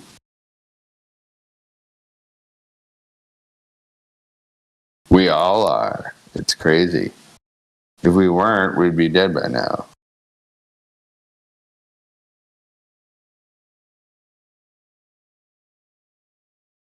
So I have a question for you guys.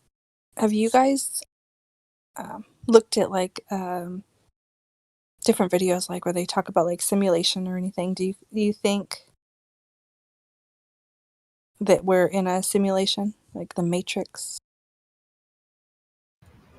Nah, it's a big. In No, a we're not literal in a sense, simulation. as in like you're in a computer chip somewhere in a server somewhere where there's that. I don't believe that. No. No, not like that. Yeah, but like the Matrix, where. Yeah, That's we the same don't difference. There's a live in a physical- program. Right. Yeah. I know what you're saying. They think that we live in a program, that life isn't real, that this is all just a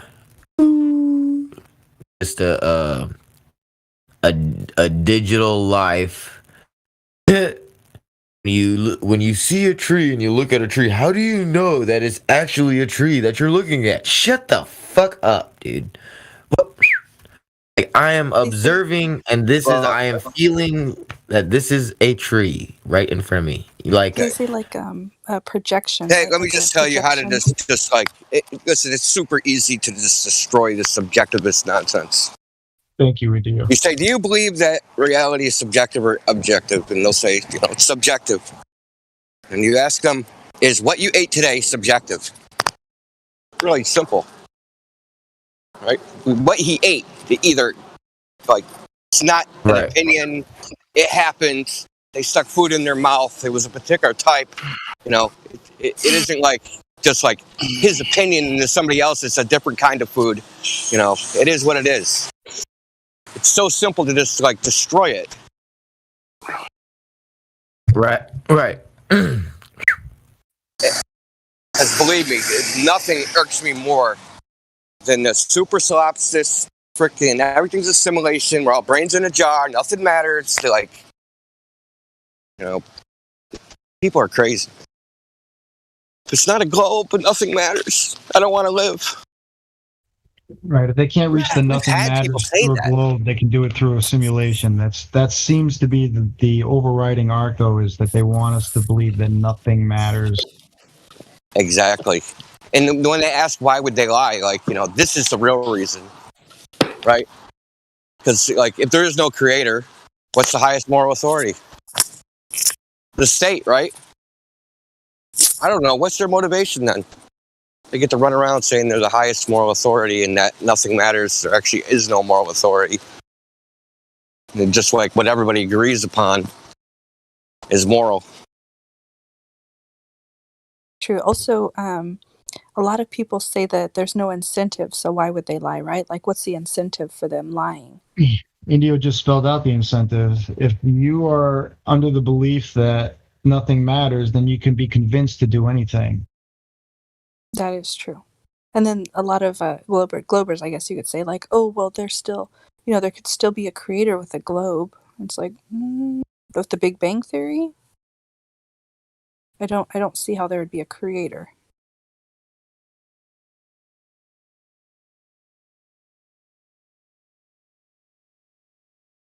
If they could come up with an argument that the globe is the creator and created itself, they would do it. Yeah, that is true. Give them time. The Big Bang was what the rocks collided and made everything. Except those first particles needed to come together, and gravity doesn't work on that scale, so debunked. Actually, they say that nothing became something. Yeah, exploded into everything, actually, right? Yeah. Nothing exploded into everything. But also, I thought space was expanding, right? But now they're saying it's not expanding, that it's shrinking. So what is it? It's neither. That's the point. They double speak everything out of both sides of the mouth. Yeah. Hey, I Put choices on a dartboard and throw a dart, and then next week throw another dart. That's what it is. I have a little slightly different belief system. Like, I don't necessarily believe it, but I think about it all the time. which is that if I was like this all powerful creator creating this world that would be a globe and this giant universe, which is what they call space, that would just be like a little game, a video game for me, and that's way more fun for me than to create just like a little globe called Earth. Like I would create thousands of those and an infinity of space. So I don't know. God, dude, how much weed did you smoke this morning? Yo, the sun's not even up. How much fucking I got it again. So, well, I mean, like, really, you think like just like the planet Earth is just like the be all and end all of everything? If I was a wide controlling god, I would do it like thousands of times, and then almost as like a video game. You know what I mean? Like an infinite little Earths all over. Or at least a lot of them. Yeah. I try not to figure out what the motivations of the creator, all powerful being is, because it's like an ant trying to figure out what I'm doing. It's just not going to happen. Yeah, exactly. I agree with that. But same thing. Like it's a mirror image. Do you really think that creator that you just described is going to make some small little plane of Earth, a little ball with a bunch of humans and ants and birds and bugs and deer and whatever? Like, come on! Like you would do a lot more than that. I would, and I can think of that myself.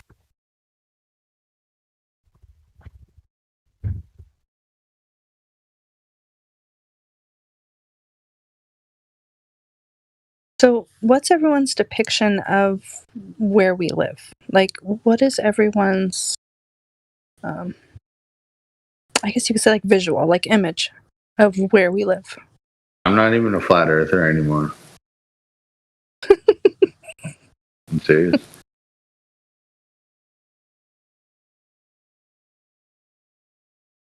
So, you're a glober? Not necessarily. You know those high altitude balloon pictures? That's what I imagine it to look like, because that's what we can see. Are you talking about like with the flat horizon? It's a level?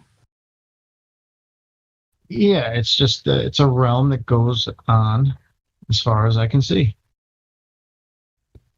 I would like to get to that point that, you know, that seems to be the ice wall and see what goes beyond that, but I believe that ice wall is there for a reason. So, and I know I couldn't go past it. Not physically capable, so why even bother trying? Antarctica style?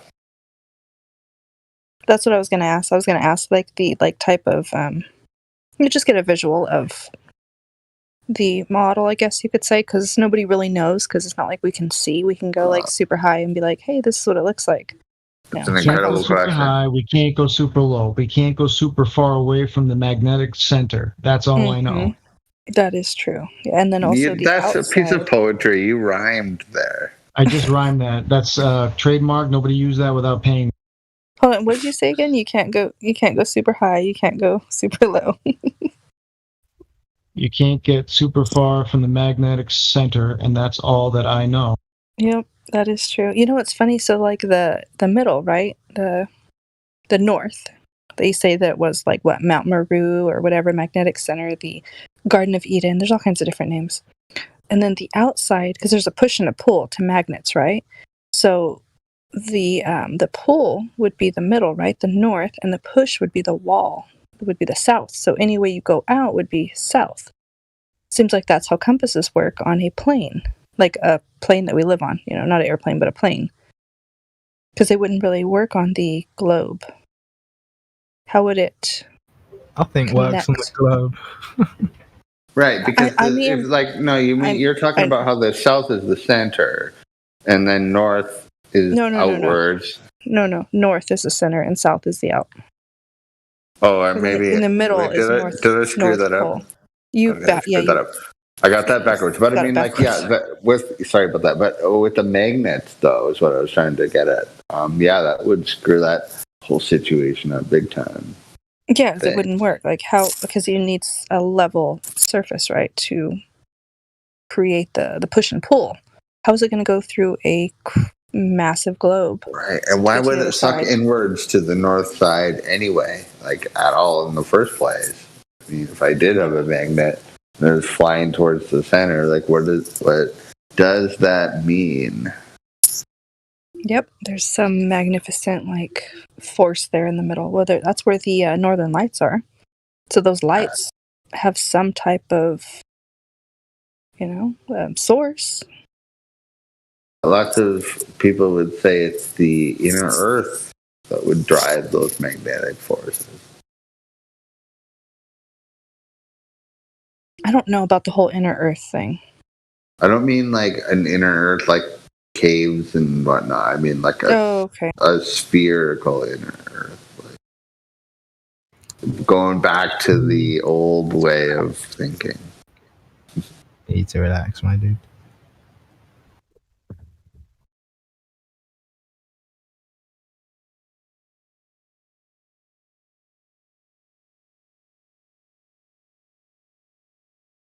Elijah, what did you say? Oh, I'm just selling the one who's spinning off into nowhere that he needs to chill out.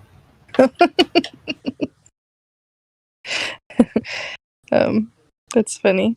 I was going to ask him, so do you believe in aliens, E.T.? He's an alien. Wait, can you guys hear me right now? Yeah, we can hear you. Okay, sweet. Yeah, I've actually been, I've done like an insane amount of research about UFOs since I was like a teenager and I'm in my 30s. So I've done a lot of research on the UFO subject. Okay, I have a question for you. So did you see that the Nazis had the technology? They had the, what is it called? The bell? They call it the Nazi bell, yeah. I know all about that. Yeah, that's not like completely confirmed. Or if it is, it's just... there was a lot of history on it. There was a lot of... Well, there's a lot of history about the Nazis. Like, for instance, most people don't even want to confirm the existence of Operation Paperclip, for God's sake, where they brought over tens of thousands of Nazis after World War II for scientific purposes. Like the person who supposedly sent off the first rocket to the moon, Werner von Braun, was a straight-up Nazi. Yeah, they infiltrated, yeah. They didn't lose. Right? They said the Nazis lost or whatever. They infiltrated Yeah, they didn't America. lose. They brought them over to the U.S. Yeah, it's Operation Paperclip. It's insane. Yeah. It's a very real thing. People don't want to admit that, but it's very real. So now on the UFO thing, like, yeah, they may have had, like, with like when you hear about like the supposed Foo Fighters in World War II era, yeah, these things were flying around and everything. But no, I don't think it's human. It doesn't mean I think it comes from outer space.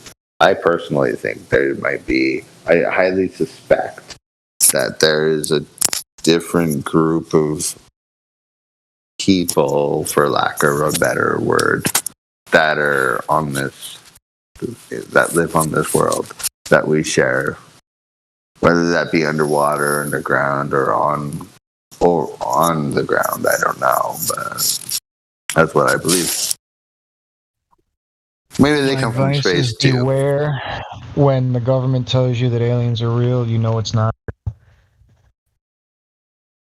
Yeah. What have they done? They've lied the whole time. Why would we all of a sudden believe them? Exactly.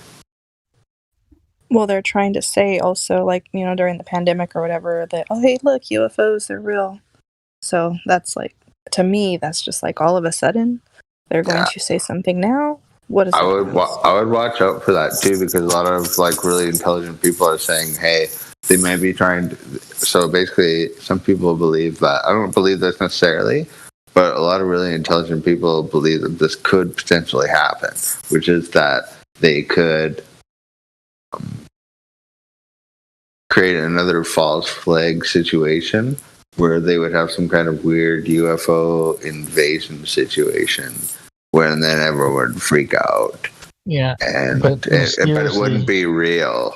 It's called Operation Bluebeam. If this was real, think about this. If aliens could send ships here to cause wreak havoc and destruction, A, they're smart enough to send drones and not be in those ships themselves, not put themselves in danger. And B, they're smart enough to why even show themselves? They could kill us a billion different ways if they wanted to kill us, with never showing their faces, never showing their hands. Exactly. So all of it's bullshit. It's all. So if there ever is like some kind of alien invasion situation event, or you turn on the news and there's something like that, it's fake. Yep, it's not real. Totally. These things have been here for, as far as we even know, decades, probably for hundreds, if not thousands of years. But as far as like humans have been recording things properly, decades, and they haven't harmed us. They could have killed us by now if they wanted to, if they actually are here. We could be their science experiment, though, right? Well, maybe, but I mean, this idea that they're all of a sudden they're like hovering over like New York and LA and like every big major city in the world all of a sudden one day, like that's not real. What kind of control is that for an experiment to show that you're not an experiment? You know what I'm saying? That's a horrible way to control the experiment. Wasn't there footage I guess there was like activity or whatever above the White House? Oh yeah, definitely. That was in 1952, I think, on July 12th. It actually happened twice in like 1 week, I think. Mm-hmm. That was probably government. I don't know. I actually think that might have been something strange. But why do you think that was government? I know what you're talking about. That happened twice in like 1 month. Yeah, I'd say for a scare tactic. In the 50s, if objects were in the airspace over Washington, D.C., I guarantee you they would have been intercepted. They wouldn't have just been free to hover in the sky without incident. Well, it happened, dude. It happened. That's a very real event. That's what I'm saying. If it were real and not an orchestrated event, our government would have had a different response to it. A very different response. But they knew it was happening, so they didn't respond in the way they normally would to an unidentified bunch of craft hovering over a major U.S. city. To just stand back, not take any real intelligence on it. That's insane to think that they wouldn't have been all over it with every single asset they had.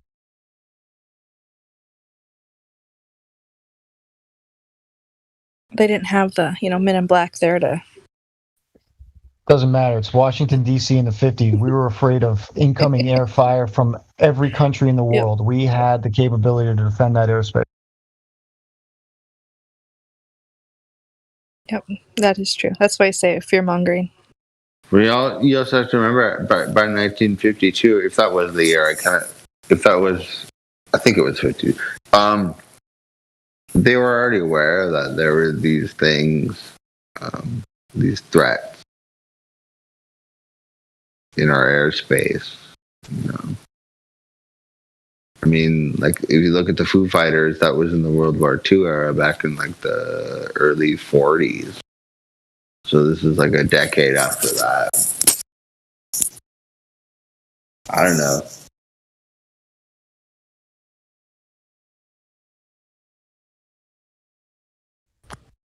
So take those two separate examples, Foo Fighters and then what happened in Washington, D.C. Foo Fighters, that is how you would expect things to go. If a pilot's flying along and all of a sudden there's an unidentified light, they are going to try and track it, chase it, gather as much information as possible.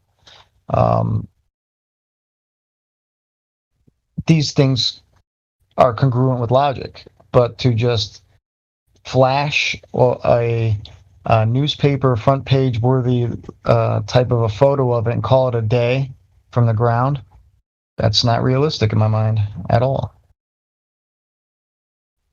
Now, it could be that there's lots of intel that, they just aren't sharing, I guess. But again, it's all speculation on top of speculation.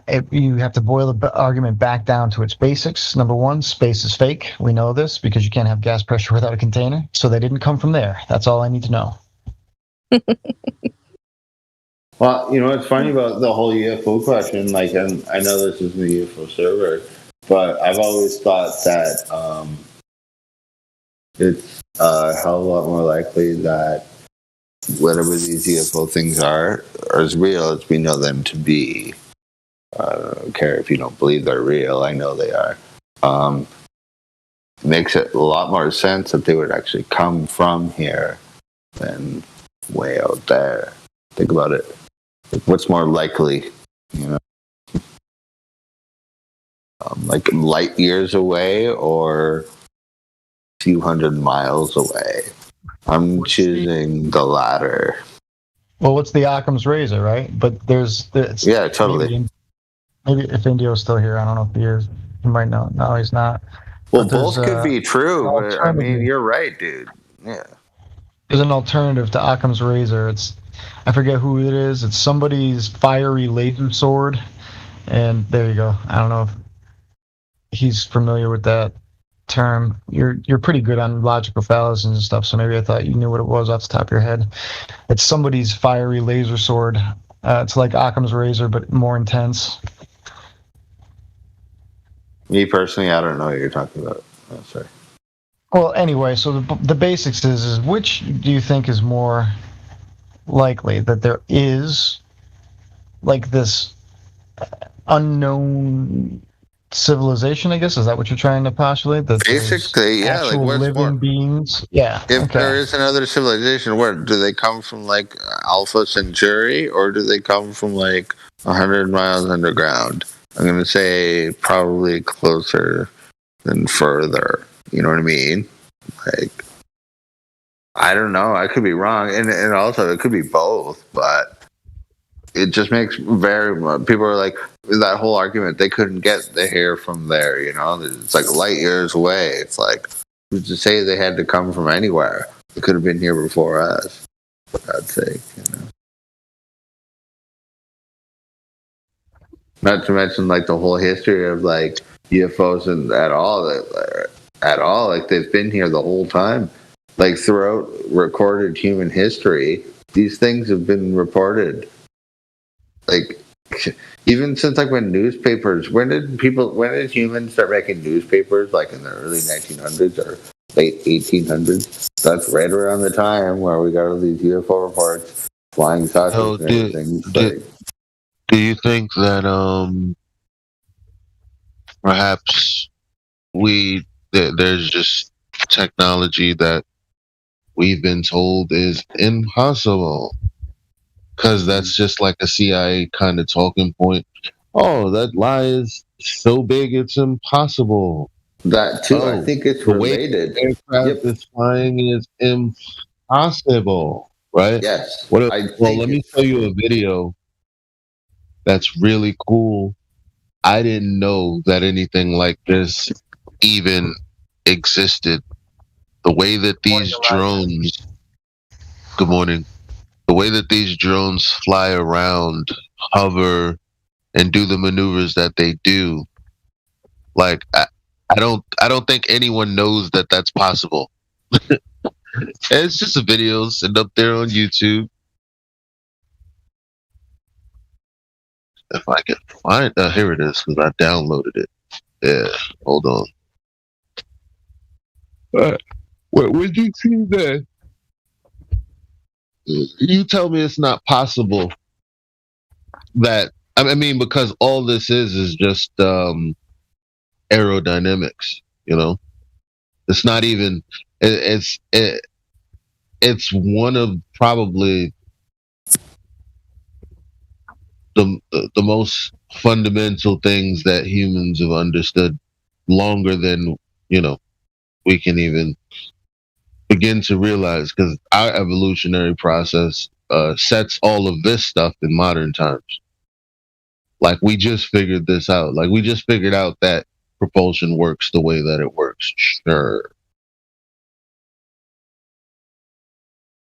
My bad. Hold on. Let me post this video. I found it.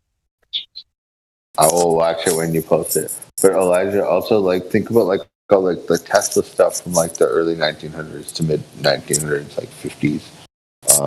He was on to some serious seriously interesting stuff. You know, and then they look at those planes do what they do, or those jets or whatever the hell those. Well, look at how they do what they do. Post in chat. I didn't see it. Yeah, live stream voice text.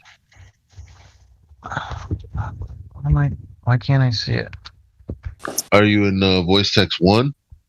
Oh, I might not be. You're right. Voice text. Live stream. Voice text.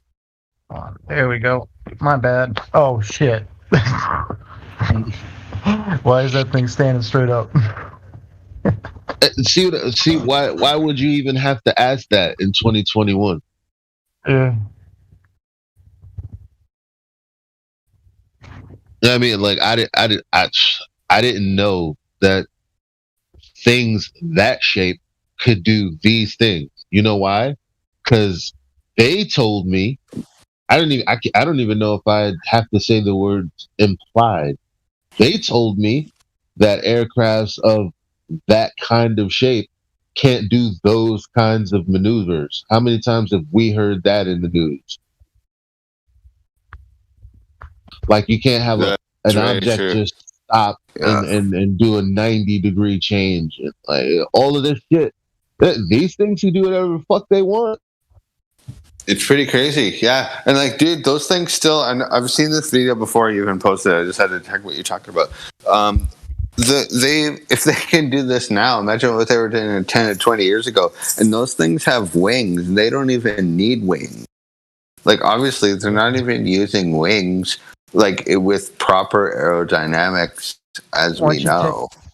Once you take a pilot out of there, you can basically do anything you want with it now. If they can make those that was the argument. You can't have a pilot make those maneuvers, I think, because those 90-degree sharp turns, we had no way to make it happen remotely at the time. Like, that's a straw man, isn't it? About that. That's a straw man. I'm thinking about how Jim Panda said yesterday that what did he say? Well, it was very subtle because he said I would never use the horizon to determine the shape of the earth. Now, that's a straw man because no one ever said that you could use the horizon to determine the shape of the earth. What I said and what we say, and I hope this is what you guys say, these are the subtle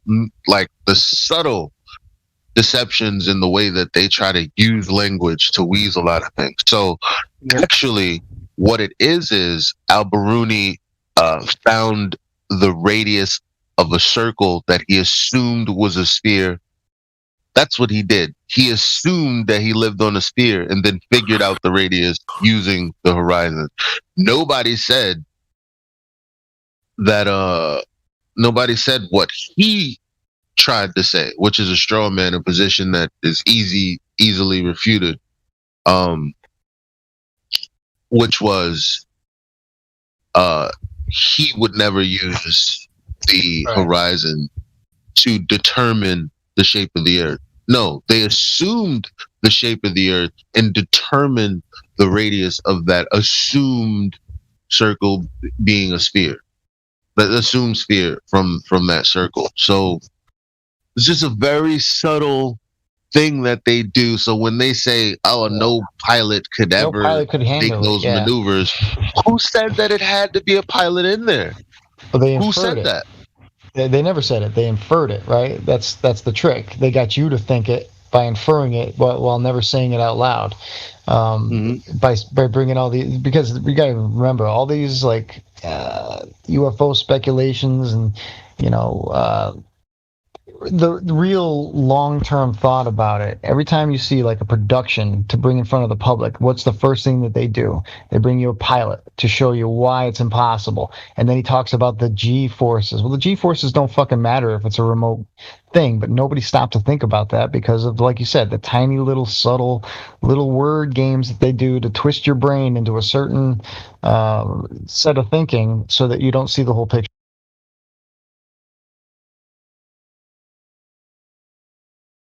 I totally agree. I can't even believe can't believe I didn't even think about that. There's no one in that craft. That is like complete computer shit. Yeah, those are RCs. Yeah, those things are about the size of a wading pool, kiddie wading pool. They're not very You'd big. have to be insane to get inside of one of those yourself. Nobody would do that. Well, maybe. If you could if you could be inside of a craft that were doing those things, your internal organs would be crushed, right? But that's the maybe that too. Yeah.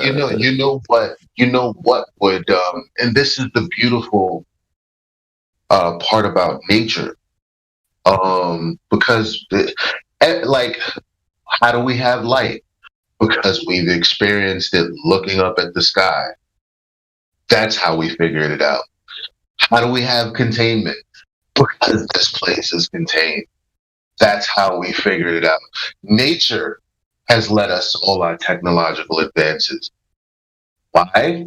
Because this place is created as a set of rules that we can follow to do a couple of things to get by. So, damn, what was my point?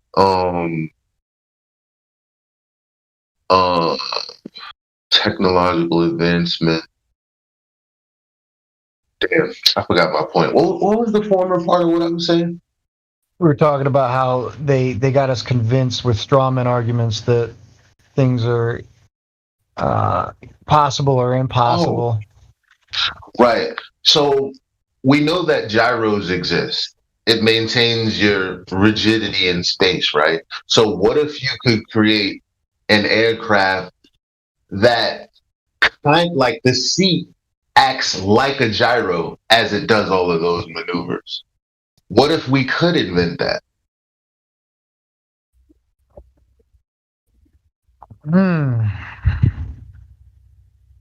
A seat that acts like a gyro. Yeah, how to do that would be a problem, but yeah. That would be our next advancement, and it would be like an advancement in technology. It's a better thought than I've ever had. Why? Because I thought everything was invented already. Like with that, like just hypothetically, you know what I mean?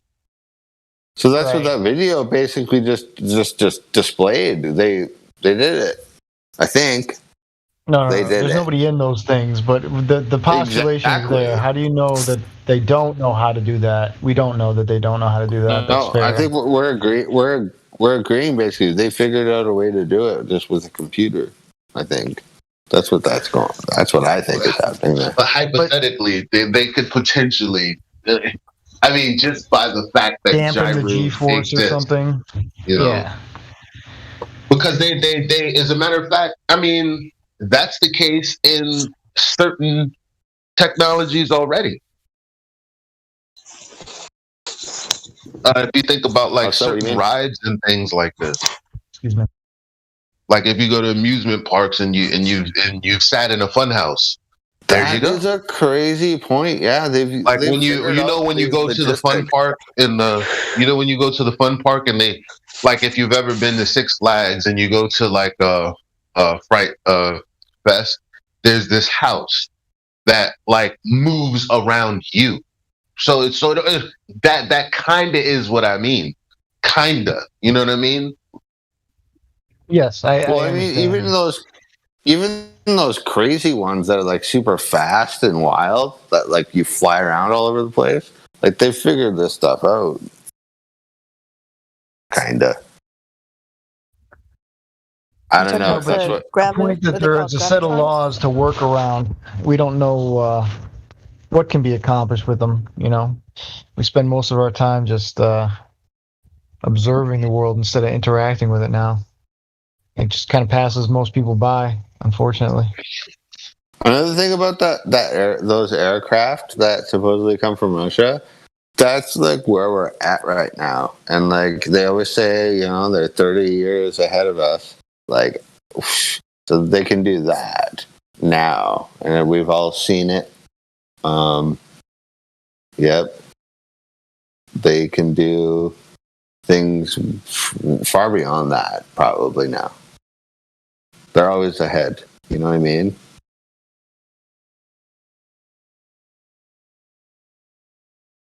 Like you got like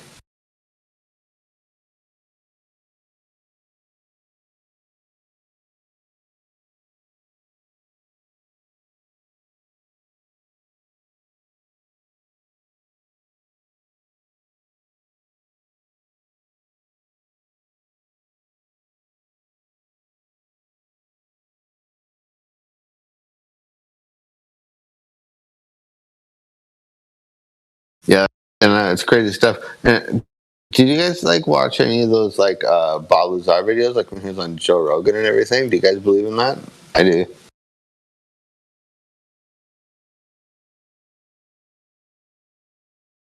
And he was talking about stuff from like the 70s and 80s, something like that. I think he's telling the truth. Who did you say? I just heard Joe Rogan, but I didn't hear Oh, sorry, Bob Lazar. Bob Lazar. Oh, okay. Yeah, do you know about him? I like Yeah, the part where he was saying they were it was like ancient tech that they were trying to decipher. Supposedly, yeah. I like that part. That resonates with my understanding of the world.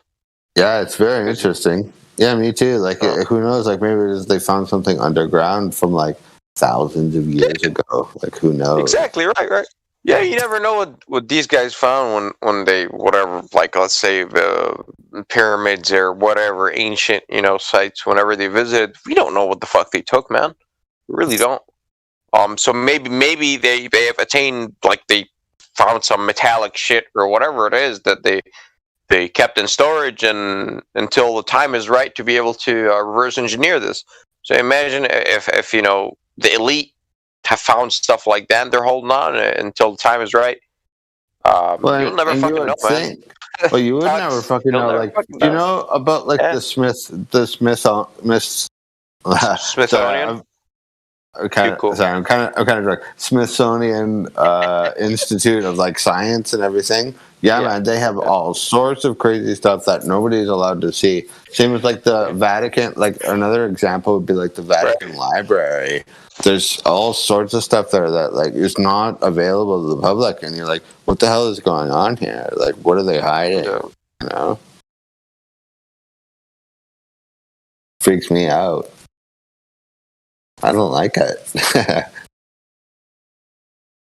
Anyway, yeah, but like, if Bob Lazar, like, what he is saying is true, that's fucked up. Like, but yeah, he seems as if he's telling the truth. So I don't know what to think after that, but.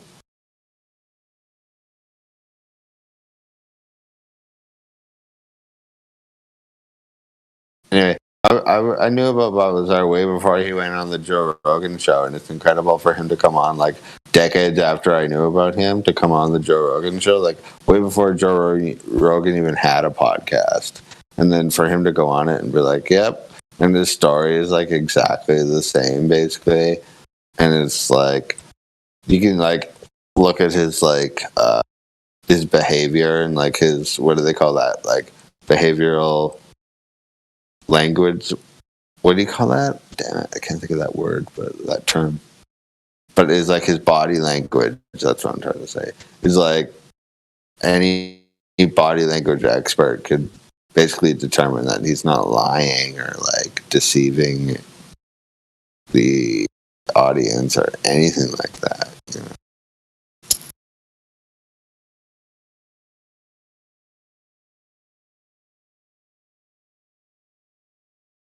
Anyway, that's just my opinion.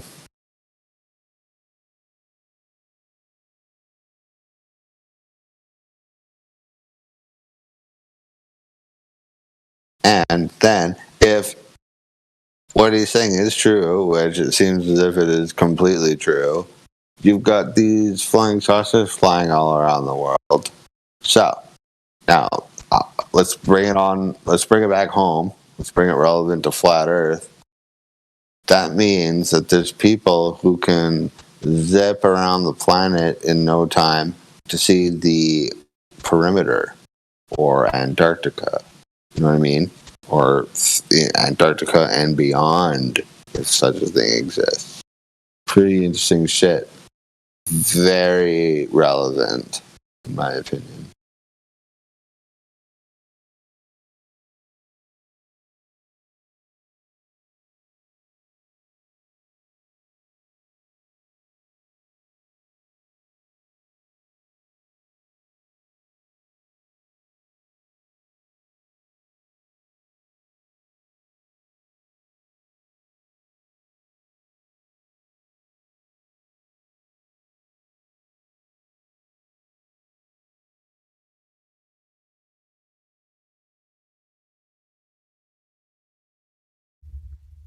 Thank you for that.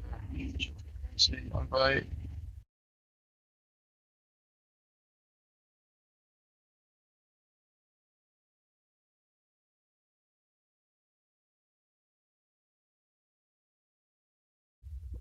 I have fat fingers. It takes me a while to figure out how to navigate verifications on this thing. I can hear you, Fat Fingers. Fat Fingers, come in. Yeah, my tablet is tiny too, so I'm constantly screwing this up. Roger Fingers. Why is there so many trolls? I was in the lobby and I seen there was like a couple of them that got banned, and I'm like, dang, it's like Instagram. There's one guy that says 99% of people are here just for memes. It's like, yeah, okay, sure. I guess he's the 1%, just to point it out to everybody. I don't know. Right here, slow F21. I bet 99% of members here is for the memes and 1% are legit idiots. Oh, that's nice. Did that person get banned?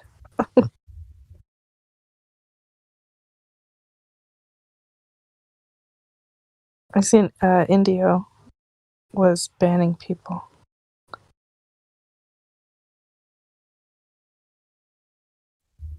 Indio wields the ban hammer like fucking Thor. He was in here and then he left. Yeah, he saw somebody that needed banning, so like a superhero, he just whoosh, off he goes. Yep, jumped in there.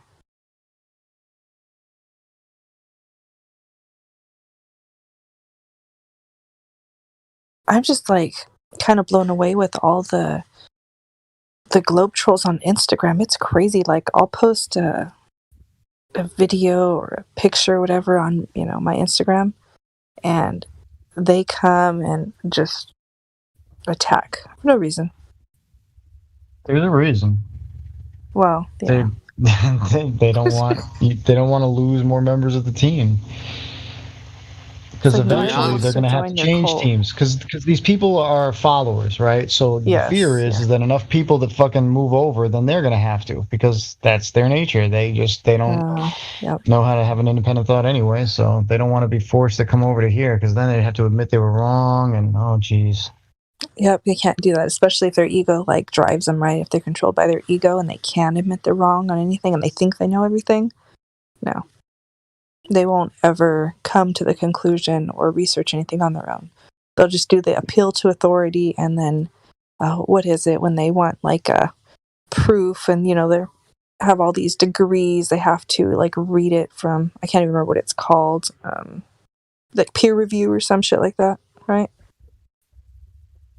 Yeah, that's like asking the police to investigate themselves when they commit a crime. That's peer review. That's what it is. Everybody gets an agreement that this is the way it is, and go fuck yourself, outside person. It's so crazy. Peer review.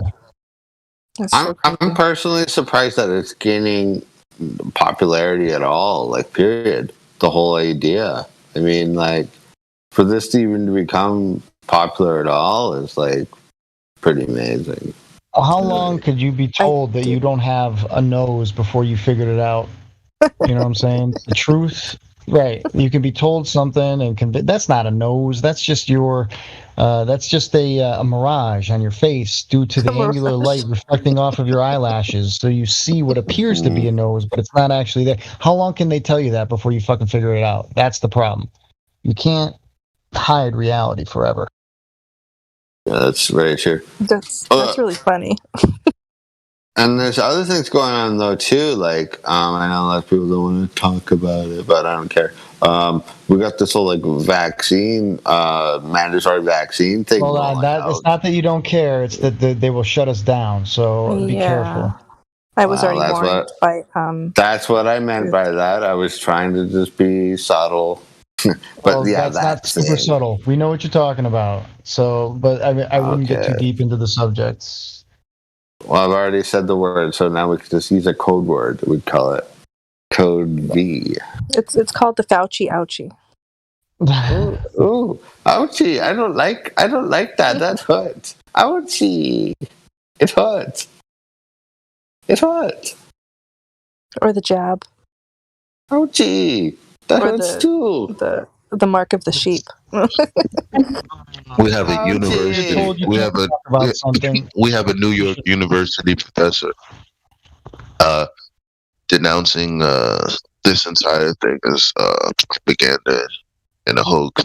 And you also have the guy himself who's invented this test for whatever purpose he invented it for, saying that they can't use it to say we're detecting something with this test because that's not how it works. Kunis was his name. He passed away about 2 years ago. Kunis. Mullis. Kary Mullis. Kary Mullis. Sorry. Yeah. Yep, that stuff is all over the internet. Like it's it's everywhere. Yeah, everyone knows. It is irrefutable. Exactly, Elijah. Yeah. What's crazy about it is people just, even though they know, this is it's like trending online everywhere. The bullshit about the whole thing, and people will just they know about it and they still believe the lie. It's incredible. I heard somebody ask somebody online the other night, would you rather know the truth or just would you rather, I forgot how they phrased it. Ultimately, the answer that the person gave was that I would rather be lied to and told what to do than be told the truth and have to figure it out myself. That's the insanity. Pathetic. Yeah, but I think that's a common mentality, that it's easier to follow orders than it is to use your brain and think. Say it again, because I think you really hit it you hit the nail on the head there. If you don't mind. Now I can't even remember how I worded it. It's basically it boils down to it's easier to believe and just blindly follow than it is to examine, verify, and think about things for yourself. It's absolutely true. And think of how lazy, how psychologically and mentally lazy people are these days. They don't want to spend hours a day, for instance I do, learning about, or at least attempting to learning the truth. It's way easier to just ignore facts and go about your day. Pathetic. Those willing to give up a little freedom for a little bit of safety deserve neither freedom nor safety.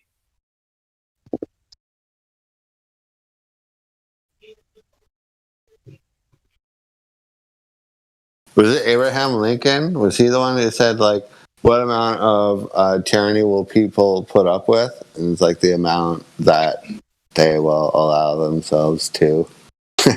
Or something like that. Damn, I fucked up that phrase, but... It was Ben Franklin what I said. Benjamin Franklin. What amount of tyranny will people put up with? And the answer is... whatever. You get it. It's sugar-coated.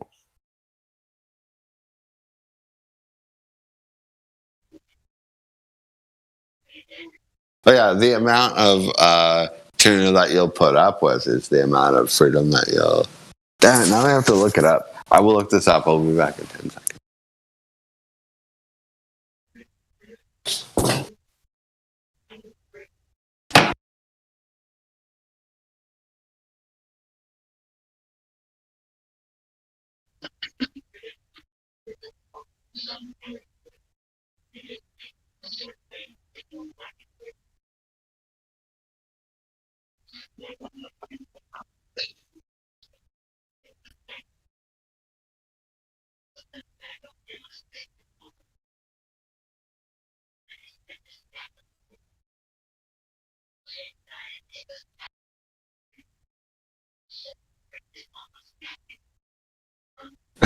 I'm looking up online. There's all sorts of them. When the people fear the government, that's tyranny. When government fears the people, that's freedom. It's a good one.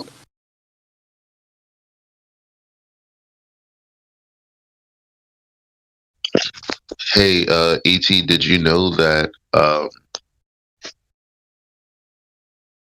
saying that, oh, that's a lie so big that it would be impossible to be contained? You know, that's a CIA talking point. Yeah, I've heard that before. It's like, I think the idea, like, Elijah, I have heard that before. I think the idea is that, like, if you were, and I think that's part of the reason why how they get away with all this stuff. It's so insane, nobody can believe it, basically. Because most people are like normal, healthy, sane thinking people, and they love their family and their friends, and they just want to live a normal life. They don't think about, they're not psychopathic, they're not psychotic. And when something like that is introduced to their life, it doesn't make any sense to them. Therefore, they can get away with it that way. Yeah. That's a good way of putting it. Not being empathetic to psychopathy is how they get away with all of this. That's what I think. It's so insane that most people can't even like understand how. Most people can't even understand it. Like, look what's happening right now with the whole COVID and the vaccine thing and everything. Everyone has like a differing opinion about the whole thing, but I think we all pretty much are on the same page, right? No normal person would ever attempt to do something like that. And so, like, let's pretend someone did, some psycho did. Most people wouldn't even be able to like wrap their head around the fact that it was even happening in the first place, right? And so that's why, like, and then when you look at it, now we're like looking at it on a global scale. That's not something that a normal person can like grasp mentally, or like, you know what I mean? To even really understand, because it's not normal. But that doesn't mean it's not happening. Hey, real quick, I got punished in the chat for swearing.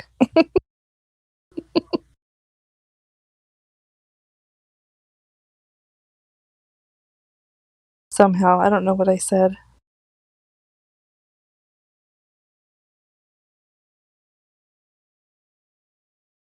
Say Fauci. That's a swear word. Say what? You must have said Fauci. It's the new swear word. No, I said tard. Can't say tard. Can't say tard, yeah.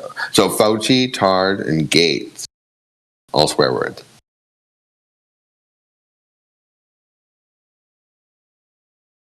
So I can't type anymore in the room. At least you can still speak. I can hear you. I was banned from talking for months until tonight, so. Well, I can't type. It says it's in read only. I don't. But you can talk, which is cool. Yeah, I can talk. So you can talk. So that's good. Yeah, I was replying to the troll in the chat, slow F2, whatever. I said more globetard talking points. I didn't know that was swearing. Some people think that word tard is like insensitive to people who are considered retarded, I think. So. Oh. I should have called him a globetrotter. There you go. That would have been fine.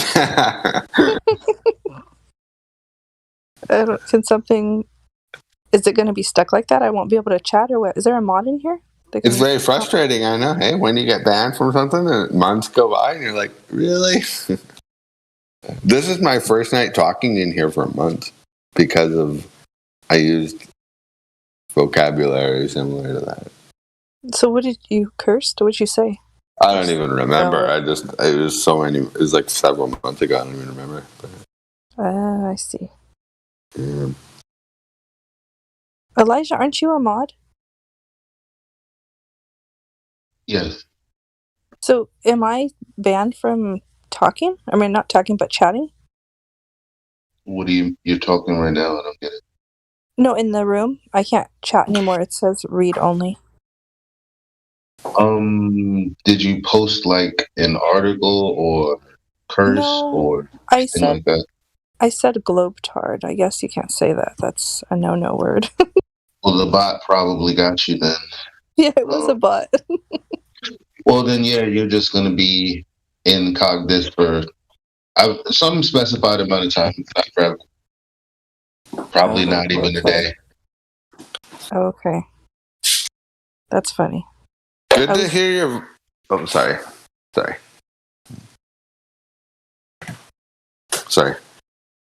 Oh no, go Yeah, ahead. the bot used to get me all the time, all the way up until I got to gold. So That's funny. I should have said globetrotter. You know, I was thinking about it too. I was like, it's, it's not saying the whole word. It's, kind of pieced together. It's actually a funny joke. Globetrotter. I like it. It's funny. Globetrotter, yeah. It's good.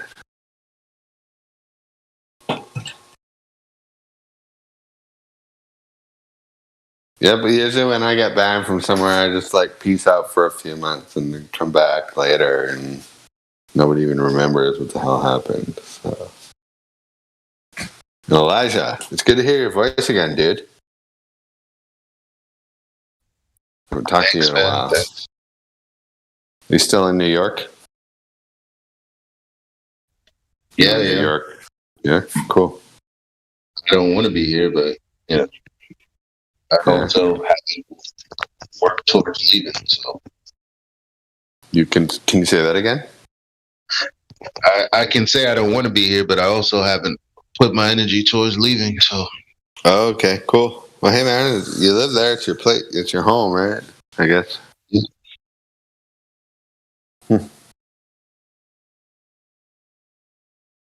Yeah, I hear a lot of crazy stuff come from New York with the whole situation. Crazy. Yeah. I know we won't talk about it right now, but I mean, damn.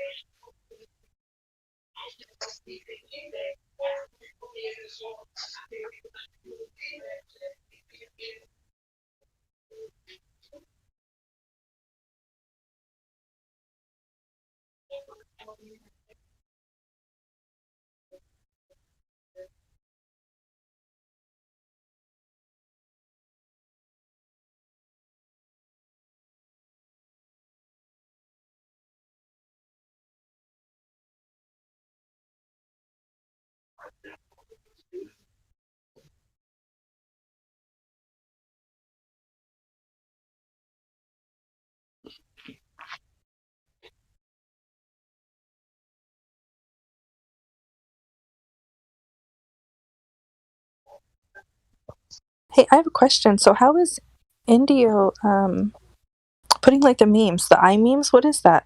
I'm new to that.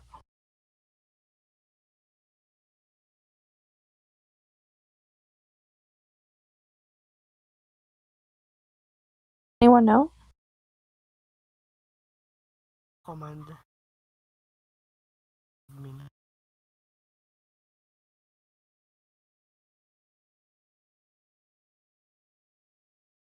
I do not know. Maybe it's something he set up. It says iMemes and it says Round Planet.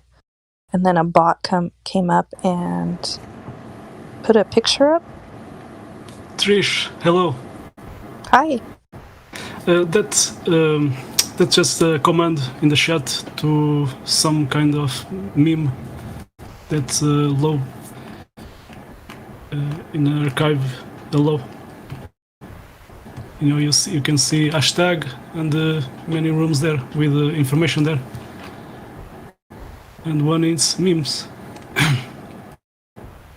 Okay, thank you. I thought it was, but I've never seen that before. I never used that in different groups, so that's pretty neat. Yeah, it's just a faster way to post a meme with that name. That's a good idea. I'm gonna have to check them out.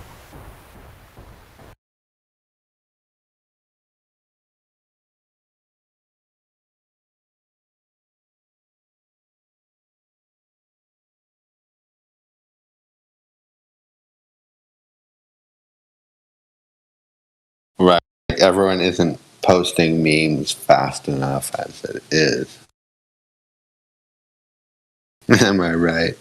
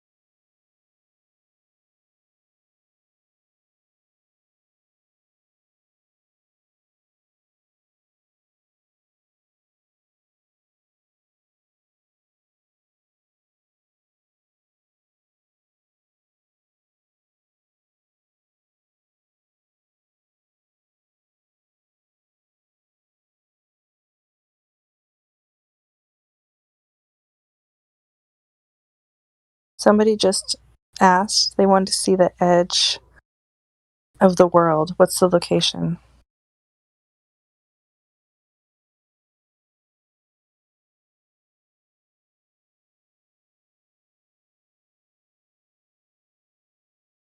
That many times. There is no answer to that question. No, a lot of people say Antarctica. Yeah, good luck getting there and, going beyond. Yeah, exactly. Beyond is the keyword. What's after? That's what I think. Yep. There's a speculation, with Admiral Byrd and the land that was the size of the United States. Nobody ever questions that. Why? Like, why don't any flat earthers ever question that? Well, no, it's insane. Yeah, there's been many. No, the before you answer, consider the wording. Just consider the wording for a second, and consider why I'm asking you to consider the wording, and why I'm asking why no flat earther really considers the wording. Like beyond Antarctica, is that what you're talking about? Well, the wording that simply a man has seen an entire continent. Right? Like, has anyone seen America? So he's seen a continent the size of America? What does that mean? That is true. Yeah, that wouldn't be possible. So what does that mean? I'm not trying to straw man. Maybe he traversed this place and went a distance. I don't know. Like, so I just want more information because there's not enough for me. Yeah, no, exactly. Yeah. Well, nobody really knows. But to say that, he's seen a mass the size of the United States, I don't know how you would determine the size if you're just looking at it, Our eyes can only see so far. Yeah, well, wasn't that something that, people attempted to determine for years, hence all the map, which are different shapes and whatnot? Well, yeah, the scale. Nobody knows the scale at all. We say, a lot of people will say, like, the Gleason map, right? Was it 1892 that, the scale's not right, and, all this. And it's like, okay, well, what about the bottom of the globe having a warning label that clearly states, I guess not all of them, but some of them do, not for educational purposes, only for decoration. Why would there be a warning label? Like on a pack of cigarettes, right? There's a warning label. Why would they put a label on the bottom of a globe? Yeah. I have the meme. You want me to post it in the chat? I'll post it in the chat. Good, sure. Oh, I don't know what else is crazy? I can't. What else is crazy is I never really thought about the simplicity of any of this because I just took their arguments for granted in a sense. Like when they say, well, we've navigated using the stars on the globe for many years. Like that literally the opposite is true. Literally. And it took someone by the name of 10th Man, like before he even started talking about it on the Nathan Oakley show. He was talking to us about it, and I just didn't, not that I didn't get it, I just didn't want to. I was like, whatever. I got the Black Swan, I already know this. But the thing about the difference between the Black Swan and the sextant and celestial navigation is that the Black Swan is a refutation of a sphere, the radius of 3,959 miles. Now, obviously, if it's not curving, then that's what else are you left with? But the use of sextants is literally direct proof that we traverse over a flat plane. And I didn't know that until I looked into like just videos on YouTube about sextants. And I've seen a few documents on it now. And I'm like, oh, wait, once I look into how shit is practically used, that exposes the lie right there. So, then what else other than that? What else didn't I know for a long time? It's just certain things that if you looked at like all of this, maps, right? So I'm trying to find videos to make it make sense. And I just thought, well, why not? Don't fall victim to the same thing that I did with the sextant. Why don't I just look into maps and then figure out where their contradictions are from there? And I'm saying all this for anyone who's out there that doesn't quite understand an argument, but they know it makes sense because they heard someone else logically present it. Well, it's literally as simple as looking into the methodology, like the thing itself. So if I want to understand why they're trying to say, oh, there's no accurate flat map, the Gleason is this and the Gleason, I still don't understand any of it. I don't know how that shit works. I honestly don't. I try to avoid talking about it. But I'm willing to bet that if I look into maps, I'll understand what their use is for, thus defeating whatever straw man or whatever arguments they would have. Because I would know what specifically maps are purpose for, how they're, what the purpose is, what the function is. I understand it, which is oftentimes what globe earthers don't understand. The function of things. Like we understand the function of a globe the size they claim. There would be certain limitations that we just don't see. And they don't understand that. The craziest thing. But so that's my suggestion. If you don't understand something, just spend like 2 days looking up the thing itself, not arguments between people. That is true. That's a good point. And yeah, I was kind of the same way as far as like you said that they would use the stars, right, to like navigate. The North Star. North Star never changes. It's always there. How is it always there? Oh, because they said it's connected to the what did they say? Equator, right? Oh, the North Star is connected to the equator. That's why it doesn't really move. It's like, sure, okay. Totally. You know what blows my mind about the star thing? Just as you just described. So if you look at like the pyramids, the 3 pyramids in Giza line up perfectly with the Orion's belt, right? So that's proof that these things have been like pretty consistent for a fair amount of years. Thousands and thousands of years at least. They haven't moved. Yeah. And so if we're But There you it's go. supposed to be moving in a manner that should be measurable. That's the thing they tell you. They don't let you. They don't come right out and say it, but that precession that we're supposed to, oh, it's so slow that the stars are barely moving every year. Well, that's measurable over 100 years. That you should be able to see a degree of turn. What do they say? Like 3,000 years, they say, or more? Like, No. Come on. Now check this out. Like, there's a subtle difference between what you guys are talking about and what I'm talking about, which is exactly like what I think is important to note. So, okay, here's one example.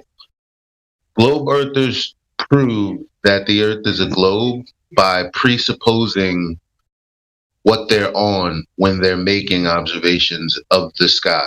And then they say on a flat Earth, those observations wouldn't make sense. When the observations make sense because we're observing them on a plane, obviously. But I mean, foregoing that we actually do have evidence of it. So they'll talk about what the stars are doing and why we're experiencing it on a globe. Now, what I'm talking about is utilizing the stars to actually navigate over a plane. It's slightly different because I'm not presupposing what the stars are doing around a specified shape. When it comes to navigating, I'm just trying to get angles. So I have a 90-degree angle, right, from me to the position of the star directly above the place on Earth. So again, that's me. And then that's, towards the horizon, which is a 0 point, meaning there's no drop. This is what's assumed in the math. Not assumed in the math. It's what you do with the angle. Trigonometry 0. doesn't work with curved lines, unfortunately. They all have to be straight for it to work. Exactly. So basically, you're getting the distance between you and straight across horizontally a star that has a zenith above that position over there on the Earth. And that's the 90-degree angle from you straight across and then straight up 90 degrees. And then they measure the angle, and that's how they get the distance to that location. And then you get a fix by using 2 stars or more. And I'm not even really, because I'm jumping, because basically you get a circle of altitude around you, or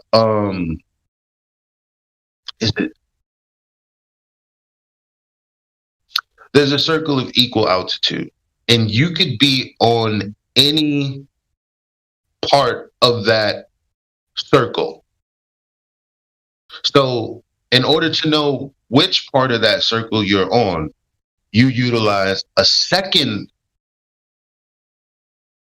thing in the sky. Let's say it's 2 stars. So now that creates another circle of altitude, right? And those 2 circles intersect. And that is where you are. And that's called a fix. But both of these circles have to be parallel and of equal altitude. That is impossible to achieve on a curving surface, especially when you're trying to get an angle 1,000 miles in one direction and 700 miles in another direction. You can't have that much flat area on a ball. It's insane. So when you begin to read explanations of how it works while looking at videos that demonstrate how it works, you'll understand exactly what I'm talking about. And you're like, wait a minute. So that's practical use versus presupposing what the stars is, but not doing anything. Because they're not saying that to then say, therefore, we navigate over a globe. No, I just told you how we practically navigate over a plane. So why are they saying, where's the practicality for how they navigate over a globe? What information is that specifically? Because they say it all the time. They say what specifically about the navigating over a globe? That's what I'm asking. I don't know. Don't they say something about the GPS, right? Oh well, how does satellites work? You know, the GPS and the same way Halo works. Halo's not real, and yet I can point left, shoot left. You know what I'm saying? It's all digital bullshit. It's it all works, but programming. it's all make believe. It doesn't matter. I don't know. That satellite thing does kind of trip me out. I'm not I'll saying tell you anything. why.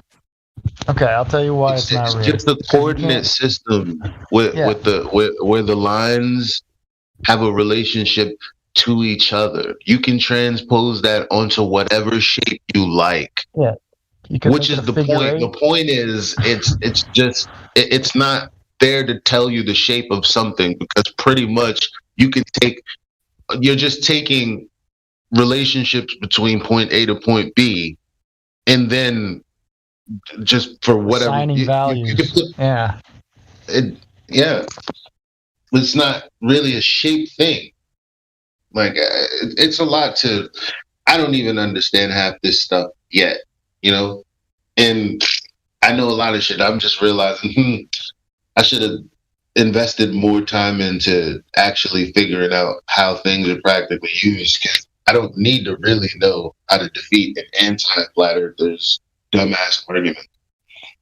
Hey man, that's awesome, because that means when you eventually do feel solid in your intellectualism or whatever, mentality, whatever, you'll completely destroy anyone.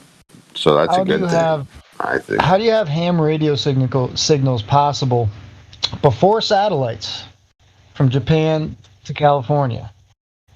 Ham satellites. That's so ham old radio. school. Ham radio. I don't know. Okay, I don't know how those work personally. I'll tell you how it works. Line of sight. You must have a straight line between you and the person that you're talking to. Okay. That's the problem. Oh, so they can't go over the curve, right? There would be no way. There would have to be a relay station somewhere in the sky, like a satellite. Well, okay, what about cell phone towers? Same idea then, right? Yeah, but that works over a plane because it's giving you elevation, to propagate the signal. The signal loses power over distance to begin with. You don't have elevation. You only have like 100 meters or something. That's not a whole lot. There's a number of reasons that you would want elevation, but the most being is that physical barriers disrupt the signal. So anything between you and the receiver, physical barrier is going to disrupt it. So you're saying basically no such thing. It's not real. It's what you're saying, correct? Well, what I'm saying is if you needed satellites because the world was round, then explain to me prior to satellites how those signals were being propagated. Yeah, well, when did satellite technology come into play? I think it was like GPS, like sometime in the 80s or the 90s. GPS is way, way, way, way into the future. The first satellites were in the 60s, early 70s. Go ahead. So I was trying to just find an image of, how they would depict, ham radio signals to work. And because it's like, that's what we want to know. Like, I want to know what that looks like, Okay. And once again, instead of like thinking about like all of the intricate details, it's just like, I just need to know how the thing functions. Is there like some kind of picture? It's like, look what I find. I mean, chat one. Yeah. Come on. Find it. Live stream. Voice text. scroll down. But It almost even more than that, like I just let me go back and show you like, pretty much what I found. Just Google. Well, that kind of breaks it down for you. Do you see any balls in any of these fucking sketches? Any curves? That's what I'm lines? saying. No, Like, they're all straight. this next one is the best example. It's basically showing you that there's a line of sight, and if there needs to be like like a tower, an antenna, well, okay, it's gonna at least have a line of sight to that. Yep. Look at this. I mean, it's as simple as that. The fuck? That's it. Go home. The end. Goodbye. So then, I'll tell you what the rebuttal will be against somebody with half a brain but not a full one. They'll come up to you and they say, "Well, I was told that what they were doing was bouncing the signal off the ionosphere." All right, demonstrate someone bouncing a radio signal off of an electromagnetic field. Go. That's what I would say to them. But that's the excuse they use. They bounce it off the ionosphere, even though that's never been, I actually do think that there's lots of communication technologies that are bounced off of certain elements of Earth. We'll demonstrate it though. Well, you know what I say. I say, well, first of all, the idea that radio signals are gonna bounce, aka we're talking about reflection. We're not talking about refraction, where you're gonna change the angle. We're talking about reflection, like radar, by the way. Because what does radar do? It picks up a physical thing and then sends back the signal. That's it. So when we're talking about the ionosphere, what we're talking about still is air. That's what we're talking about, right? Yep. Oh, okay. Show me that you can bounce signals off of air, reflect them. Then they'll invoke some other magic. Well, it's positively charged air, and again, just obfuscation on top of obfuscation. Show it to me. That's what I want to see. Show it to me. You should be able to do this in a lab. You should be able to round a corner by bouncing this light, or this signal, this radio wave, off of this reflected, off of this surface. Get a signal, bounce it back off that reflected surface. Yeah, and then come back to you. You should be able to demonstrate that, but I have yet to find.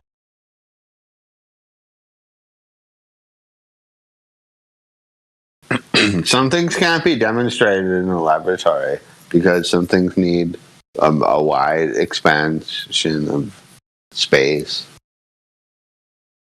I'm not arguing with you. I'm not agreeing with you. I'm just saying. Well, I'm just saying you can't expect me to take it as faith unless you can demonstrate it. If it's one of those things that you can't demonstrate because you claim that you need more physical area to complete the phenomenon than a laboratory provides, well, the realm we live in is also a laboratory. You don't need to be in a physical building in order to demonstrate something to me. Go ahead and go outside. I'll wait. That's where my argument is. You can show it to me whether it's in a room. That's fair. Outside. That's basically what I was saying. Yeah, I was saying basically that. Yeah. Good point.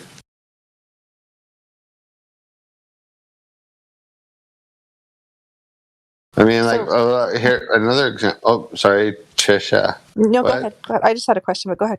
I was just going to say something stupid. You go. Are you sure? Go ahead. How you go. I was just going to ask if you guys looked into the Georgia Guidestones. That's kind of how I, got the proof, I guess you could say, that, no, we've been lied to. There's more to it than, you know what I mean? Well, it's proof that rich people are crazy. I'll give you that, but... Yeah, no kidding. Yeah, that's like people saying, we're going to kill you, and this is us admitting that we mean it. It's not even that big of a deal. It's just like a little stone cutting ritual site. It's not that big of a deal. It's almost just like the what do you call that in England? The that stone site, the very popular Stonehenge, but you it got is Stonehenge. The Yeah, Stonehenge. it's basically Hold on, just like that. But about the Stonehenge, that was created by like that. That's like what I've seen is that's a psyop.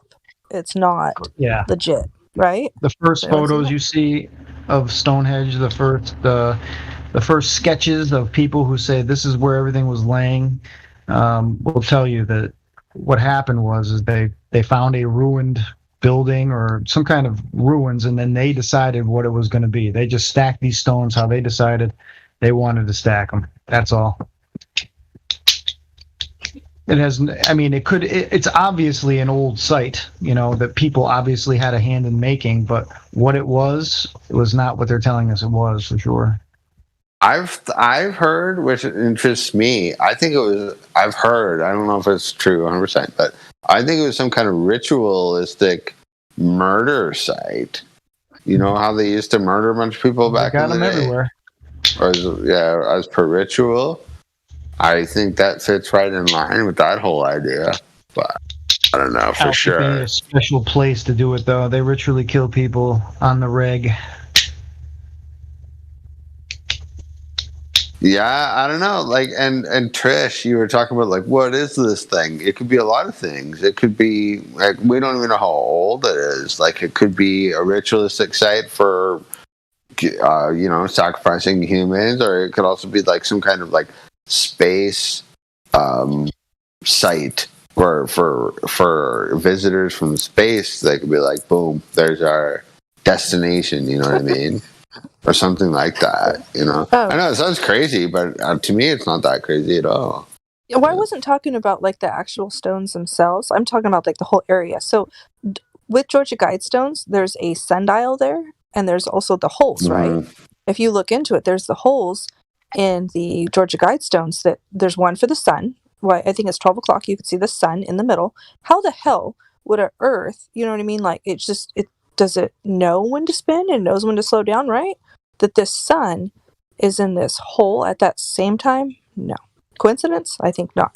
Okay, there's another hole where you could see the Northern Star, Polaris, right? And at nighttime, that star is always in the middle of this hole. How would a Earth spinning out of control, going around the sun at 66,600 miles an hour and, going through the galaxy at like another 600,000 miles or some crap like that, how would that star still be there? You wouldn't. That's we talked about this like 10 minutes ago, didn't we? Like, same idea. Well, yeah, exactly. That was the Georgia Guidestones. Yeah, that's why I brought that up. Oh yeah, I know. We never really finalized that whole concept, did we? Yeah, it doesn't make any sense, because if these things on our Earth, can't use the word planet, right? Line up with these stars from like thousands of years ago, these things would have been way off by now. They would have not been aligning. Even if they were way off, I don't believe they would. Even if they're very far away, I still believe they would have been misaligned at this point. It's my opinion. E.T., can I ask you a semi-personal question? Sure. How much weed do you smoke on a daily basis? Oh, I stopped smoking weed like almost a year ago. Oh, really? Yep. Last October, it was like around Halloween last year. It's the last time I smoked weed. Excellent. I quit. I know, because I didn't do it for lifestyle reasons or mental reasons. Actually, I was concerned about my lungs because I used to smoke. And so... Oh, cigarettes too? Is that what you mean? Yeah. Yeah, that actual cigarettes. And I know I deeply regret that. But, so I just don't like putting any lungs in... Any stuff in this guy's lungs anymore, you know what I mean? It's like try to keep it clean. Anyway, yeah. What were we talking about, guys? Georgia well, we were Guidestones. kind of talking That's about where we're Georgia at. Guidestones. Oh, Also, right. the sundial too. Though there's a sundial, right? How would a sundial work on a spinning globe? Can anyone make that make sense? Well, it doesn't work. That sundial doesn't actually. So it only works at a certain time of the year, fairly accurately. As the seasons change, that sundial becomes less and less accurate. You'd have to turn it, spin it, move it around because the sun is not in a constant thing throughout the year. It's a repeating pattern, but it's not the same from day to day. It slowly changes and slowly comes back. Slowly changes and slowly comes back. But you would expect to see the same thing at least in the stars, if there was some kind of precession. And they tell you there is, but it's so long you'll never see it. But it's not that long. We would have these. What we call the North Star today would not have been the North Star 1,000 years ago, and it seems that is the case. Or more, even more. In addition to that idea, the pyramids are thought to be at least 3,000 to 4,000 or 5,000 years ago, right? And they're in perfect alignment with Orion's belt, the star. I believe they are anyway. The star alignment. In over the thousands of years, that would not exist anymore. Like, I'm sorry about that. Like, I could be wrong, but I'm pretty sure that's just not real. You know what I mean? Like how? Like, are you gonna say like these things like haven't moved in like thousands of years? I have a hard time believing that. I'm fairly certain that the people who paid to have the Georgia Guidestone put there did so knowing that star doesn't move, and that's why they put it there, so that you would. Are we back on Polaris? Well, it's not just Polaris. It's just the fact that nothing changes in the sky. Yeah, it doesn't make sense, does it? It doesn't make any fucking sense. I'm sorry, it just doesn't. You're just supposed to trust the scientism and don't question it. You're supposed to believe your brain is too small to figure it out. That the big brains have got it figured out. Shut the hell up. That's what they tell you. Yep. Well, now I'm wondering who's behind the whole thing. E.T., can you read what I posted in the chat? Like, since we're talking about the things in the sky, whether we're moving or they're moving, just read that in the chat because it's okay. Elijah, I'll get out of my bed because you asked. Where did you well, post you don't have to. No, it's too late. I'm already up, Elijah. Just kidding. Live stream.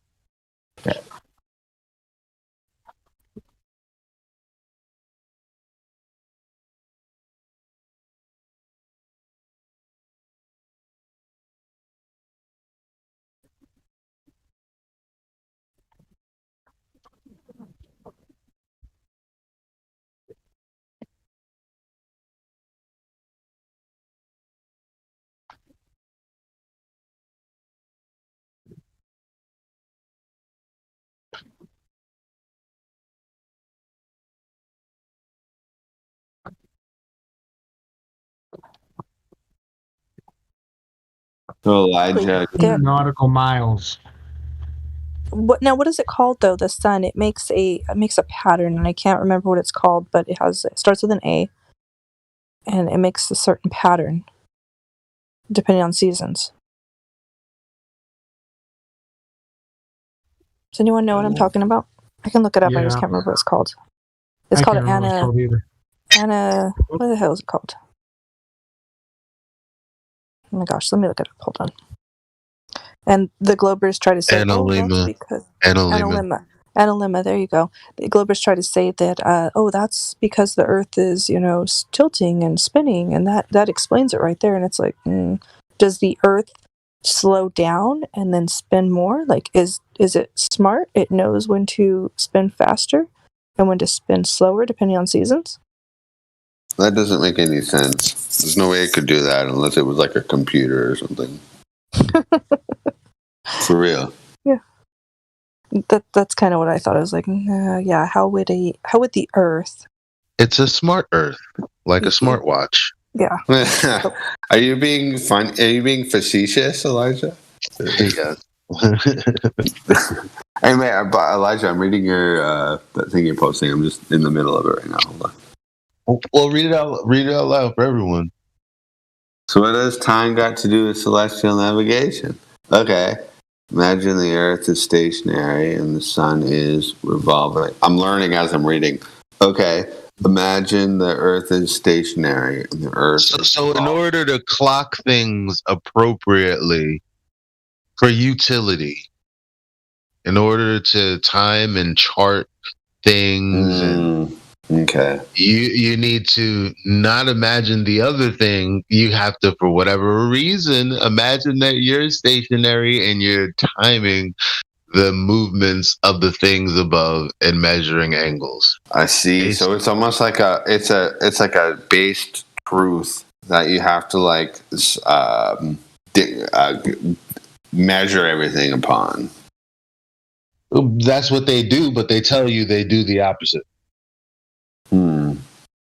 That's what we do, though, right? As like truth seekers. Yeah. So my bad. So finish reading it. You really want me to do this? I mean, or it's someone else. You said you would. I'll do the first paragraph, and then someone else can read the second one. Oh, you have a better voice than I do. You do it.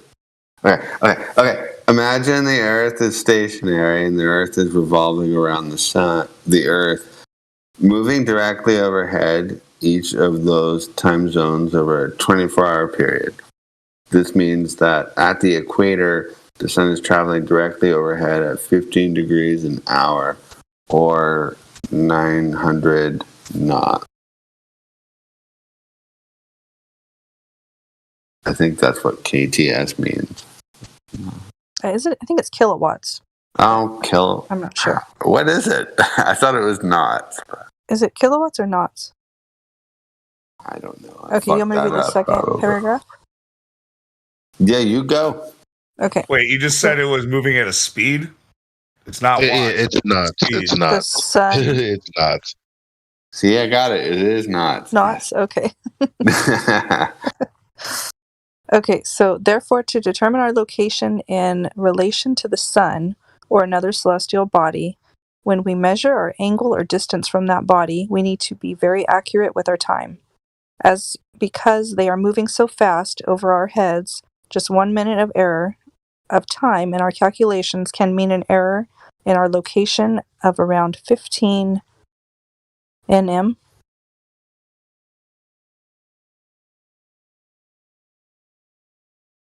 Nautical miles. Oh, okay, thank you. Nanometers. Oh. Which one? I don't know. What is it? I go back in a nanosecond, but we destroyed the technology, and it's a painful process to build it back. Yeah, it's so painful. It's so painful. Yeah, I guess I woke up on fire. Shit, I just stretched. Yeah. Morning, Lou.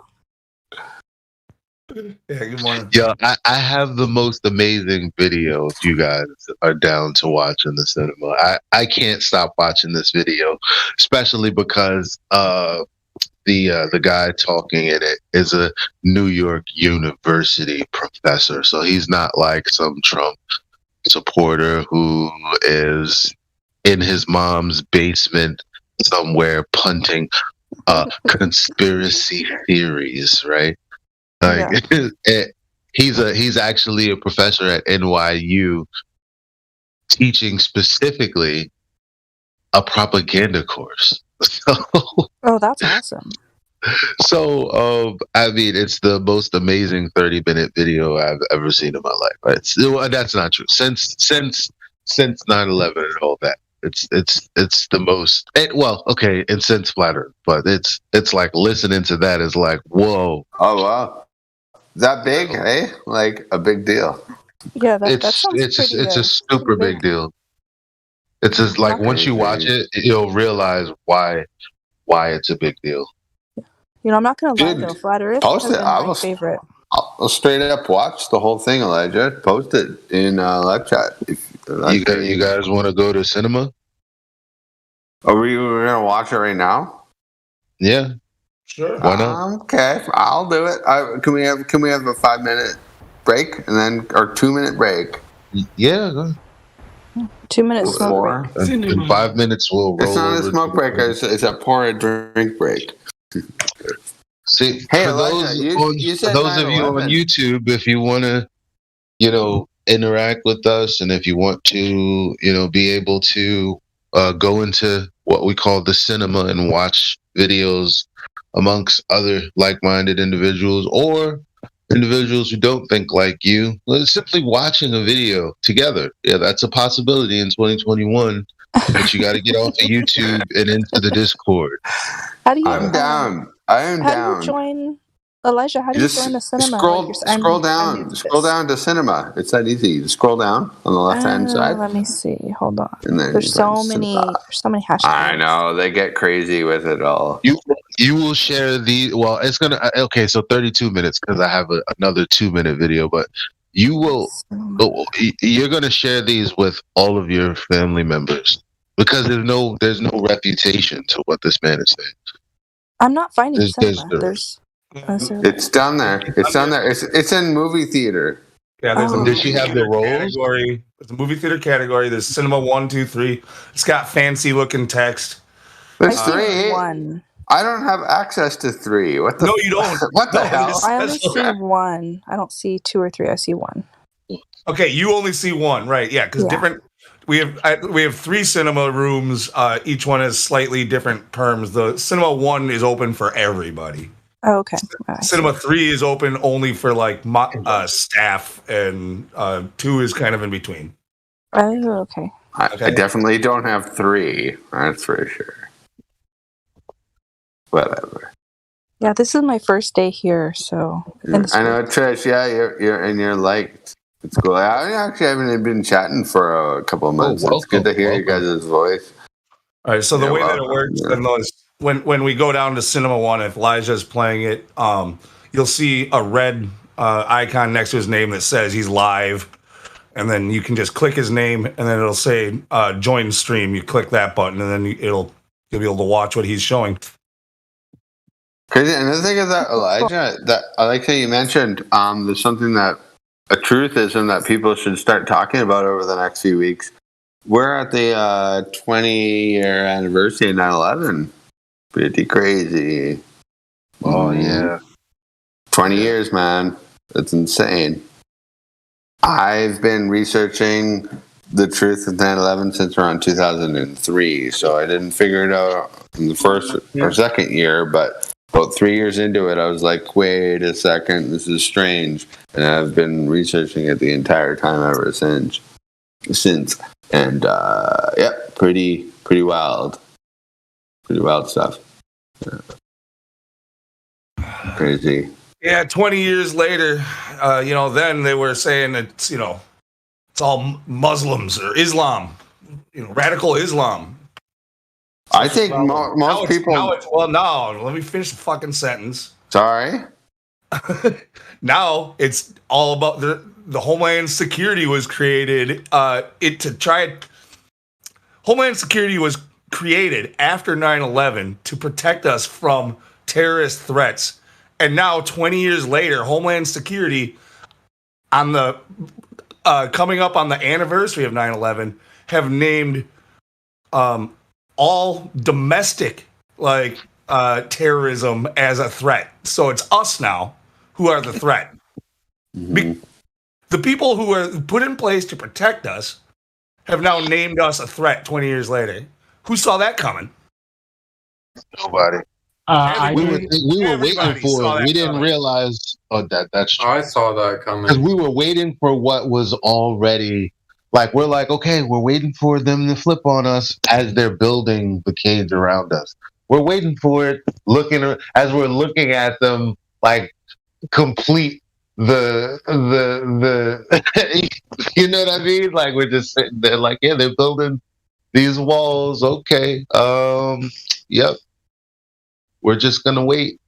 We're already fenced in. We all knew it was coming. You're right, Elijah.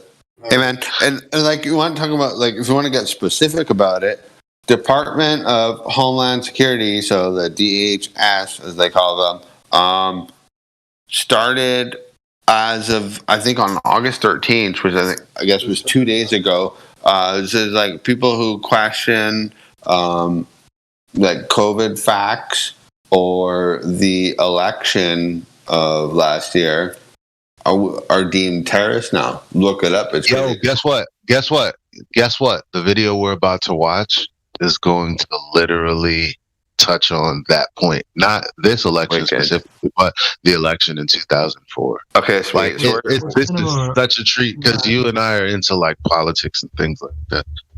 Okay. Are we going into Cinema 1 or 2? One of these? Yeah, let's go to Cinema 1. Okay. All right, so let's move now because I literally got like 30 minutes.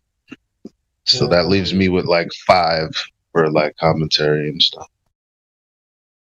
I got something to do really quick, but I'll be back shortly after. I just got something to do.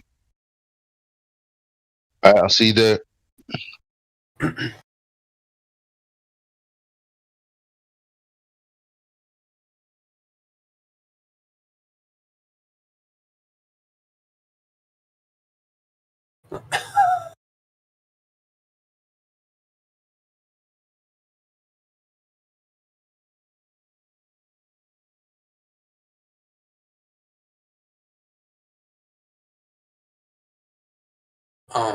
I think we're supposed to join Cinema 1. You're just dropping some stuff. What are you guys watching? I think we're watching a movie or something. No, it's not. It's not a movie. It's some truth bombs. Elijah's dropping some truth bombs in Cinema 1. Oh, all right. Cool. I'm going in there. Go for it, man. Did he already leave? He already went in there? Yeah. Yep.